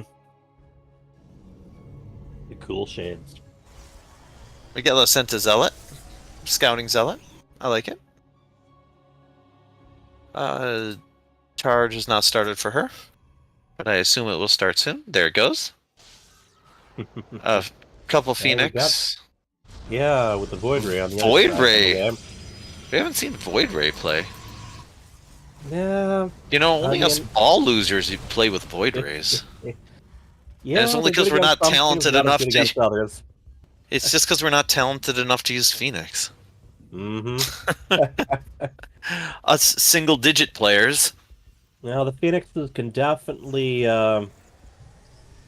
make use of their abilities against Void Rays. Yeah. You know, the Phoenixes can shoot while moving. The Void Rays have an ability to slow themselves down. Yep. You know, he's going to come in and he's going to kill... How many? 6? I'm going to say 6 workers. What are you saying? Gotta pick quick. 1, 2, 3, 4. Yeah, I wasn't able to drag slash 5. the guys. They're over on the gases. Kill the 6th! Kill the 6th! Nope. Oh, it was 5. You lose. What a loser. Remind me not to take you to the casino tonight, okay? I need to take a shower and get this insulation off of me. I'm still itchy. Yeah. Yeah, you, it's great. We work long hours.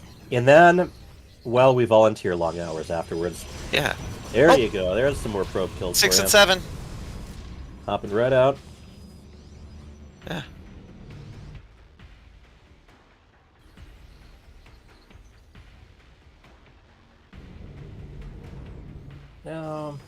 Caliber C's playing pretty fast for himself today. He's been really good with the supply today, too. Yeah, he's playing really well. Macro. Yeah.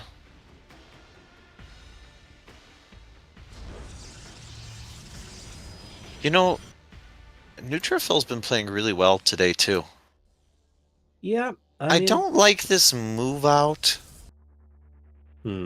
I really don't like this move out from him. Not sure what those stalkers do. Yeah, this looks like. Do they have blink? They do not have blink. Not just yet. It's gonna finish soon. Yeah, but blinking in there is suicide. Yeah. Blink stalkers don't always do that great, especially when there's siege tanks involved. Yeah. Oh. Welcome, committee. Yeah. Just. Yeah, just run away. Yeah. You've kept I mean, neutral. they might not be doing. They've kept instability on 2 base. Just take your victory. Ooh, Kill this now base. this actually might be a nice thing to hit. Yeah, but they can get the suspension before it gets down.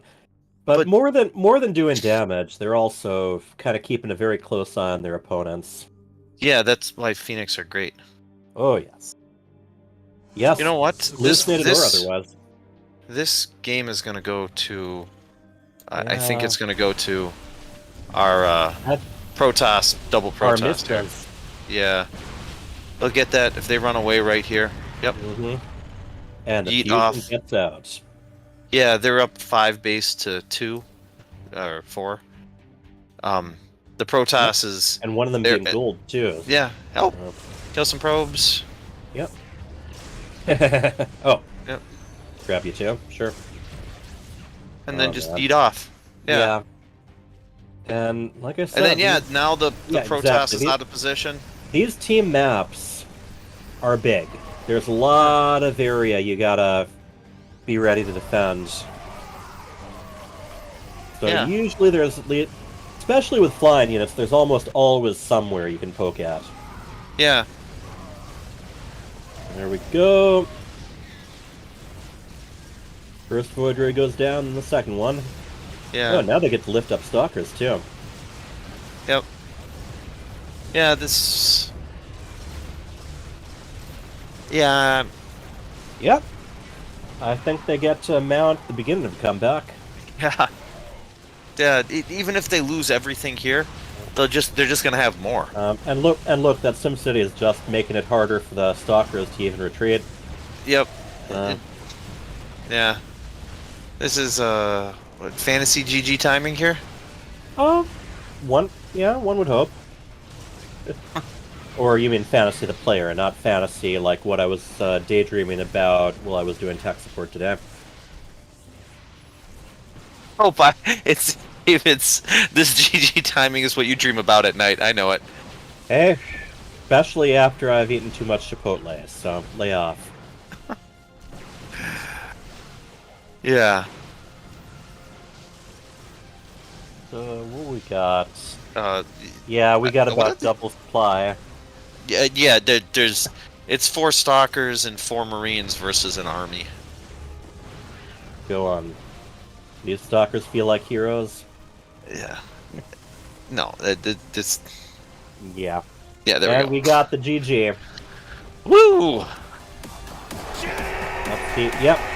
GGQQ. Are those tears, or is that what? Quick, quietly? Good game. Quickly? I don't know. I haven't seen that term before. Wait, we only get one question, David, for each. Yeah. All right. I'm gonna put that in my notes actually. What does the QQ stand for? Had it been a typo of well played, that would have been a little bit difficult to end up like that. I can make anything a typo. Oh, absolutely. I've seen it. I'm so glad that we don't have to type to tell we can just use headsets. Oh, how many times? Was that Santa Claus one? Oh. Santa Claus one? What? The one where we were trying to defeat we were trying to save Santa Claus from the Grinch. Oh, yes. You mean the Zergrinch. That is Operation Claus, with Claus spelled C-L-A-W-S. It was we weren't a map of the week from Brood War. Yeah, we also weren't very good, and we were depending way too much on battle cruisers when the computer had quite a few counters to it. We're talking about a Brood War map of the week where there was a co-op scenario with you taking on a bunch of Zerg and Protoss to rescue a civilian who also happened to be Santa Claus. Yeah, we beat it eventually. I think we beat most of them. Yeah, trying to type to you though what I was trying to say. Oh. Well, and it was hilarious too because each time you were phrasing the typos with more frustration too. You know, some of us aren't gifted with the ability to poke the buttons. Yeah. So tickle the ivory. Fields of Death. Right. This one. Right. Where will Neutrophil take a sneaker on this one?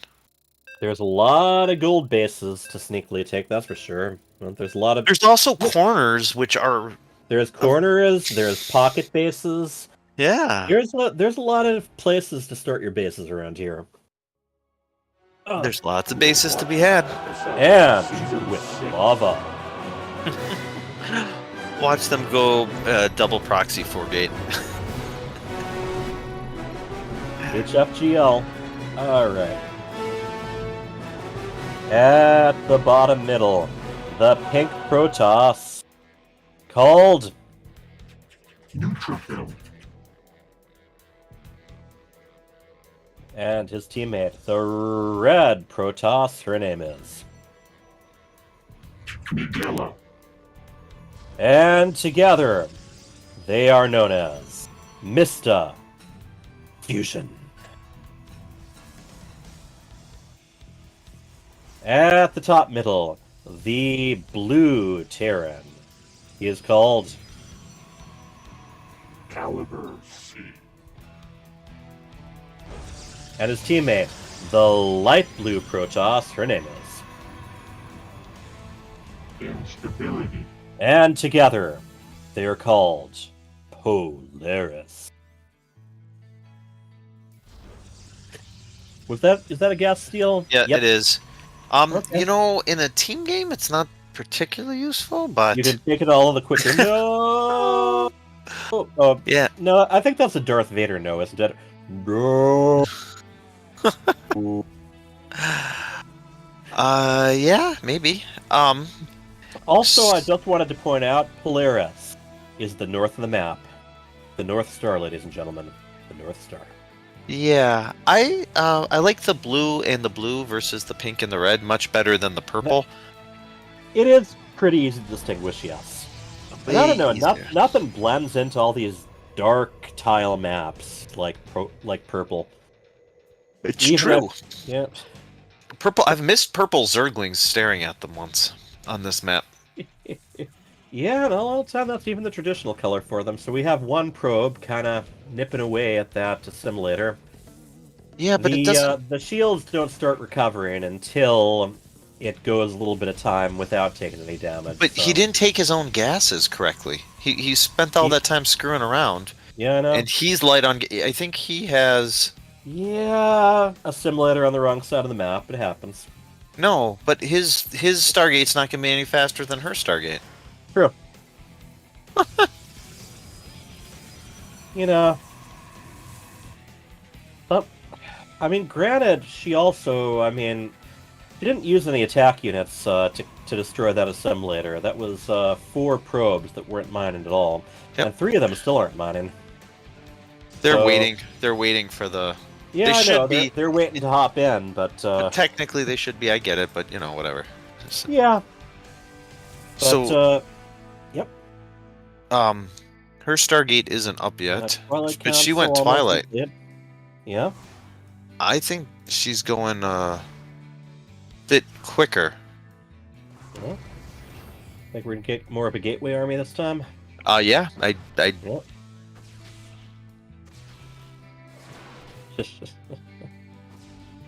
Shade. Oh, it completed? That might not be great for the Adept. Although It got the building there's SCV. only one Marine that's... Yeah, okay. That's nice to lay on a supply depot. Yeah. Alright, so... Checking out the golds now is neutrophil. Yeah. Everyone took their natural, just a little different. Yeah, they took a natural. You can move ahead or you can move back. It's all up to you. So, speaking of instability Purple went Zerg, DTs. yeah, I was wondering if that was gonna be the way. But yeah, Purple Zerg. It's all these matches we watched tonight. Not a single Zerg player so far, huh? Yeah. And, oh wait, no, Deepu. Deepu was Zerg. It just seems so long. So many ago. weeks ago, yeah. Are these DTs gonna win the game? Do Yes. we have observers anywhere? I am in awe. Excellent cancel. I So, units. Um, It's gonna depend. I mean, they've still got time to get detection up. He's got a robo. Nothing across the map right now. If these DTs were across the map, the game would have ended. Right. And he will have time because he's gonna got a warp prism heading out. There's also the question of whether these phoenixes intercept it. No, these phoenixes will not intercept it. This map is not way look like too it. big. Yep, like I said. But they'll get a good scout of. I think they'll get a good scout. Depends. And I mean, it's not being chronoed. Miguel is putting up some. Miguel is putting up some cannons, which are very good. They are good against DTs. Yes. But there's no observer being man, chronoed. that cheese wedge with the frowny face on it in Twitch. I love it.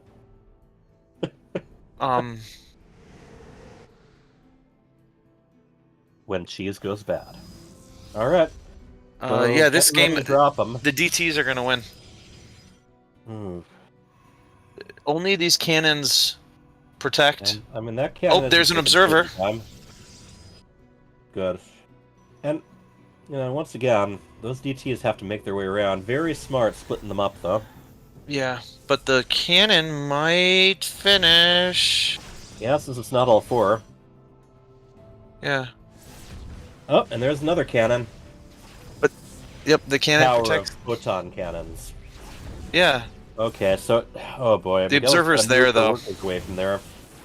They waited too long. The observer's there. Yeah, Miguela's attention is split though. She lost quite a few workers. I got a pull. They're getting some counter damage. Not that much. Are they? Are those the phoenixes up there? No, those were. It was a drop. Okay. So I think everything's back to where it should be. Yeah, kind of just stabilized. Oh, I hear the swiping away again. Uh-huh. It's a dreadful sound, isn't it? Yeah.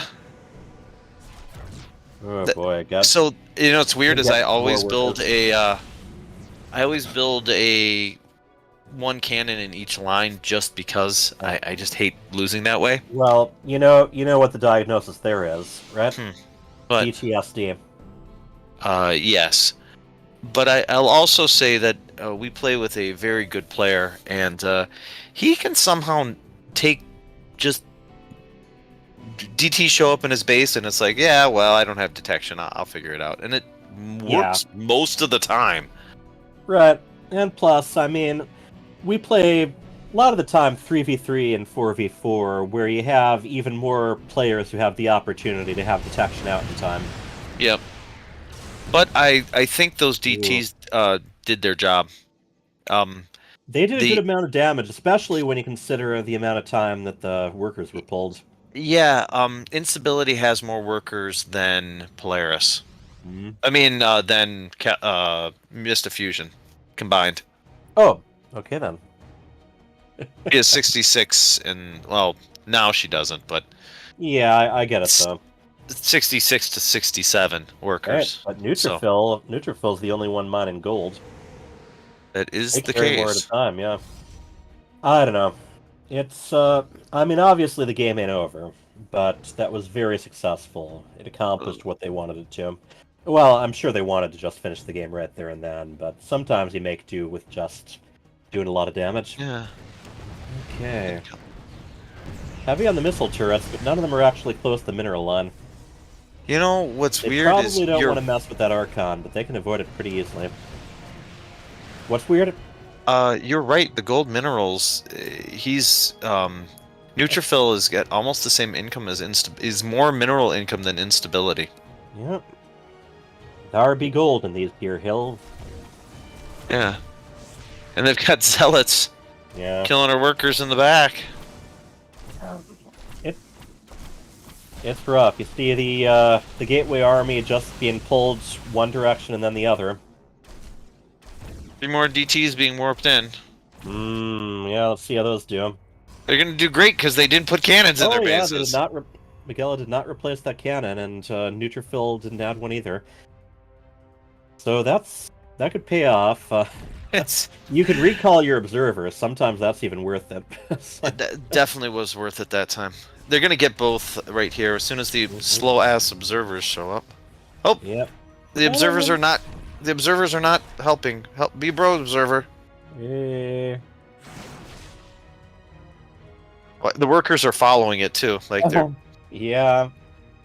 You know, the kind of occasion that putting observers into their stationary mode is made for. Yeah. Oh. So, yeah, Oh, they both really tripped up each other's economies quite a bit, but I think instability's got the edge in that department right now. Oh, instability's got a huge edge now. She's mining more than the other team combined. And there's almost no gas. Also, she can see the gold base, so yeah, there's almost that next. There's almost no gas income for neutrophil. That poor DT up there. It doesn't have shadow stride or stride. He just walk down though. There's nothing stopping him. True, but it really looks cool. I mean, if you've got a cape posing on a ledge, it's the money. That's the director's cut there. Yeah.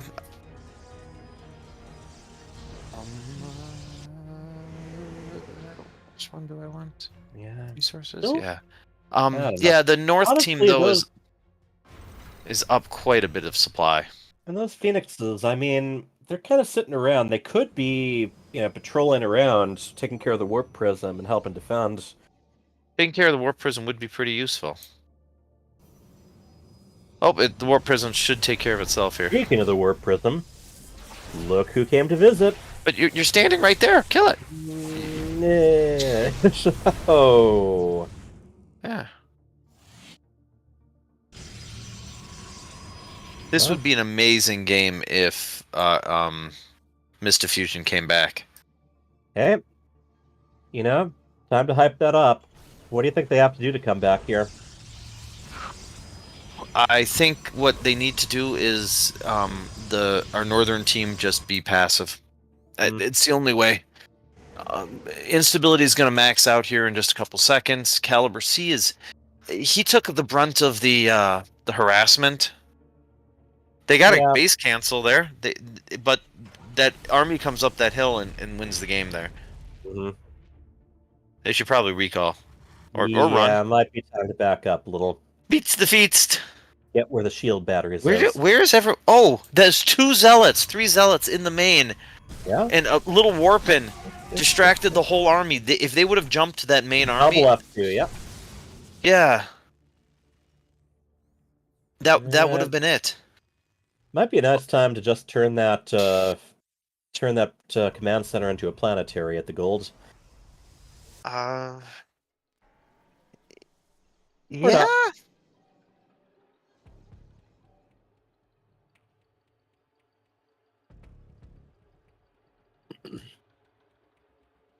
Counter DT. Oh, look at that. He's going to take the corner.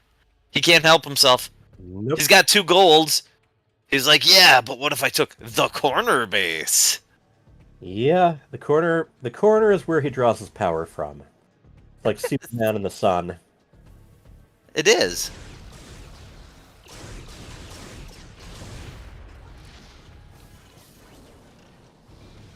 And they F2'd away again. Yeah. The whole army's chasing. Neutrophil is doing a really good job here at a very specific task, and that's keeping the enemy team in their base. They're gonna get this. They're gonna get this and be able to run away. See, told you that should have been a planetary. Told ya. Oh, bye bye. They're pulling them apart. Yeah. And the war prism's gonna go in again, and it's gonna get it off again.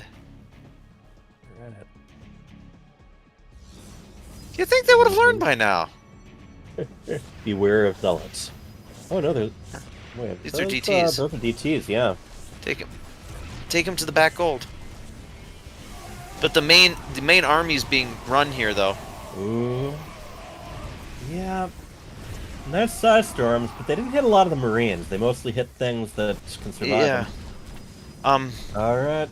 Getting more in. Miguel, drop the things. You got to drop your things. Oh, nope. The DTs are just going to die in the prison. Ooh. Yeah, and the game, it's funny because they came back and now the throw Yeah, toss. tanks are sieging down. They should No. be able to cut things off between the bases now. Yeah, this is throw toss. There's no way. This game ends with this big ball of blue. Yep, it's looking like Polaris will be moving ahead. Yep. Mr. Fusion made quite the game of it. Made quite the game of a few of these other than the first. Yeah. This was really awesomely done, but yeah, there's the supply don't lie. And Colossus versus Archon. Yeah, how is he still mining so much? Well, I guess there's that. But Boom. yeah, he's Boom. at 48 We and have our 68 GG. supply. Yep. All right, Polaris is our winner.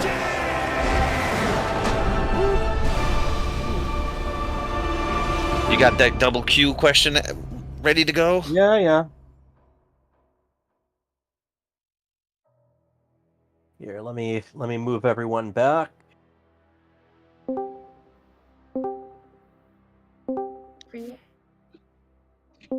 Okay, those brutal games, not quite make it to game 5, but you guys came close to going the distance.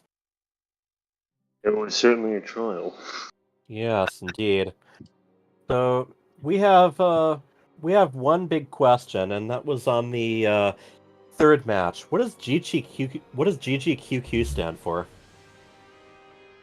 Well, from me? Yes. Yeah. Terrible typos. Fat fingers. Okay. All right. So what was it supposed to be? It was supposed to be. Let's see. That was right in the beginning, wasn't it? No, it was when you surrendered. Oh. I think it was supposed to be GG, but it was just terribly done. Okay, well, you got the GGs in. You just had the QQs after. We weren't sure whether that was supposed to be crying eyes or whether it was supposed to be quit quickly. So I think that was my fingers crying. All right, yeah, it happens, and yet you came back. Instability, you had quite the armies in some of those games. When really impressed, actually. Caliber, you very much held things together in the second game with your mech army. Have you ever had one of those nights where you just kind of surprise yourself? Absolutely.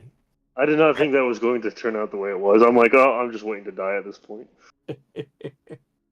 Sadly, not 2 nights in the row ever, but you guys are moving ahead to the next round, so you have the chance to see whether Q's hit twice. All right, Bunnies, you got some more questions? I have a couple questions. First for Neutrophil, the first game. What happened?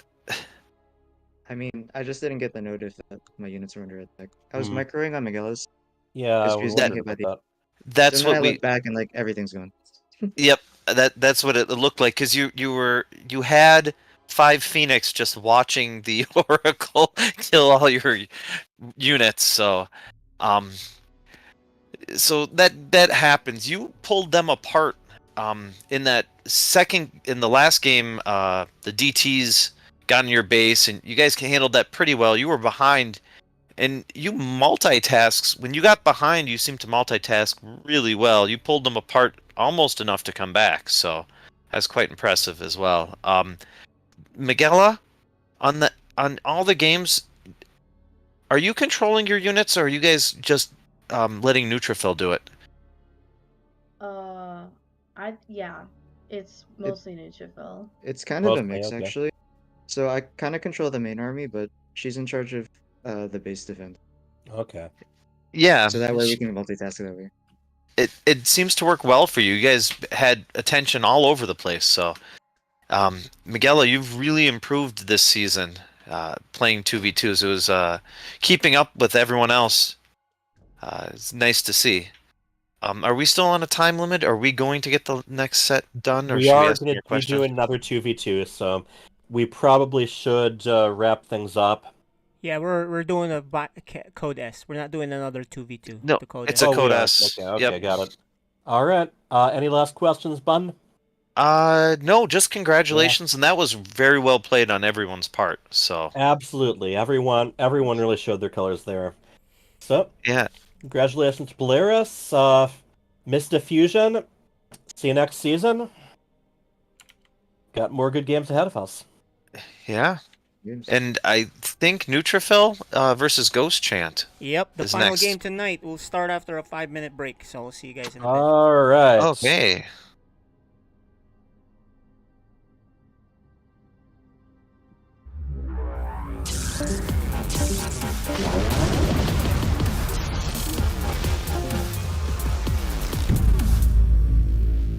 Alex, I just heard that, I think it's your dad, right? Yes. Yeah, you just mentioned that apparently you like watching my videos. That's awesome. Thank you so much.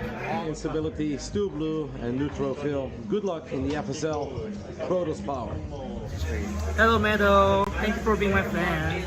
I hope you can keep cheer for me and have a nice day with StarCraft. For you, Meadow. Hello, Meta. Keep playing StarCraft 2. Hope you enjoy the game. Hey, Dark man, keep playing Turk. It's fun and hopefully you'll get some good results. I'm cheering for you.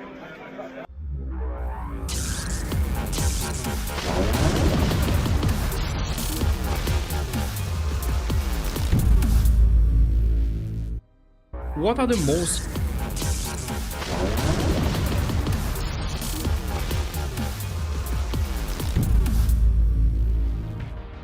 Sarah, what have you done? Kerrigan, the die you cast. This is the last day. Your swarm darkens the sky of any planet. Forget Minsk. Forget all of it. When we are done here, I will return to my people and accept their judgment. Command, we've found Kerrigan. She's holed up in a Zerg base.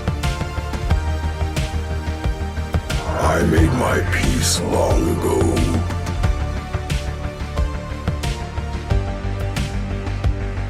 Consider it done. For hire. Indeed.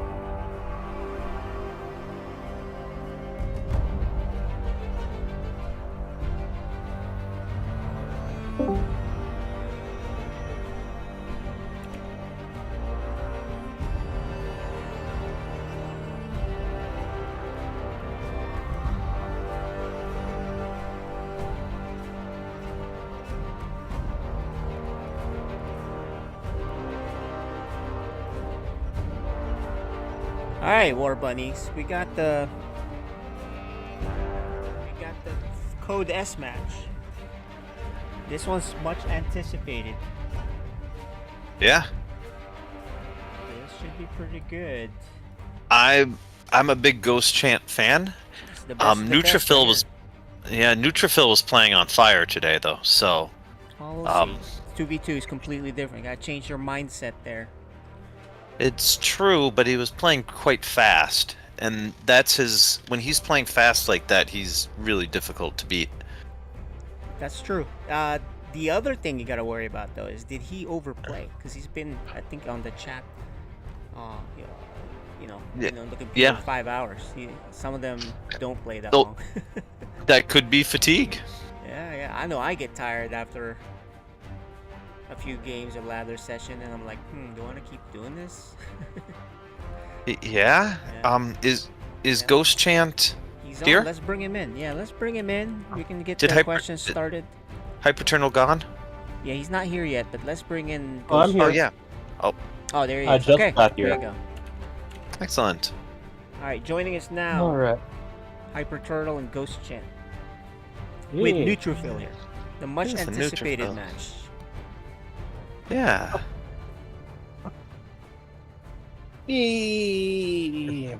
So, Ghost Chant. How you feeling today? You know, if you'd asked me this like 4 hours ago, I'd have said really good. You got to watch a lot of games. No, I watched some of it back and forth. I was also running around the house chasing monsters with my 2-year-old. So I missed that time quite a bit. Have you been practicing StarCraft? It's been quite a layover.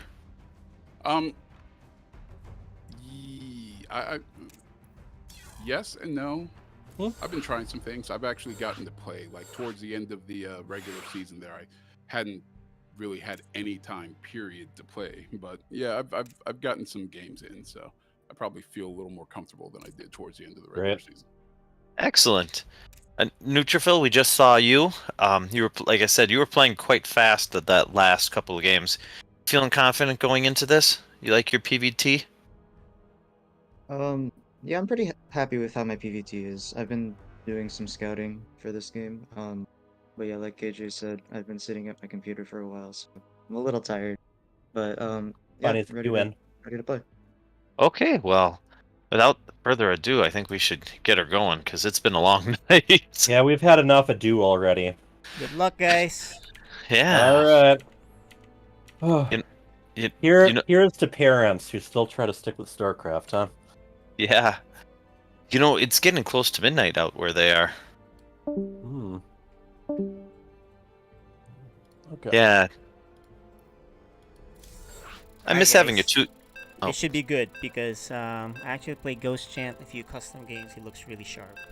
So I'm not sure who's gonna win here. I'm expecting a 3-2 win or something like that. So you're expecting it's gonna get even later. Awesome. Yes. I love how Ghost Chant actually uses a ghost portrait. I'm rooting for Ghost Chant, but Neutrophil's a tough opponent. And he's pretty warmed up now too, so let's see if that works against him. HFGL in the bottom left. The pink Protoss, you know him as Neutrophil.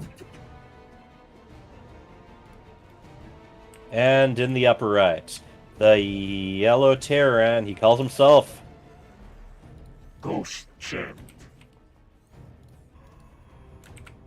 Here we go. This is Code S, so both of these players are at the top of the league. Yeah, these two players are both very, very good. I wonder what... I'm kind of excited to see what Neutrophil's got up his sleeve for this, because his style is really multitask. Like, pull them apart, see what you could do. And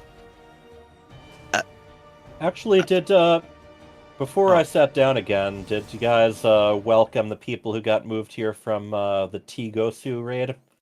No, I did. And Gildelin says hello, friends. Hi. So, for the people who aren't as familiar with FSL, this is the Fun StarCraft League. This is our highest league, the Code S, which We is... have 3 divisions of 1-on-1, and then we also have the 2-on-2 division. Yep, But these guys are Code S. These guys know their stuff. Yep, so they're... I think they're both High Diamond or Low Master. So... I guess we should also point out this is also the playoffs. So we are through our normal season. We did a very long, drawn-out round robin, and now we're into the brackets. So one of these guys gets to move ahead. One of them gets eliminated. Yeah, in the history of the league, Neutrophil generally finishes fairly high up. Ghost Chant didn't have a good season last year, but has vastly improved recently. So yeah, he's had some high points, definitely. He's had some points he wasn't so happy about. He seems kind of in between tonight as far as mood goes. Yeah, when you're the father, you remember having a small child. Well, mine's 5 years old, and that doesn't mean that chasing her around the house is any easier. You know that I had to take a couple stops to run and mix up some chocolate milk. She's asleep, though, so nice. I am free to enjoy this game however late it goes. Ghost Chant's got a really good scout with his double Reaper. And I really like the Adept here. He knows it's going to come. But I don't... Does one Adept beat 2 Reapers? I don't think so. I think it depends. I think it depends on a lot of things. I think if they just stand there shooting each other, the Adept probably wins. I'd have to test it out. Maybe I will later. But Reapers also move around. They throw grenades. Yeah, and meanwhile, the Adepts can shade. Yeah, Ghost Chant would have won that with his micro. Yeah, Reapers are, of course, very microable. And you see, a big thing they can do. They can try to go up the ramp, but then they can also try to jump up the ledge into the main. You see Ghost Chant, or Neutrophil's ready for that. He's got people at both the possible... This is a lot of Reapers. 3 Reapers and a Cyclone, so going for damage and mobility here. He's going to get the... I think he's just going to jump this. I don't think that Adept's going to escape either. No. All right. So we got the... Oh, boy. That's kind of a YOLO. He'd managed to sandwich them between the Probe and the Stalker. The Hellion's going to come in, too. Yeah, these guys can just... Oh, boy. Nothing but mobility here. This is just this little move out. This and must it's going to be get one of the pushed away. Things that Ghost Chant has been practicing. Yeah. So they can fall back to that shield battery. I mean, naturally that leaves that pylon pretty exposed. But yeah, I think at this point they should, run, maybe pick off something from the natural on the way. But yeah, kill that probing. That was a really good harassment, but it overstayed its welcome is what happened. Yeah, but it did a lot. The lost mining time forcing the probes off of the natural. Lost mining time, killed a couple of Adepts and probes. Yeah. I think that did pretty well for just thing. I think all he lost was 1 Reaper there, right? Yeah. Yeah, 1 unit lost. That's. And I actually am picking up on the observer hotkeys now. Yeah. I remember most of them now. Units lost is L. For lost. For lost.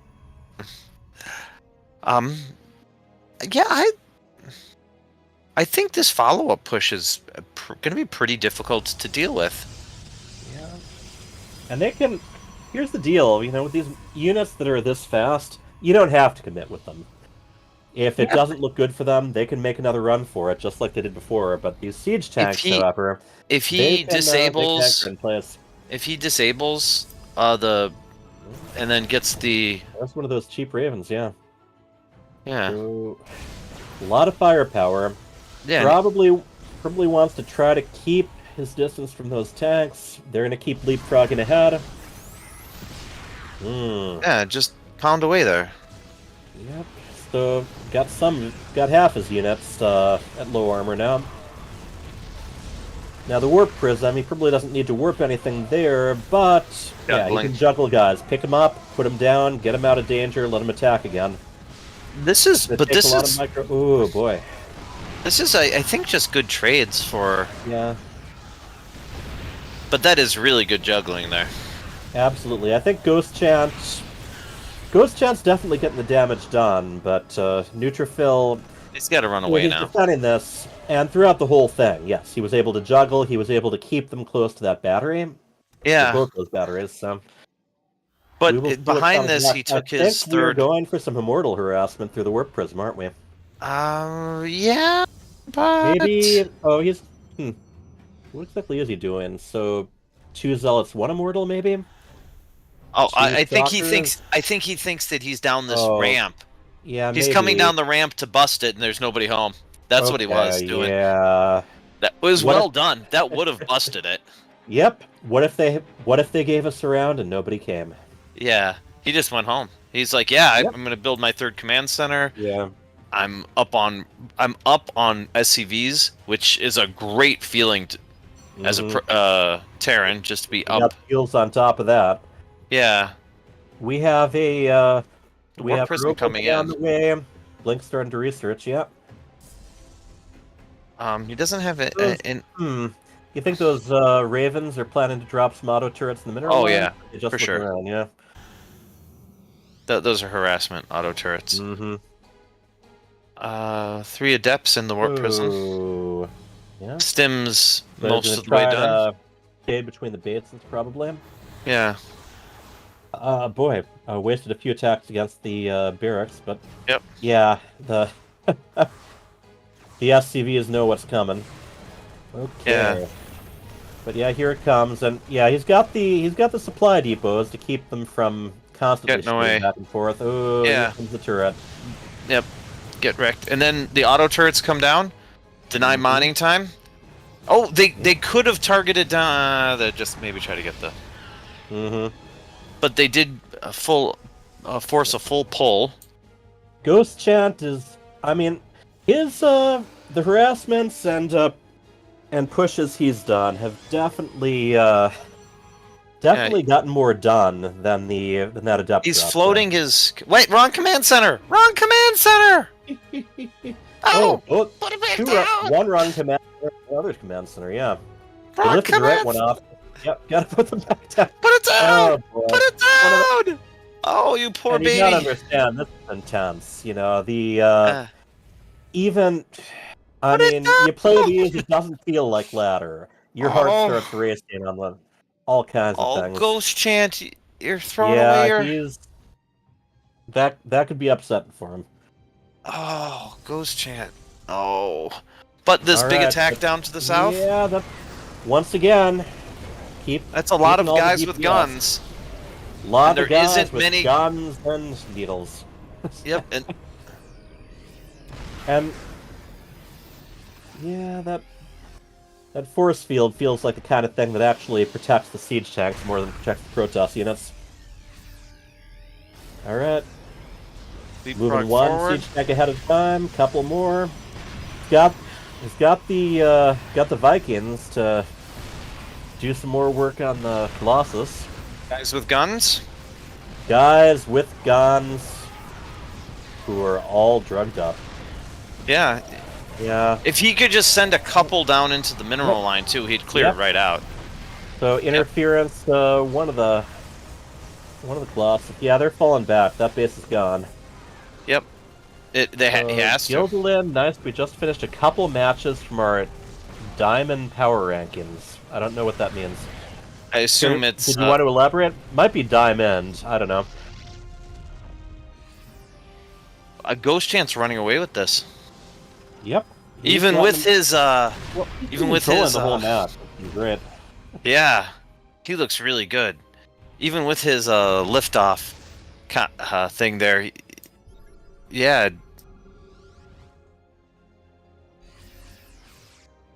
I like to see his production tab shoot back up. He's kind of stacking the cash right now. Yeah. Yeah, a bit. Just keep the production coming. Take it another expansion. Yeah. Yep, but like just a And- ton of units. And one of the Like, great things, Ghost Chan knows There he how to keep the goes. pressure on. Yep. You know? In the middle of it all, eventually the command center returned back to the Earth from whence it came. Yeah. He's got a good tank spread here. Yeah. And still looking for... yeah, those just sat there and took a few hits, but... He's got a couple tank... once again, I mean, these tanks can divide up the natural and the third. That's exactly what he's trying to do here. Oh, and he's... yeah.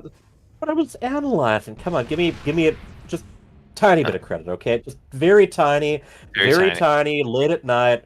We're both hot-tempered. We're both psyched up. We're no. So what are we talking about? Oh no. Okay, that's hurt. Painful. Yeah. Oh man. And yeah, he had them rallied straight to the other base without knowing what was in between. Yeah, well, I think he knew. It's tough. Maybe. I'd like to see a couple more production facilities go down for Ghost Champ, but I think he's got this in the bag. He's got to come. He has that. He's holding that spot right there. Although the Immortals are it's a deep tank line. Trouble. Yeah. Exactly. He can always fall back further, as well as picking on these Colossus while they're still interference. Or Matrix. Yeah. I don't... There's still a bunch of tanks sitting here too. Yeah, and that supply raid advantage is very much in the Ghost side of things right now. Yep. A couple more. Hops to the third. Yeah, he's gonna try. He's gonna try and see if he can break out of this. You know, he might be able to, but this is the plural GG yet again. Yeah, but it won't be. Won't matter or anything, even if he did pop out. It didn't, but point being, Ghost Champ took this, and he did a great job maintaining control of that whole match. He looked... That's as good as I think I've seen him look. Yeah? He's playing really well. Okay. You know, he had his plan. He was, he was pretty quickly ready to deal with the opponent harassment. Practiced up by chasing a kid around. It works. I've done it. 2-year-olds are so fun. Oh boy. Yeah, if you can catch up with a 2-year-old, you better believe you can catch up with a few adepts. Shade or no shade. All right, we are on our second map, Cosmic Sapphire. Cosmic Sapphire. Yeah, there you are. I'm here. Yep. Neutrophil. There he is. Okay, or he's invited anyway. So, who do you think has a better time on this map between Protoss and Terran? I know your Zerg views on here. I think Terran. I think it's a Terran map. I think the Terran can take better advantage of the drops and exploit the resources a bit more too. Yeah, the Adepts don't bounce around as much. Also, siege tanks behind destructible rocks. Yeah, I was gonna say there's a spot to tuck in siege tanks. Every little nook and cranny of this map is very siege tankable. And I'm guessing Ghost Chat knows where they are. I'm not putting anything past him. Watching FSL Season 6.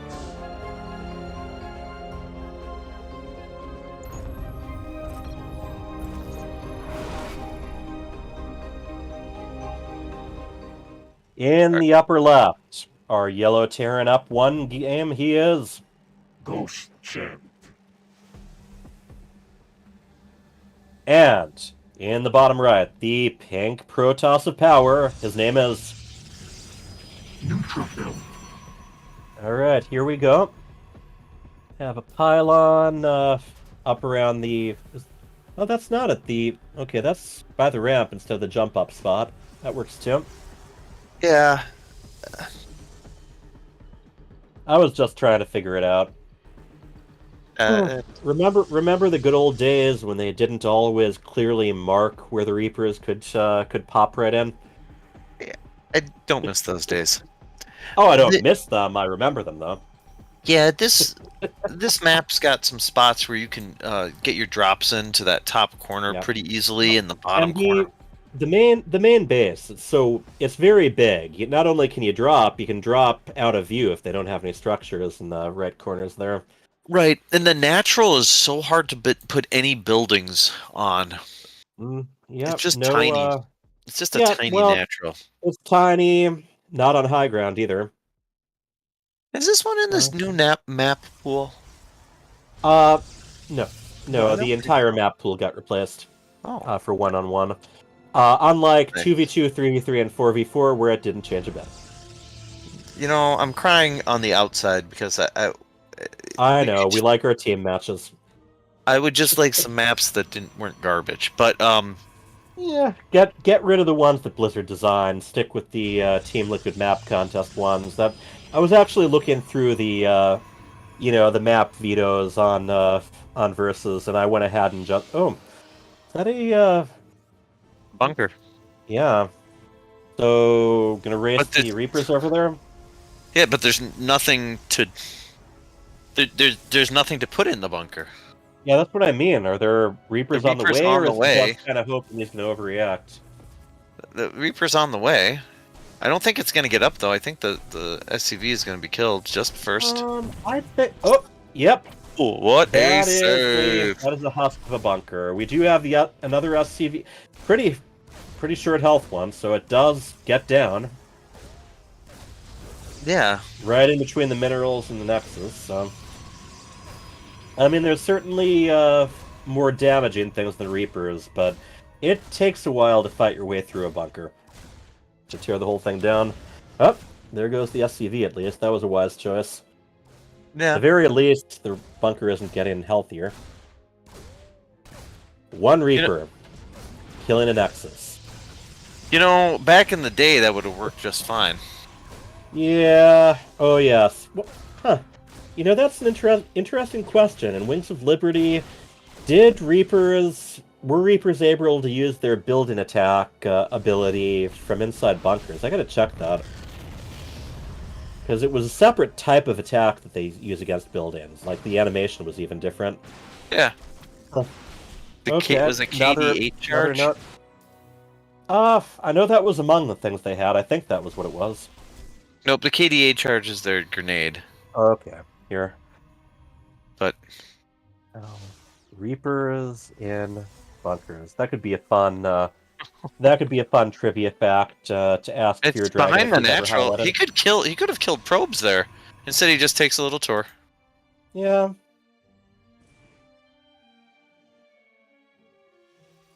Alright, well we got the upgrades coming up. Yeah, the bunker, not a huge investment, and it did delay mining from that natural for a while. So I liked it. Oh, and the Zealot? That probably could have gone better for the Zealot. Okay, he stalked better than the other guy reaped. Got it. I think the Reaper got caught though, didn't it? Yeah, so the stalker was on high ground, so it just snuck up on him. Okay, yeah.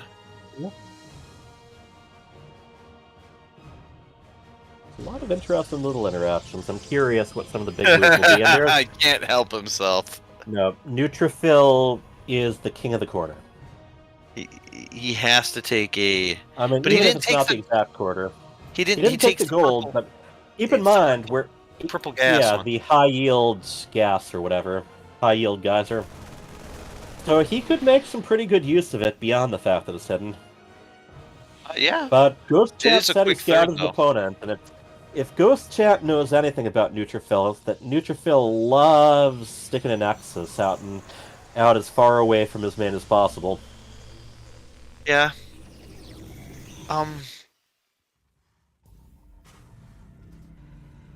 So supply pretty close right now. That he's checking. Mm-hmm. So where's this guy going? This guy is going pretty straight. He didn't check the gold. Yeah. This guy's going to the watchtower, maybe? Yeah. Like almost, yeah.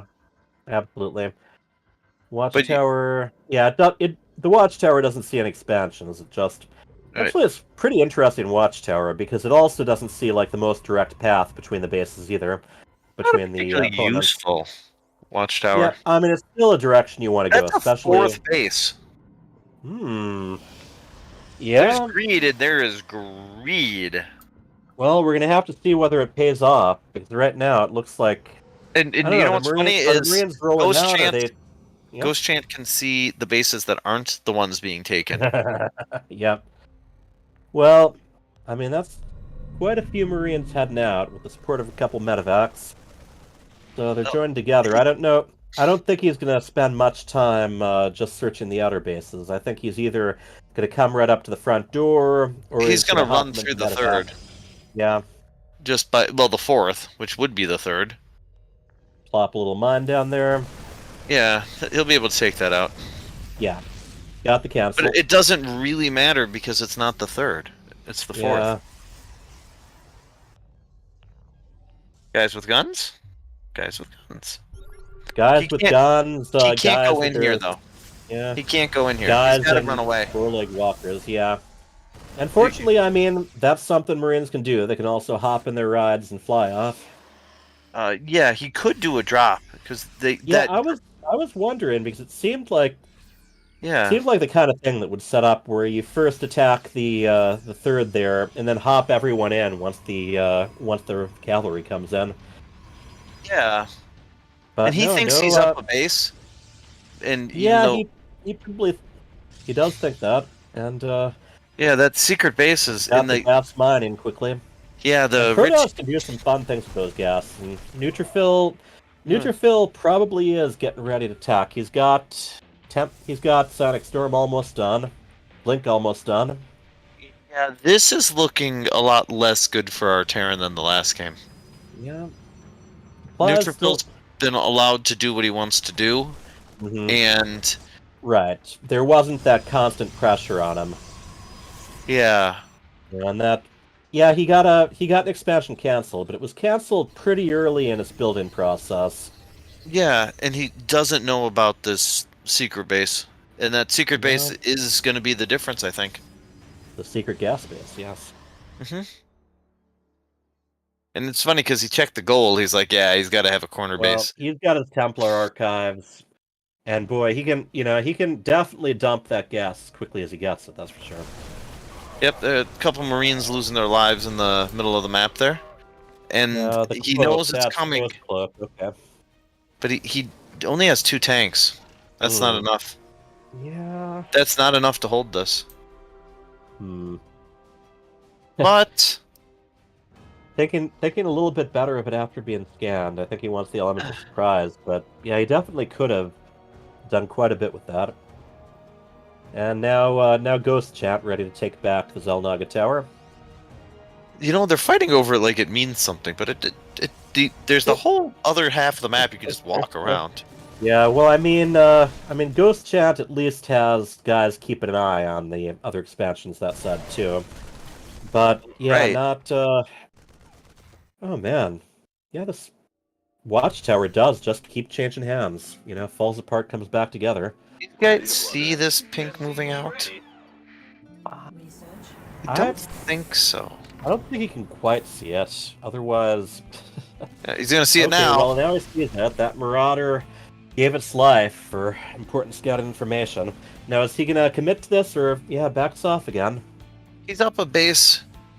Yeah, I mean, he's got an advantage.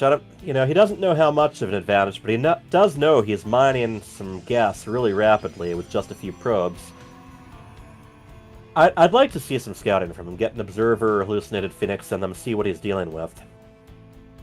Do you think and then he can measure whether to go on the offensive fully. Yeah. I think they will. I think they'll accidentally run into the. Well, I mean, aren't they looking around intentionally? I don't know. Are they going? I think they were looking for. Ooh. Bonus damage versus armor versus a lot of bonus damage against mechanical, but yeah. Fly away. So he at least sees one pylon there, so I think he knows what's up. Yeah, but he can't. What he knows what's up, but what is he gonna do against the army? Right. His army is not big enough to fight that army. But again, Neutrophil's backing off. Well, and that's really playing into Ghost Chant's hands. Right. He's giving Ghost Chant a lot of opportunity to play catch up here. Those EMPs could come in let's see what clutch. happens. Let's see.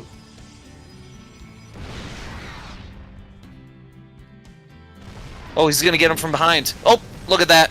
Oh, nice. One more storm. That was beautiful. Yeah, and still And taking... they're standing in the tank Yeah, fire. they're getting quite a bit of tank fire with no chance to return the favor at all. Yeah. Ghost Chant's now on 5 bases. Yeah, although I mean they both have at least one base that neither is mining from yet. So we'll see how much they invest in that. I'm Kinda. surprised neither of them have been taking down the rocks either.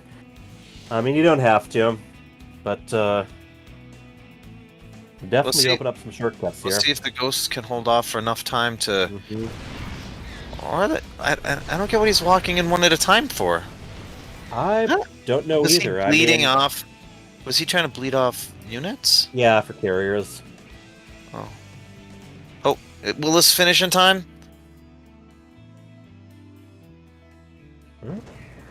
DTs. Yeah, we'll finish.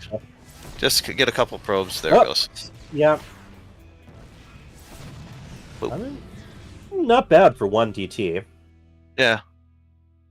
Yep. The Terran is just falling behind though. His tech. Both of them being very cautious. I mean, neither of them have really even been doing any drop play. You got the Vikings that scouted around, and I guess possibly we're going to land in a mineral line or something, but.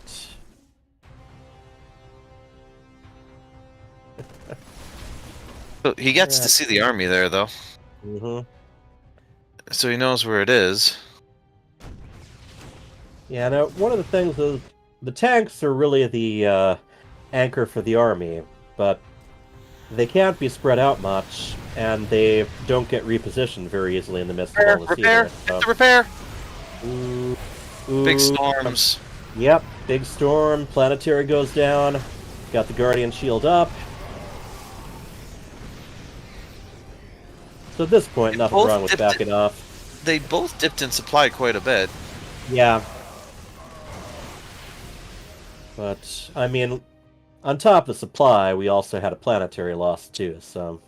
And also on top of that, Neutrophil kind of wants to free up supply right now. Got 3 carriers building at a time. And I don't know... I don't think that the Ghost Chant has a good answer to it. I mean... Not exactly going heavily on the Vikings or Thors. He can definitely take the shields away quickly with the ghosts, but it's like the siege tanks can take advantage of that destructible rocks, but so can the carriers. Yeah. All right. Let's see the engagement. I guess I think Neutrophil kind of wants them to waste their EMPs on his ground army. As long as the carriers don't lose their shields, he's good. Granted, there's a lot more ghosts just waiting there. The carriers are just going to come and eat these. Yeah. And if he could get a good number of zealots out underneath those doesn't carriers, matter. Yeah. There's too many carriers, and Carrier Colossus is just better than what the Terran has right now. Right. And what he doesn't have is, Thors, Vikings. It's a really high detection. damage anti-air. He doesn't have any detection. Yeah. I mean... And even if he did, the carriers are pretty good at picking out missile turrets from a distance. Oh, yeah, this might be the last stand here. Yeah. I mean...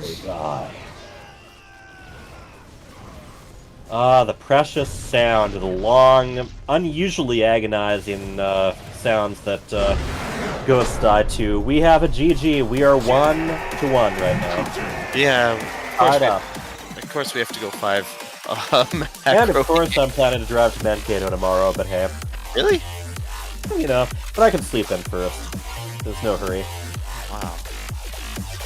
I haven't done Mankato is about an hour and a half south of St. Paul, for those who are really curious in Minnesota geography. So inside out next map? Inside and out. Stop it, you. Have we gone 5 for each game? No, the 2v2 fell 1 short. It ended on game 4. But yeah, this is I mean, for those who like their playoffs to go into overtime, welcome. Yeah. Definitely haven't had any all-out stomps, that's for sure. No, it's been back and forth as much as it can be back and forth.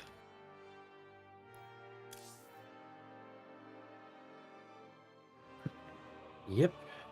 That's the way it's gone for any match that hasn't involved an Oracle that was out of patrol range of the Phoenix.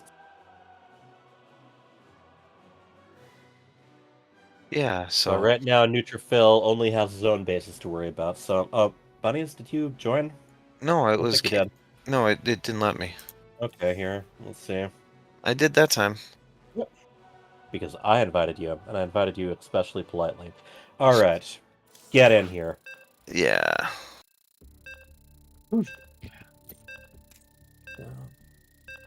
What do you think this map lends itself to well? I mean, definitely room for drop play here. Yeah.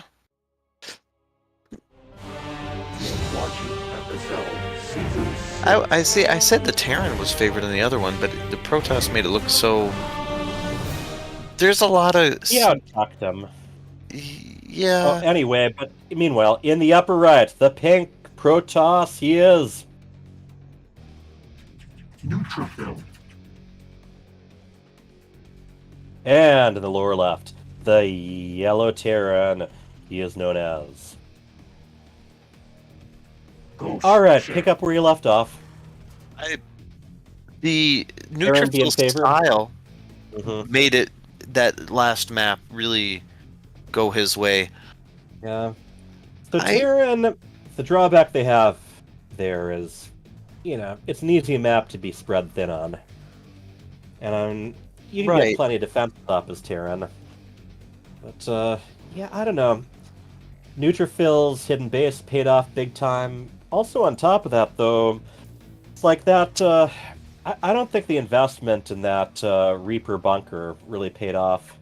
No, I think, he obviously didn't spend a lot of resources on it, but it definitely took time. I think it took, attention as well. That's what I mean, yeah. So, not mining from gas at all right now. Yeah, that's very interesting. What do you think that means? It's not like he mined gas a little bit and then pulled his probes. So it's not like, he's doing it again. Yep. But why? That bunker. Yeah. It's 100 minerals. You're right here. You can get 75 of it back, but during this time, those minerals are tied up in the bunker. Right. And I don't think it's going to complete. Yeah. I mean, since he saw it straight from the beginning too, it's like, obviously this is annoying. He keeps having to reposition everything because of the minerals. Oh, it completed. Oh, SCV out of here. But it's just going to be killed. Knock knock. Knock knock. You knock, gotta. No, it's not going to be salvaged. No. So you lost. That just plain exploded. Yeah, that just lost 100 minerals. minerals. I did make a Zealot that's probably going to be wasted chasing after this Reaper, but the Stalker's almost out. Yeah, he could just kill another probe. That might be worth it. Yeah. Well, it's something anyway. Especially if the Reaper gets out of there afterwards. Yeah. Yeah, he killed another probe, so that's something. But his base is slowed. And sometimes people get too fancy. Yes. And, I've definitely been guilty of that, but while you're doing that, there's other stuff you can't be doing. Whether because of attention or because of the resources that are tied up in it. Yeah. And Okay, that bunker's going at the top of the natural ramp. Yeah. Not that unusual. Zealot is just kind of peeking around, I guess, seeing if there's a proxy or anything. Yeah. I mean, Zealots aren't going to be The used for Reaper got much else packets. until they get their charge. Yep, he gets to see pretty much everything. I think he does. Oh, wow. That was some real airtime. But he got to see the Twilight and the Robo, so he knows. Yeah, he knows where the gas is going. Yep.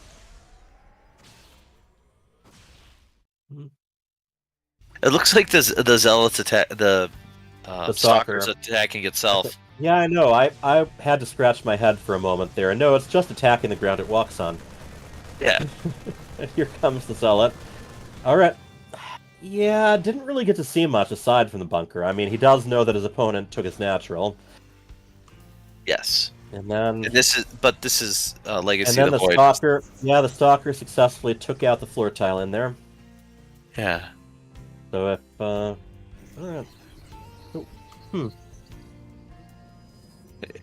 Hellion drop. I like it. Yeah. Wasn't expecting that. 3 Hellions total, yeah. I really like it. Ooh, and Marines.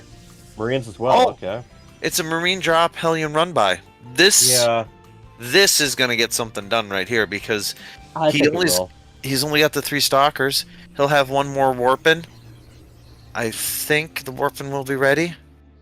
But if it hits real smooth, the Warpin will be ready. Where are they warping in? They're not warping in. Oh.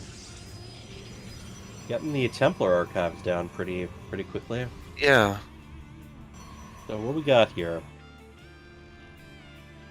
You've got to drop. You got to drop them. Oh, you got to drop them. Fire cars. Drop. Do the drops. Excellent. Yep. Yeah, that's okay. I think he went backwards with this. Yeah, I think so too. I think the Hellions could have gotten a lot done if they moved in while the Marines were distracting everything. Still, I mean, you gotta say he has gotten a lot done. Yeah. Yep. Put in some big worker pulls too. Yeah. 9. But that 9, he's down a base though. True enough. And behind on tech a little bit too. Yeah. I'm not liking this. I don't think it did get 9, but it was a full medevac that got roasted for it. So. Well, did the medevac go down or just the Marines? I think everything went down because he doesn't have a medevac. So I'm gonna say probably the medevac went down. Okay. That or decided to commit suicide. Every unit should have a self-destruct, not just Banelands. Oh, he misses the army move out. Yep. Let's see what happens here. So I think he's going to be trying for something similar. I think he's going to try to warp in with the warp prism while also hitting up front with some other units. Yeah, that will work a lot less good because there's 2 tanks and a bunker. He can also, I mean, wait, he's gonna salvage it right at the wrong time. Ooh, well, let's see what happens here. Oh, I take that back. Or he could move out and just die, and that's what's gonna happen. So, huh? Not sure what exactly is happening here. Seems like they've both kind of hesitated. Yeah, but Ghost Chant doesn't have enough to take on Neutrophil. Yeah. And Neutrophil has the almighty Protoss recall.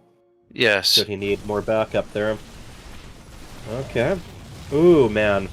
Look at all those SCVs that were set to repair it, but then just stood there. The command got negated. Yeah, but I don't like this for Terran. No, I think Terran's Terran's running across the map. He's got to fight there. His SCV's got to get back to work, and here comes the warp prism into main. With the take there. Yeah, I think this is. just it. Or just, yeah. I think he can see it too. Yeah, he can. Yeah, this is it. Yeah. Looks like Doom. Yeah. That's unfortunate. But maybe he gets a little less of that bunker. Yeah, I think he was doing a lot better just straight up than he was trying to eke advantages out of that interference. So we have GG. Yep. We're ready for game 3. Yeah. Ghost Chant, he did really, really well. Ghost Chant runs his fingers through his goatee, just like I do in between games. Well, Neutrophil tries for the nose scratch. You know, that drop, if he would have dropped the Marines first and then run in. Yeah, I think that was just a little out of order there. Yeah, but it still got a lot done. It's just that he was behind. Yeah. All right, next game is on Moondown.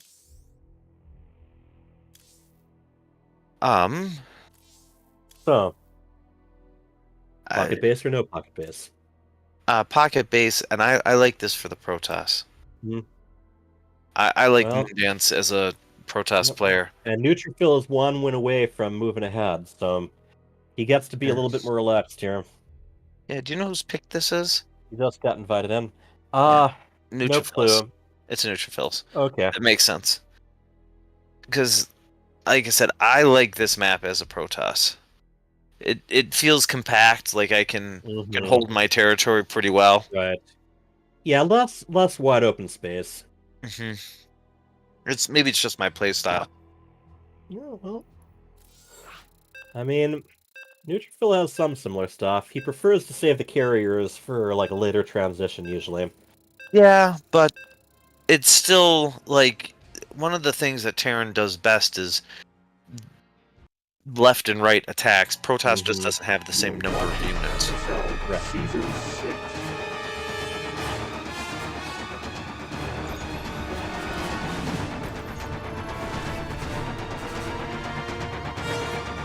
Yeah, at the top left, the yellow Terran. He is Ghost Chant.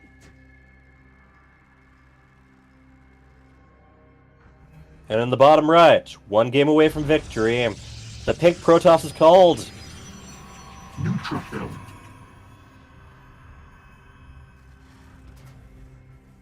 No cheese at all. Yeah, not really. I mean, you know, those Reaper bunker things, a little bit. I mean, I'd say they count. Yeah, cheeky, but not meant to just take the win away if the guy doesn't see it in time. Right. It's annoyance. It's like a gas steal more than it is like. Yeah, I think that's a perfect analogy there. More than a proxy pylon. Right. And also, you're putting out a structure that you know you're going to lose. Yeah, trying to recover, but I feel like most of the time you've spent that 100 minerals on their side. Yeah, it's trade-off, and honestly, a lot of the time the bonus. Yeah, here we go. I was just about to point out that I think is better. Yeah. Exactly. If you can prevent the Nexus from going down to begin with, rather than just putting something in between it and the minerals. Yeah, and that is way better. You're going to get most of your minerals back. You're going to delay the Nexus.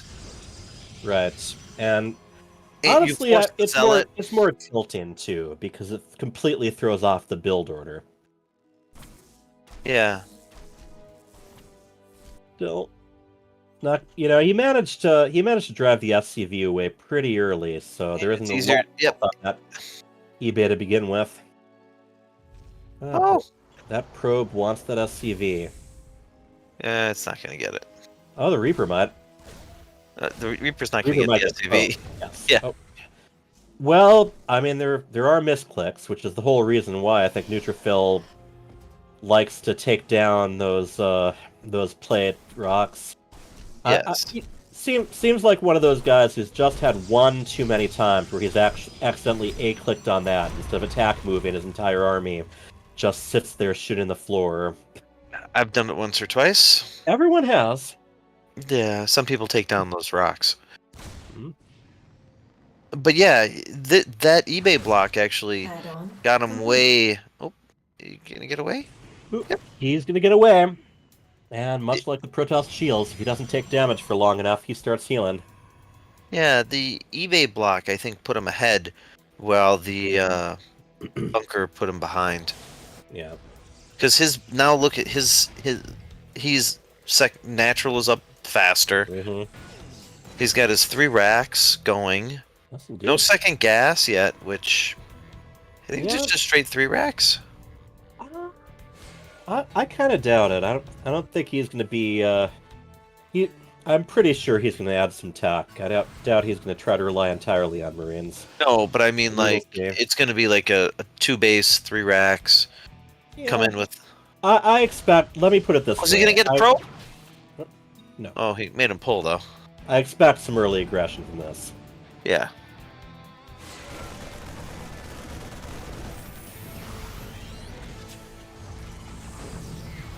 But yeah, we gotta run away there. Yeah, unfortunately, Marines not fantastic against Adepts. Yep. Kill them. Well, that again. If the Adepts on... Oh, wow, I got both of them. Okay, never mind. Marines rule. Charge on the way. And we have both stim and combat shields getting, good 3/4 of the way along. So I'm wondering if this is going to be a timing attack here. It definitely is. Yeah.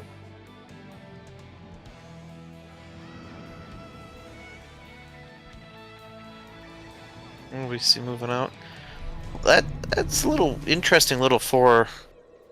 What was canceled there? Dunno. I blinked. 75. It had to be either a missile turret or a bunker.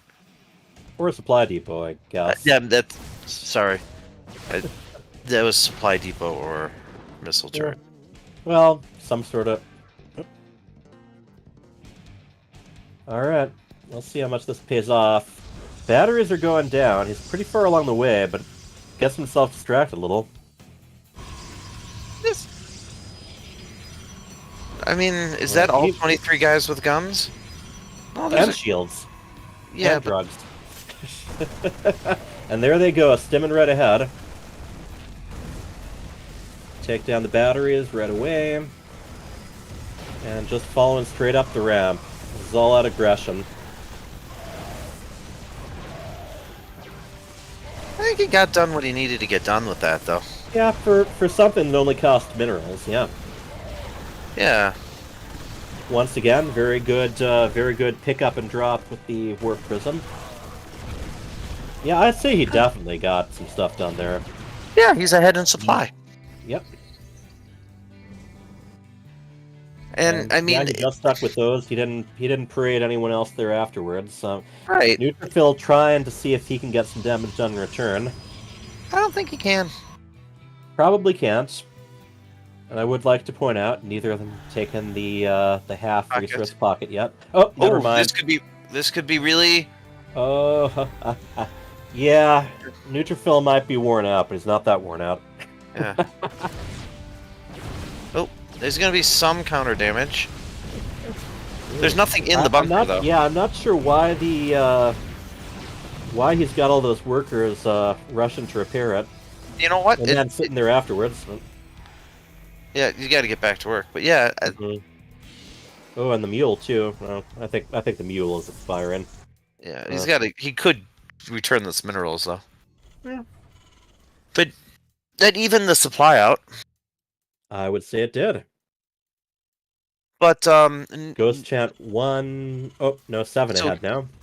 So he just Neutrophil just started his Nexus, while Ghost Chant's most of the way done with his. Now he took the back while Neutrophil went forward. So yep. So a lot easier to defend, but a lot less you can mine from their total. Well, or at once. How many idle workers does Ghost Chant have? At least a couple. Yeah. Okay, Storm getting fairly close to completing. I guess the Warp Prison that time. Yep, that was a really big pickoff. Mm-hmm. Yeah, that means that he can rest easy, at least for a little while. Yeah, more medevacs coming out. Man, is Storm done? Storm is done. These the Templars getting each charged have up. one Storm. Okay. We'll see how much There's you can no done. tanks get here. there. No. I mean, it's Marauders, they survive a little longer and they're harder to escape from, but I think he's got to run away. yeah. Or just casually retreat, you know. No, I think he's got to stay. No, away. run! Run! Ooh, boy. That's what I was saying. He's got to stay away from the Stormy boys. Mm-hmm.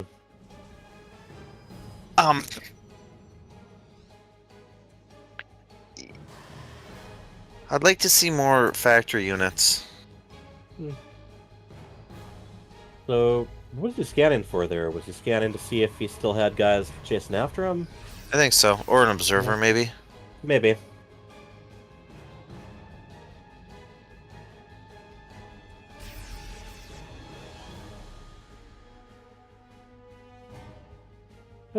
Ever bug you that people call Dark Templar capey boys when High Templar have capes too? Yeah. Yeah, the capes are more pronounced on the High Templar. Well, not only that, but they're not invisible. I mean, yeah, Dark Templar are dressed for success, but it usually matters for naught, since, you know, how well do you have to dress up if you're invisible?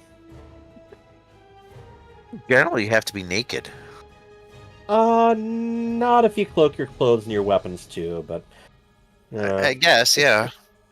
Does remind me of the old Invader Zem thing, where the mech battle, unit that Zem was in was cloaked, but you could see him sitting right there in the cockpit, looking like he was hovering. He's looking for observers on his army. Yeah. Which is smart if you're going to do this drop. Mm-hmm. But Right. You want to be able to attack where the Protoss isn't. Right. This is a big drop. And the Protoss is very far out of position. But he'll only have half his army to fight if he comes in and smashes this fourth position. Yeah. So Terran has some really good defenses, but if it's somewhere that's just getting set up, it's going to be pretty bare. Or naked, Yeah. you might say, yes. Yes. This. Uh-oh. Yeah. You gotta burrow those mines. Mm-hmm. Alright. Oh! Burrows, but still gets blown up. One of them gets a shot off. Yeah. That's command center. Oh. Those were really good feedbacks. Yeah, that was pretty He's got to intense drop there. He's got to drop this right now. Okay, so... And the recall came off but to the wrong base. Yeah. That's very tricky to... If you're in a real hurry to recall, it's difficult to control where you select. I would like to see him take out that pylon. Mm-hmm. Yeah. Oh. Deep power 2 or 3 gateways, but I mean, regardless, that got a lot done no matter what. Yep, and he's gonna get the next base. Oh.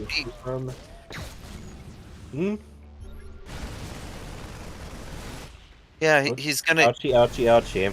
I think it looks really bad for our Protoss hero here. Right.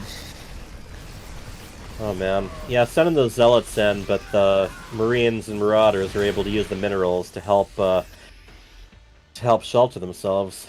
Yeah. A lot of carnage. He's down to 2. It's a 2-base Protoss. Yes, indeed. And one of those bases being nearly empty at this point. Yeah. Alright. Oh. Well, got some nice kills there, at least. What we got? I mean, their army supply is about the same as the worker supply. Yeah, but that's pretty far behind on. And that means less workers in the future. He's behind workers. The Terran's double expanding, and the Terran can always float his buildings. Yeah, he can float his buildings, or he can set them up to defend themselves. Yeah, but you can float And command that's three. centers. Yeah, that's 3 command centers he's got down. So one of them might be there as a planetary or additional orbital, or it Yeah. might just fly over, like you said. I'd like to see more racks. Yeah. Yeah, Terran, Ghost Chant definitely could do with some more production structures, no matter what they are. His money is piling up a little bit. And he's also supply blocked now. But that's going to be undone in supply just a depots second. are almost done, yeah. Not supply depots, well, command centers. Well, that too, but he also just finished building 3 supply depots. Also, Terran has the little hat it can put on top of the depots. Yeah. If worst comes to worst. Okay. That's a good surround. Some of them, yeah. Zealous didn't last long, but that was more damage he was able to do. Yeah. Those mines definitely did their work, though. Yeah, and I thought he had an observer with this. He might have at some point. And Observers can die without many people noticing. Oh, he got the full medevac on the retreat. Yeah. That's really nice. Those mines are still active, though, but I think he has to push right now. Yeah, Neutrophil has a supply advantage, probably not for long.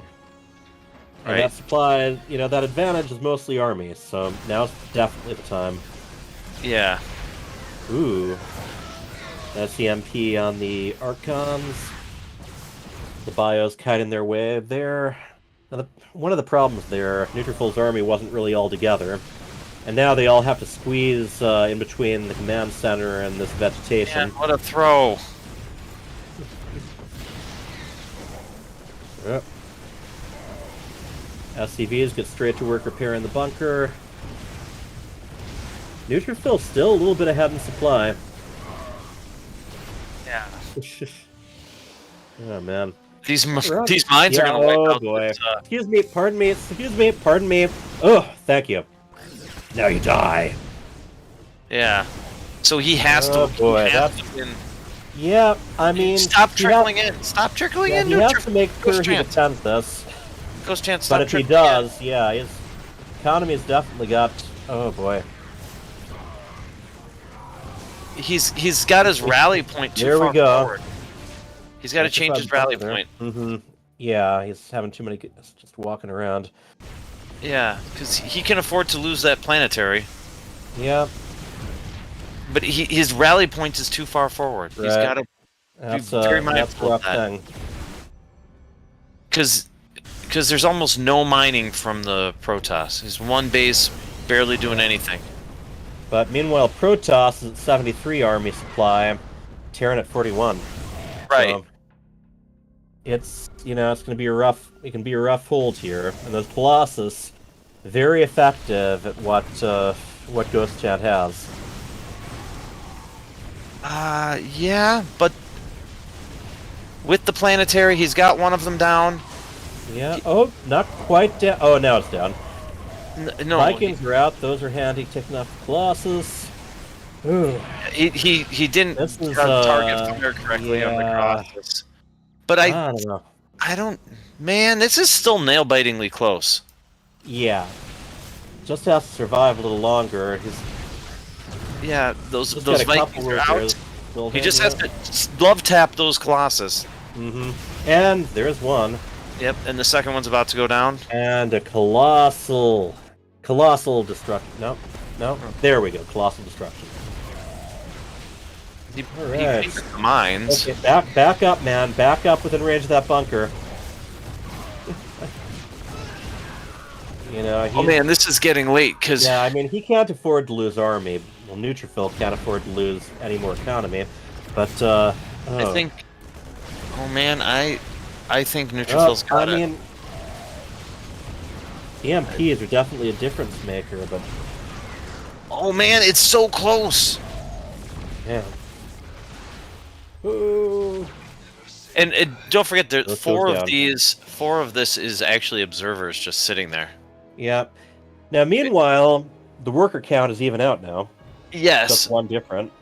And there's no active bases, basically. There's 16 of 6 in the back, but he can, if he thinks about it now, Yeah, float a base. he can pick up and fly and just take a fresh one. Yeah. Neither of them working on much economy right now. Neutrophil's taking his extra base. He's 30 and 34, 30 workers and 34 workers. I would really like to see him fly that back base. Mm-hmm.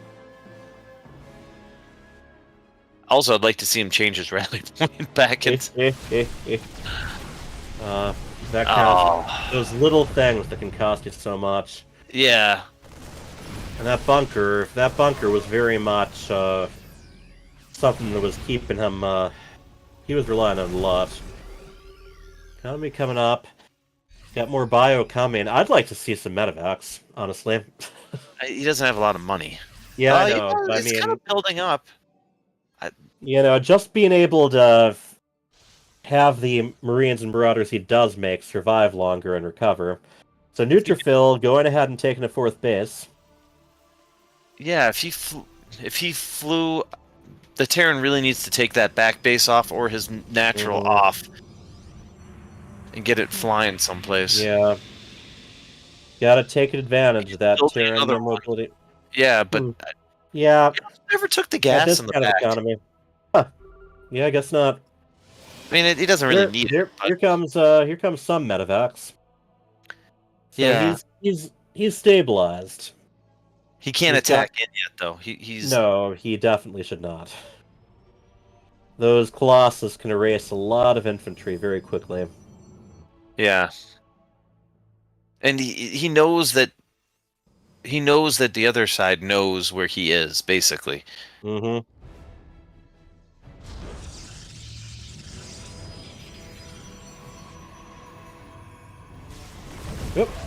Yep. And hit the reverse button. Yes, brave Sir Robin ran away. I didn't! You know what, though? If he dropped the natural again, mm-hmm. That's a winning move right now. We can see it, and he can't, obviously. Look how... But, yeah. Oh, and Neutrophils came up with the same idea of... Oh, he is. He's going to doom drop the natural. Are they going to run into each other? Are they going to run into each other? Yep. They do. Did they see each other? Happy flying, happy flying. And the warp prism.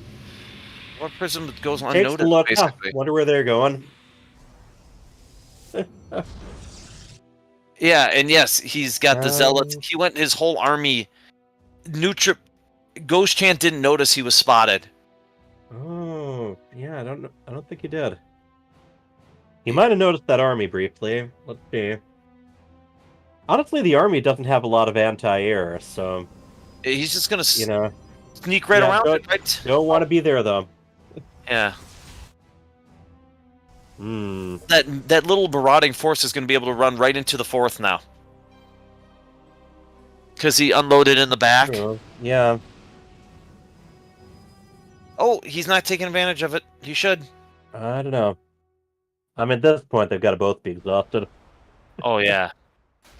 But, I mean, the supply advantage very much in Protoss' favor now. Yeah. On top of that, yeah, a lot of units that aren't at home to defend for Terran. Yeah, He'd be doing alright against those stalkers, but he's 12 workers. He can't afford to lose that. Neither of them can afford to lose more economy. Does he have enough to push this away? Oh, those Archons are going to get erased. Right. They got the erasable magnetic pulse, right? EMP. Yeah. That evac's gone. Yep. Yeah, Terran lost a lot more workers there, and Terran was already behind overall in supply. Oh, and these SCVs, no. Ooh. Okay, good. He didn't lose many. Send them to the other base. The other base is... Command center. The Zealot. Ooh, yeah. I don't know. Ghost Chant seems a little bit overtaxed here. Like, you know, he had those... He had those Vikings there that he didn't move. Just... So many stuff he has to try to keep alive at the same time, and he's just about half supply. Yeah, So This has been back and forth. Neutrophil's looking like he's going to be moving on. Yeah. And that command center is going to finish burning up there. Yeah, I don't think it matters. It's never going to mine anything anyway. No, but it's still tragic. Yeah. All right. I think I didn't make it to the ramp. There's the debris. You should do damage to things underneath it when they explode if they're in the air. Yeah. Yeah, I've seen some takes on what that would be like. Yeah, but there was some sort of bug in Brood War apparently that I've never seen it, but I've heard about it, where it used to be that if you that you could basically eliminate interceptors by landing Terran buildings where they were flying around. Oh. Not sure how that worked, but especially since they're supposed to be flying. So we're probably witnessing the death throes here. That's true. I don't think there's anything that Ghost can do. Mm-hmm. Besides turning into Maru real quick. Yeah. At this point, I would have those Vikings do their dance where they flip, /dance. I mean, it's not just for rubbing it in when you're winning. It's just gonna get sniped. Yeah. Yeah. No. Yeah. I mean, I think Ghost Chan. Number one, I think he's pretty exhausted, but number two, really not much he can do anyway, no matter what. Yeah, that little blink up is more than he can handle. Yeah. And it's 1 a.m. out there. Well, 10 minutes too, yeah. Yeah. That's the thing. You go in these online tournaments, you end up suffering from jet lag without ever getting on a jet. Yeah. He's at less than half the supply. This is F2A move territory. Mm-hmm. F2 A move stem, and then buy.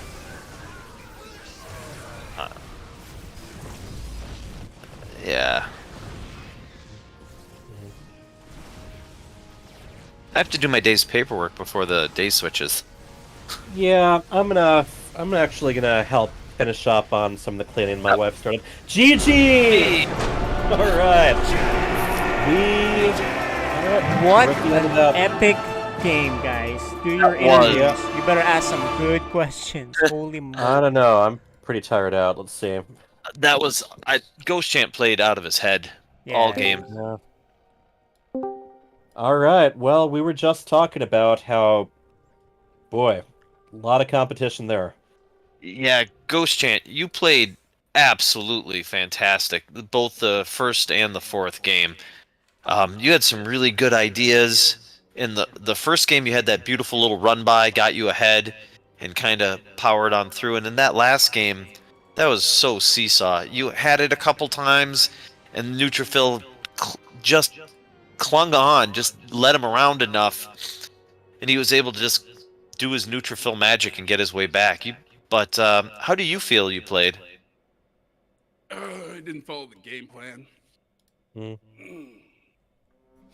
What was the game plan? Out of curiosity. So the big thing, I was supposed to go into Ghost earlier.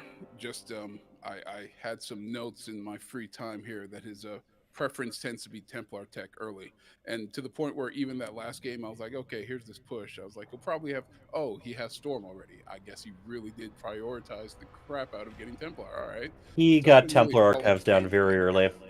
Yeah. But you had these drop plays, multitasks, really well done, and you looked like you had a game plan with the that first little attack on the first game. You kind of with two Reapers and was it 3 Reapers, a Hellion and Cyclone? You kind of won the game. You never went back to that though. So again, going back to my notes, I did that on that map because it's a kind of small map. Mhm. Like the rush distance is kind of normal, but for all practical Okay. purposes, it's a small map base to base. Yeah. And uh, again, just from observations, is he has this habit of just at like the 5 minute, 5 some odd minute mark, slapping down shield batteries that is natural for no discernible reason other than being safe. So that build isn't particularly happy on other maps. We'll say it Oh. relies on a run by, whereas I do want to fight because I can shave off units with the cyclone. You're paying really close attention to both the maps and your opponents. Yeah,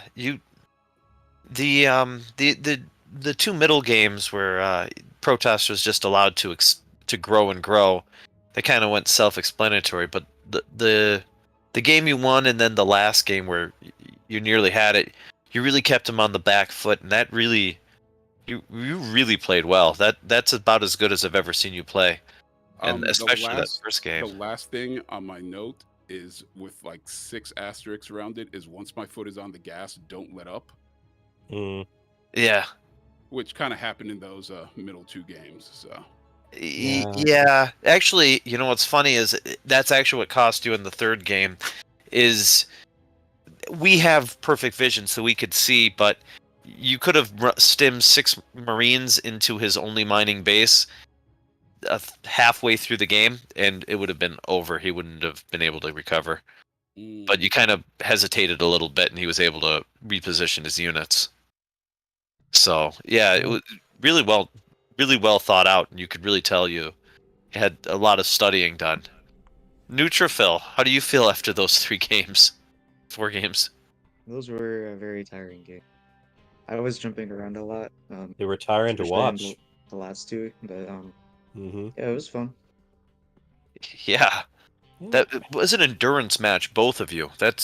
Are you guys both East Coast, right? Yeah. True gamers, 1 a.m. taxing yourself to the limit. Only way to go.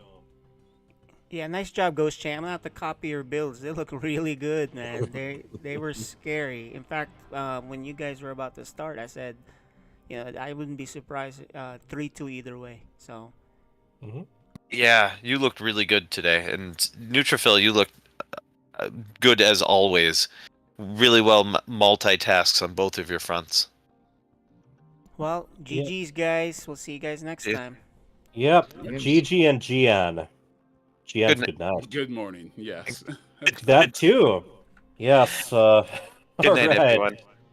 All right. I gotta well, get going. we have thanks for casting tonight, guys. And you know, we know what's gonna happen next Friday.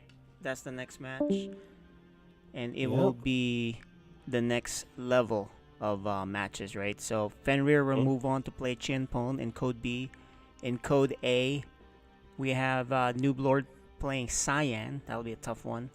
And then in 2v2, we have the other half. It'll be Vales and Hurt in Time. Val Hurt versus Noob Lord in Gray, which is Noka. And then the big Code S match, it's Neutrophil versus Dark Menace. All right, guys. Thanks for casting tonight. Any final thoughts for you, Hyper Turtle? I sleep now. Yeah, there you go. That's a good final thought. Good night. Good night. See you later. GG. Oh yeah. Keep it intense.